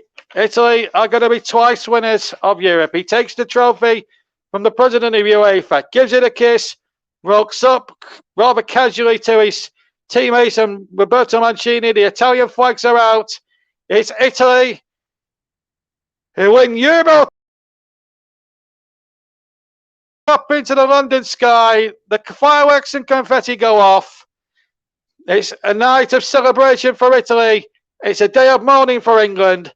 But Italy are the winners of Euro 2020. After a 1-1 draw at Wembley tonight, Italy win it 3-2 on penalties and are the champions of Europe for 2020. Kieran, back to you. And that's it from me for the tournament. You'll hear from next, before I end back to Kieran, the next you'll hear from me is during the domestic season, when I'm back on the commentary of next season, and you'll be receiving the feeds on the JB Sports. But for me, until the new season, have a fantastic summer, all of you, and I'll see you all later. But for now, I'm going to hand back to Kieran, who's now going to take you through the rest of the programme. Well, back to you, Kieran. Thanks very much, JB. And see, commiserations to England, but big congratulations to Italy from everyone at the Commentary Hub on winning Euro 2020. We're just going to get some final thoughts, and then I've got a nice little song to play us out with. So we'll start with Mike Harneman. Your thoughts on the tournament, mate? Who is your England player of the tournament? So I think the tournament has been a really good tournament. You know, seen some good football, some really exciting moments, and I don't know what to say. You know, I'm still a little bit devastated in regards to this game with Bukayo Saka missing the penalty for England right at the end as well. But you know, I think the fact that Christian Eriksen, of course, his life was saved. You know, yes, football's gone to Rome, it's gone to Italy, and fair play to all the Italians, including Giuseppe, my sister's boyfriend as well. Fair play to you, well done, mate. For you know them lifting the trophy, but you know, life was saved at the end of the day when Christian Eriksen pulled through, and that's what with the Italians have won the trophy, but that's what's won the competition overall. To be fair. Very good words there, Mike Harneman. John, your thoughts on the whole tournament and your ideal player of the tournament? I think the tournament went very well. I thought it was one of the most exciting tournaments that I've seen in my lifetime, and I'm 48. So I remember seeing from the 82. Apologies, from the 84. That's the first one that I can remember when France won it then. And throughout, I think I'll probably say this is probably one of the best tournaments I've seen. It's a shame that England did not win in the end. That would have been the icing on the cake, as they say. But that's football, and there has to be winners, there has to be losers. And I echo exactly what Mike Harneman said about Christian Eriksen. At the end of the day, life's course is more than anything else. Life is life, and it's much more important than football or anything else. But when it comes to football in terms, we've got every right to be disappointed for losing in the final in such a way, especially in penalties. Player of the tournament, I don't know. I'm going to have to give it. I'm going to go with the official one, which is Donnarumma. I thought he's been fantastic throughout the tournament. However, there have been quite a lot of great players, great performances we've seen. Fellaini at his age. I mean, we saw him today in the final. You know, it seemed like he had a body of a 25, didn't he, when he was running, coming forwards and back, defending, going forwards, coming back, defending. I thought, bloody hell, excuse my language, I thought I'm watching a 25-year-old person there. But I've only got one criticism on Gareth Southgate. I thought he'd played his game right, but I think that's what problems when he got lack of management. And Gareth Southgate, that is his first managerial position. Mancini was his third, fourth, fifth, I can't remember, but he won it 3 leagues with Inter Milan at Italy, and he won one at Man City, and I think that made a difference, because if you watch the second half, I actually hated watching the second half, because of just watching, saying like I can feel it, England going to concede a goal with the way that we're performing, that defensive style, that it does not suit playing a team like someone like Italy in a final. You have to keep going on and on. And I personally do think that the goal that we scored in the first 2 minutes maybe worked against us. But it's quite ironic, isn't it? Because against Germany in '96, and I'm sure you remember this, Mike, we actually scored in the first 2 minutes with Alan Shearer, and it ended 1-0, and it still went to penalties, and we lost that one as well. So it seems like the luck was against us, I'm afraid. So, but like I said, bad luck for England. Many, many congratulations to Italy. But I know what JB said, and I know he disagreed with me on that, and I accept everyone's opinions, and absolutely spot on. That's whole of football is a world of opinions as well. But I stick to my opinion in the way that England have got a good chance next year. Yes, it is in Qatar. Yes, it's hot. Yes, we're going to play Brazil and Argentina. But at the end of the day, I think this team is young and looks good. When you look at teams like Argentina, who won it, who had Messi and 2-3 others who would not be on their full capacity next season. Exactly, yeah. Also, we would also like to pass our congratulations on to Argentina, who have won the Copa America final, which was earlier on today. They beat Brazil 1-0 thanks to a goal from Angel Di Maria. So a big congratulations to Argentina on winning their Copa America tournament. Russ, your thoughts on the overall tournament, your player of the tournament, and your England player of the tournament? Right, Kieran, I thought it was a fantastic tournament from start to finish. It was a fantastic. Before I go on to the rest of what you've asked me, Kieran, I just want to say I was surprised Raheem Sterling didn't take a penalty in the shootout. I was surprised that Sterling didn't take one. Maybe he said he would have gone if he'd gone into sudden death. I think overall, it was been a fantastic tournament. My player of the tournament would not have gone to Donnarumma. It would have gone to Simon Kerr for saving the life of Christian Eriksen. So he would have been my player of the tournament. My England player of the tournament, you may say I'm just picking him because he plays for my team, I support, but I think there's not honourable mentions to Raheem Sterling, who did perform well, Kyle Walker as well, John Stones, Harry Maguire, to the majority of the squad, Declan Rice as well. But for me, I think Phillips has shown another side to his game from what he does at Leeds. He can play that defensive midfield, which he played towards the end of the match today. And I think he's been England's best player. Yes, there's been other nominations in there which I've given honourable mentions to, but for me, I'm not just saying this because I'm a Leeds fan. I think Calvin has been one of the better performances for England. And I just want to read out what my status which I put up on Facebook for those that are not on status. Proud of the boys for getting this far in the tournament. Fell short in the end, but you've done the nation proud. And I'll leave you with that.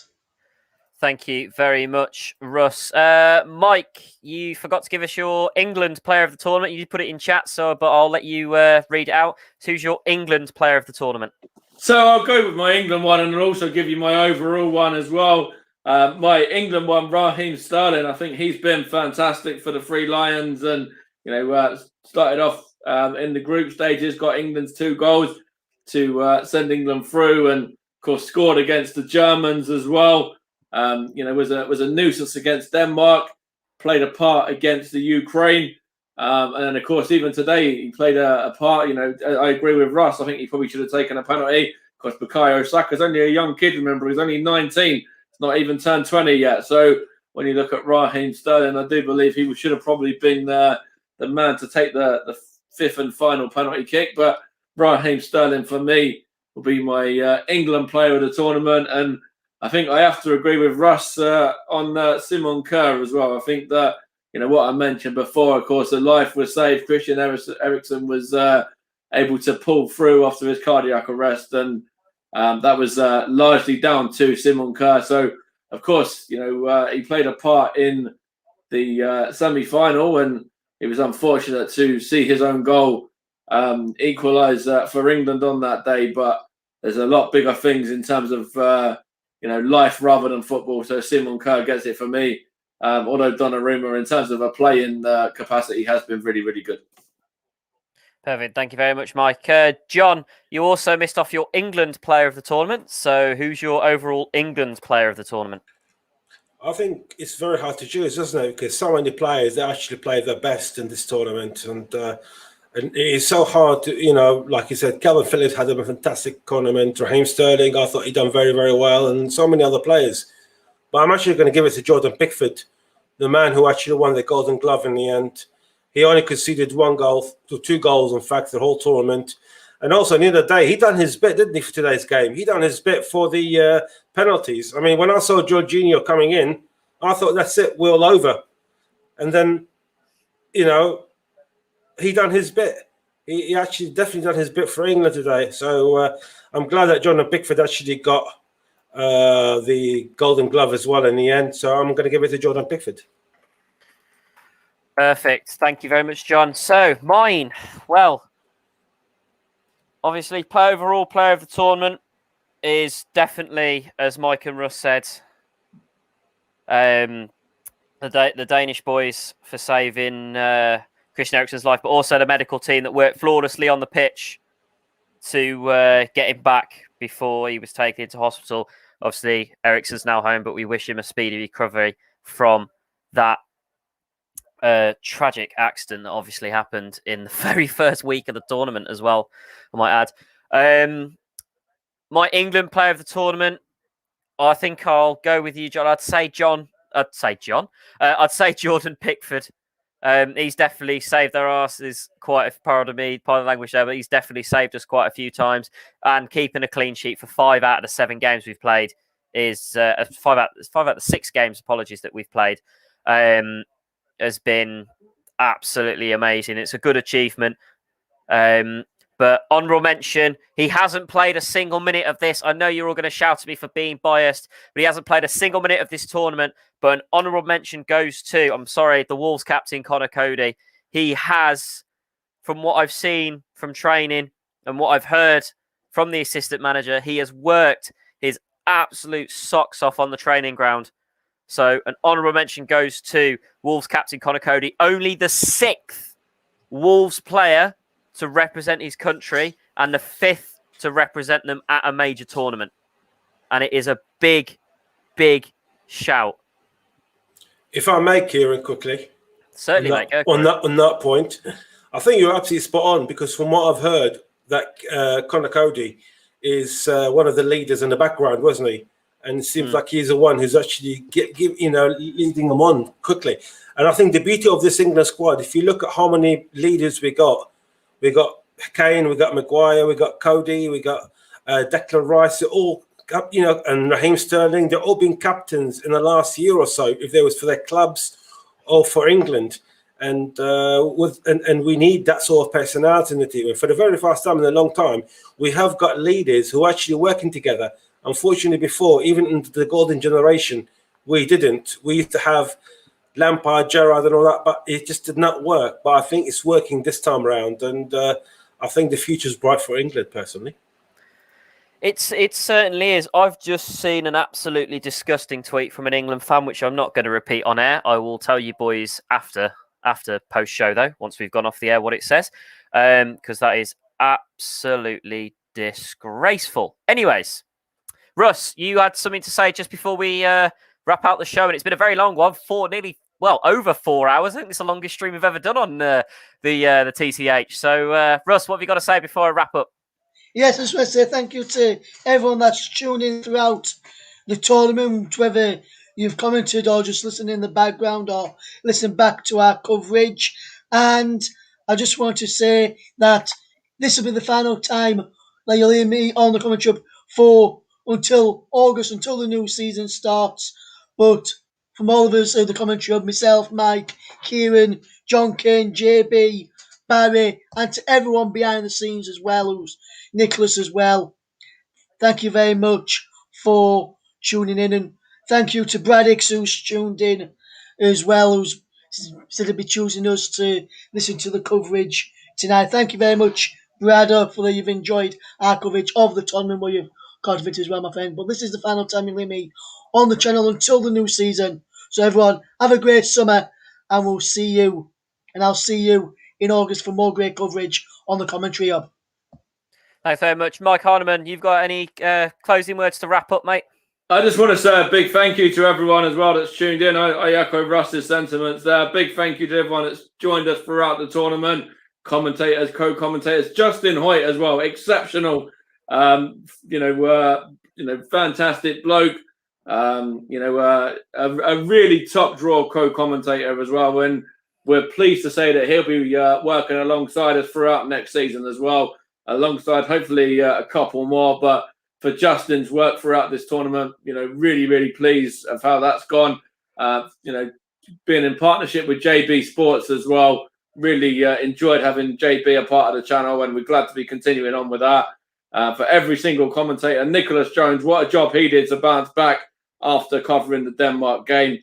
Russ Vernon giving him a lovely round of applause there as well, and rightly so as Kieran jumps in too. But he was exceptional to bounce back in the way that he did. Barry Swain, absolutely, John Kane, Jack Cunningham, everybody has played their part. Matt Isles as well. Matt Isles, absolutely, every single person has played their part on the channel. Kieran, with the presenting and everything, the co-coms, Luke Turton as well. Everyone's played a part. So big thank you. I'm going to take a break like Russ, but what I want to say is I'm going to read this message that Arsenal have just put out. Football can be so cruel, but for your bravery, for your character, and for your personality, we'll always be proud of you, Bukayo. We can't wait to have you back with us, and we love you. And I echo every single word of that. 19-year-old kid, the pressure was on his shoulders. Yes, it was saved by Donnarumma. He'll bounce back. England will bounce back, and we'll come back soon as well after a summer break. But I wanted to read that in regards to what Arsenal have put out.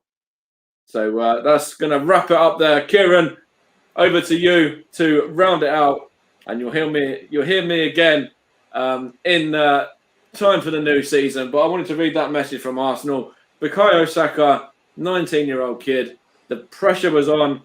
Donnarumma won the Euro 2020 for the Italians by saving the penalty, but he's going to bounce back strong. And I've gone from devastation to pride in Bukayo and in the English side as well, to be honest. For going as far as we have, the future's certainly bright. John Kane hit the nail on the head.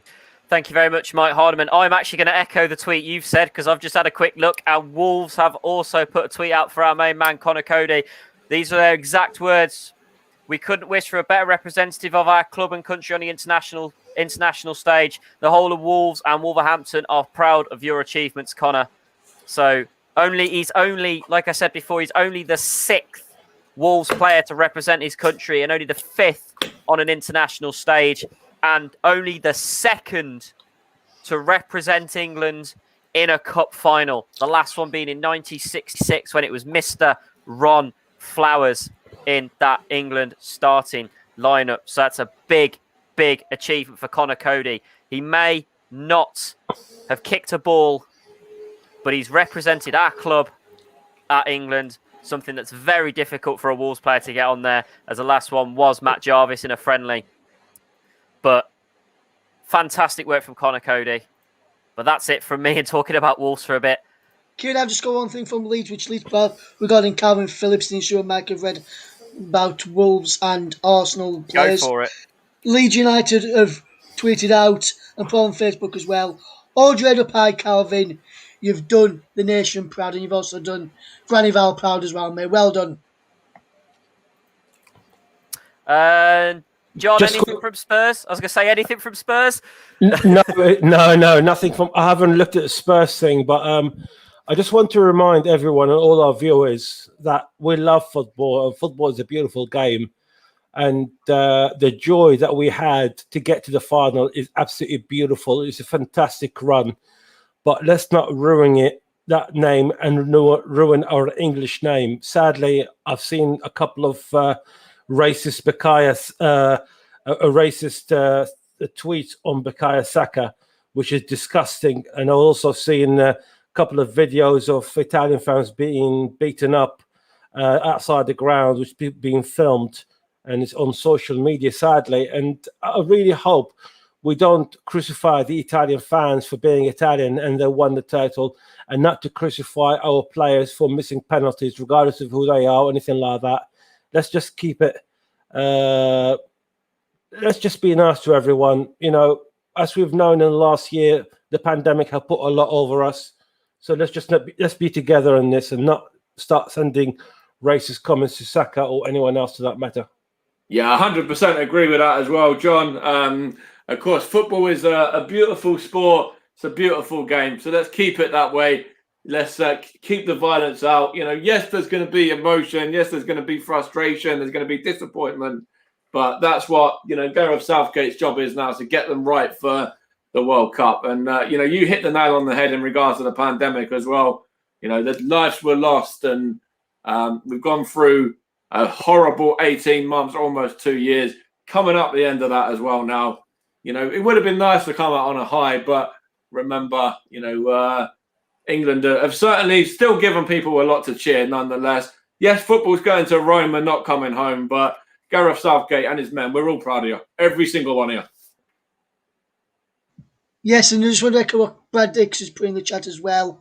He says, people, stay safe. Apparently, I've seen this as well on social media, apparently violence is already happening in London. So any people in London tonight, please be safe, and please be safe tonight. That's the behaviour that we don't want to see, sadly, and like there's so many of them on Twitter at the moment. It is just disgusting. It should not be about that. It should be about enjoying the moment. I certainly enjoyed the thought of football coming home. I know it didn't in the end, but it was a beautiful feeling, wasn't it? Let's keep that feeling going for the next tournament. Certainly. Thank you very much, John. Right, it is time to wrap it out. I'm just going to echo my thanks for sticking with us for the last 4 hours and 20 minutes. Thanks to Mike and JB for their fantastic commentary. JK, well done on your Arabic commentary as well. Russ, thanks for joining us at the start of the game, half-time and full time. We're going to echo our congratulations again to Italy. Well done on winning Euro 2020. Commiserations to England. Full time, Italy won, England won. Couldn't be separated after extra time. Went to penalties. England bottled it, and it ended Italy 3, England 2 on penalties. So congratulations to Italy. That is it from the TC Hub for the moment. We have got bigger and better things coming as the summer progresses. We won't just be doing football anymore, but we will. We're keeping that under wraps. But you will see. Keep an eye on the socials for everything that is going to be coming out on there. Thanks to everyone that's, like I've said, Russ and Mike said, thanks to everyone who's commentated, who's joined us, who sat and listened to us rather than the pundits on like BBC and ITV. Thanks very much for joining us. I think there's only one song to be able to play us out, and I think it's a bit of Oasis with Wonderwall. So I'm now going to shut up. It's been a fantastic evening. It's a shame we didn't win, but Italy are your European champions. We go again in a year's time in Qatar. But from me here at the TC Hub, I'm signing off for the last time until the start of the new season. We'll see you in August. Cheers, everyone. Thanks a lot. See you later, guys.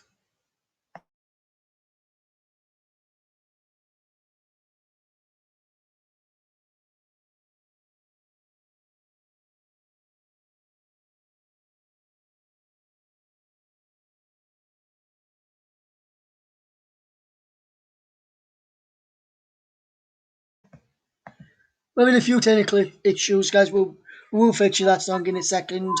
Just bear with us a second. Here we go. I don't believe that anybody feels the way I do about you now.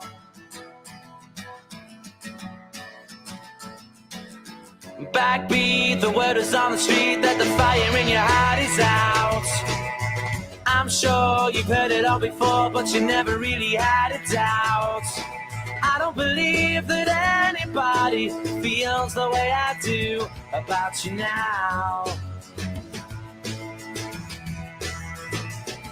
And all the roads we have to walk are winding, and all the lights that lead us there are blinding. There are many things that I would like to say to you, but I don't know how. Because maybe you're gonna be the one that saves me. And after all, you're my wonderwall.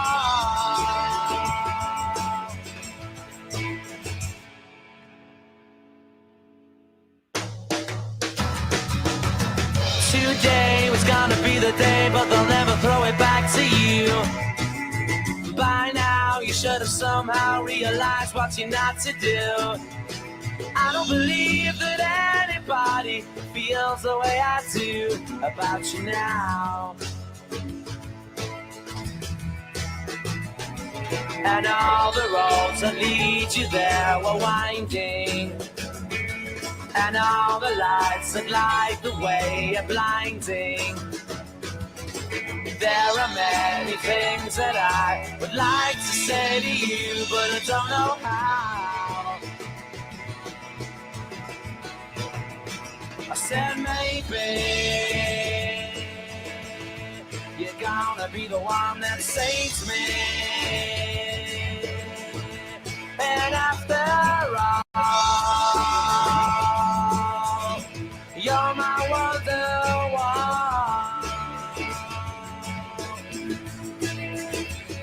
I said maybe you're gonna be the one that saves me. And after all, you're my wonderwall.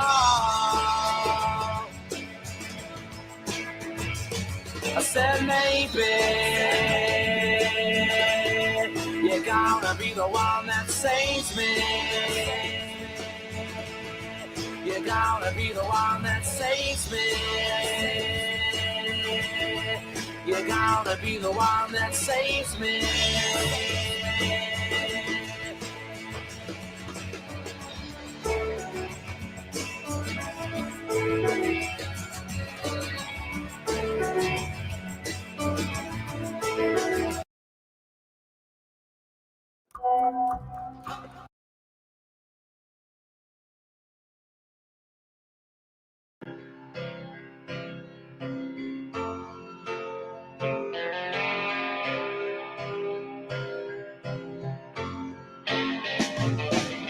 Slip inside the eye of your mind.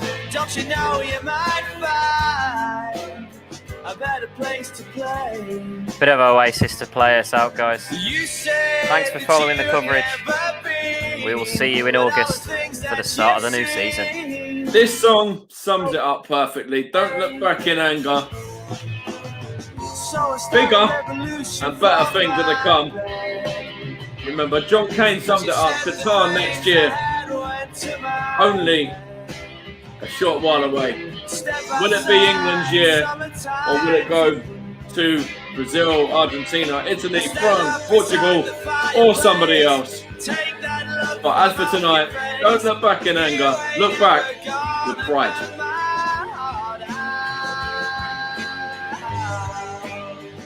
All together now. So Sally can wait.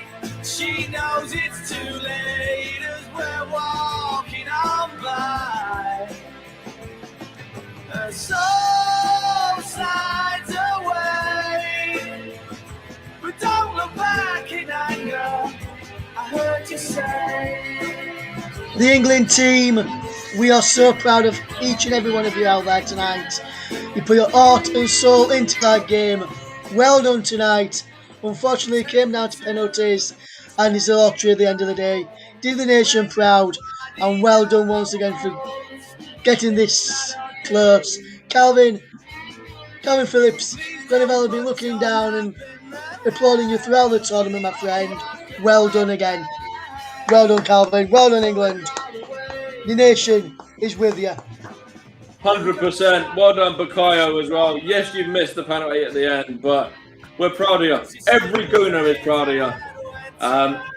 I've summed it up in the chat, and I really do think, just like the NHS, we should be applauding on our doorsteps for these England boys.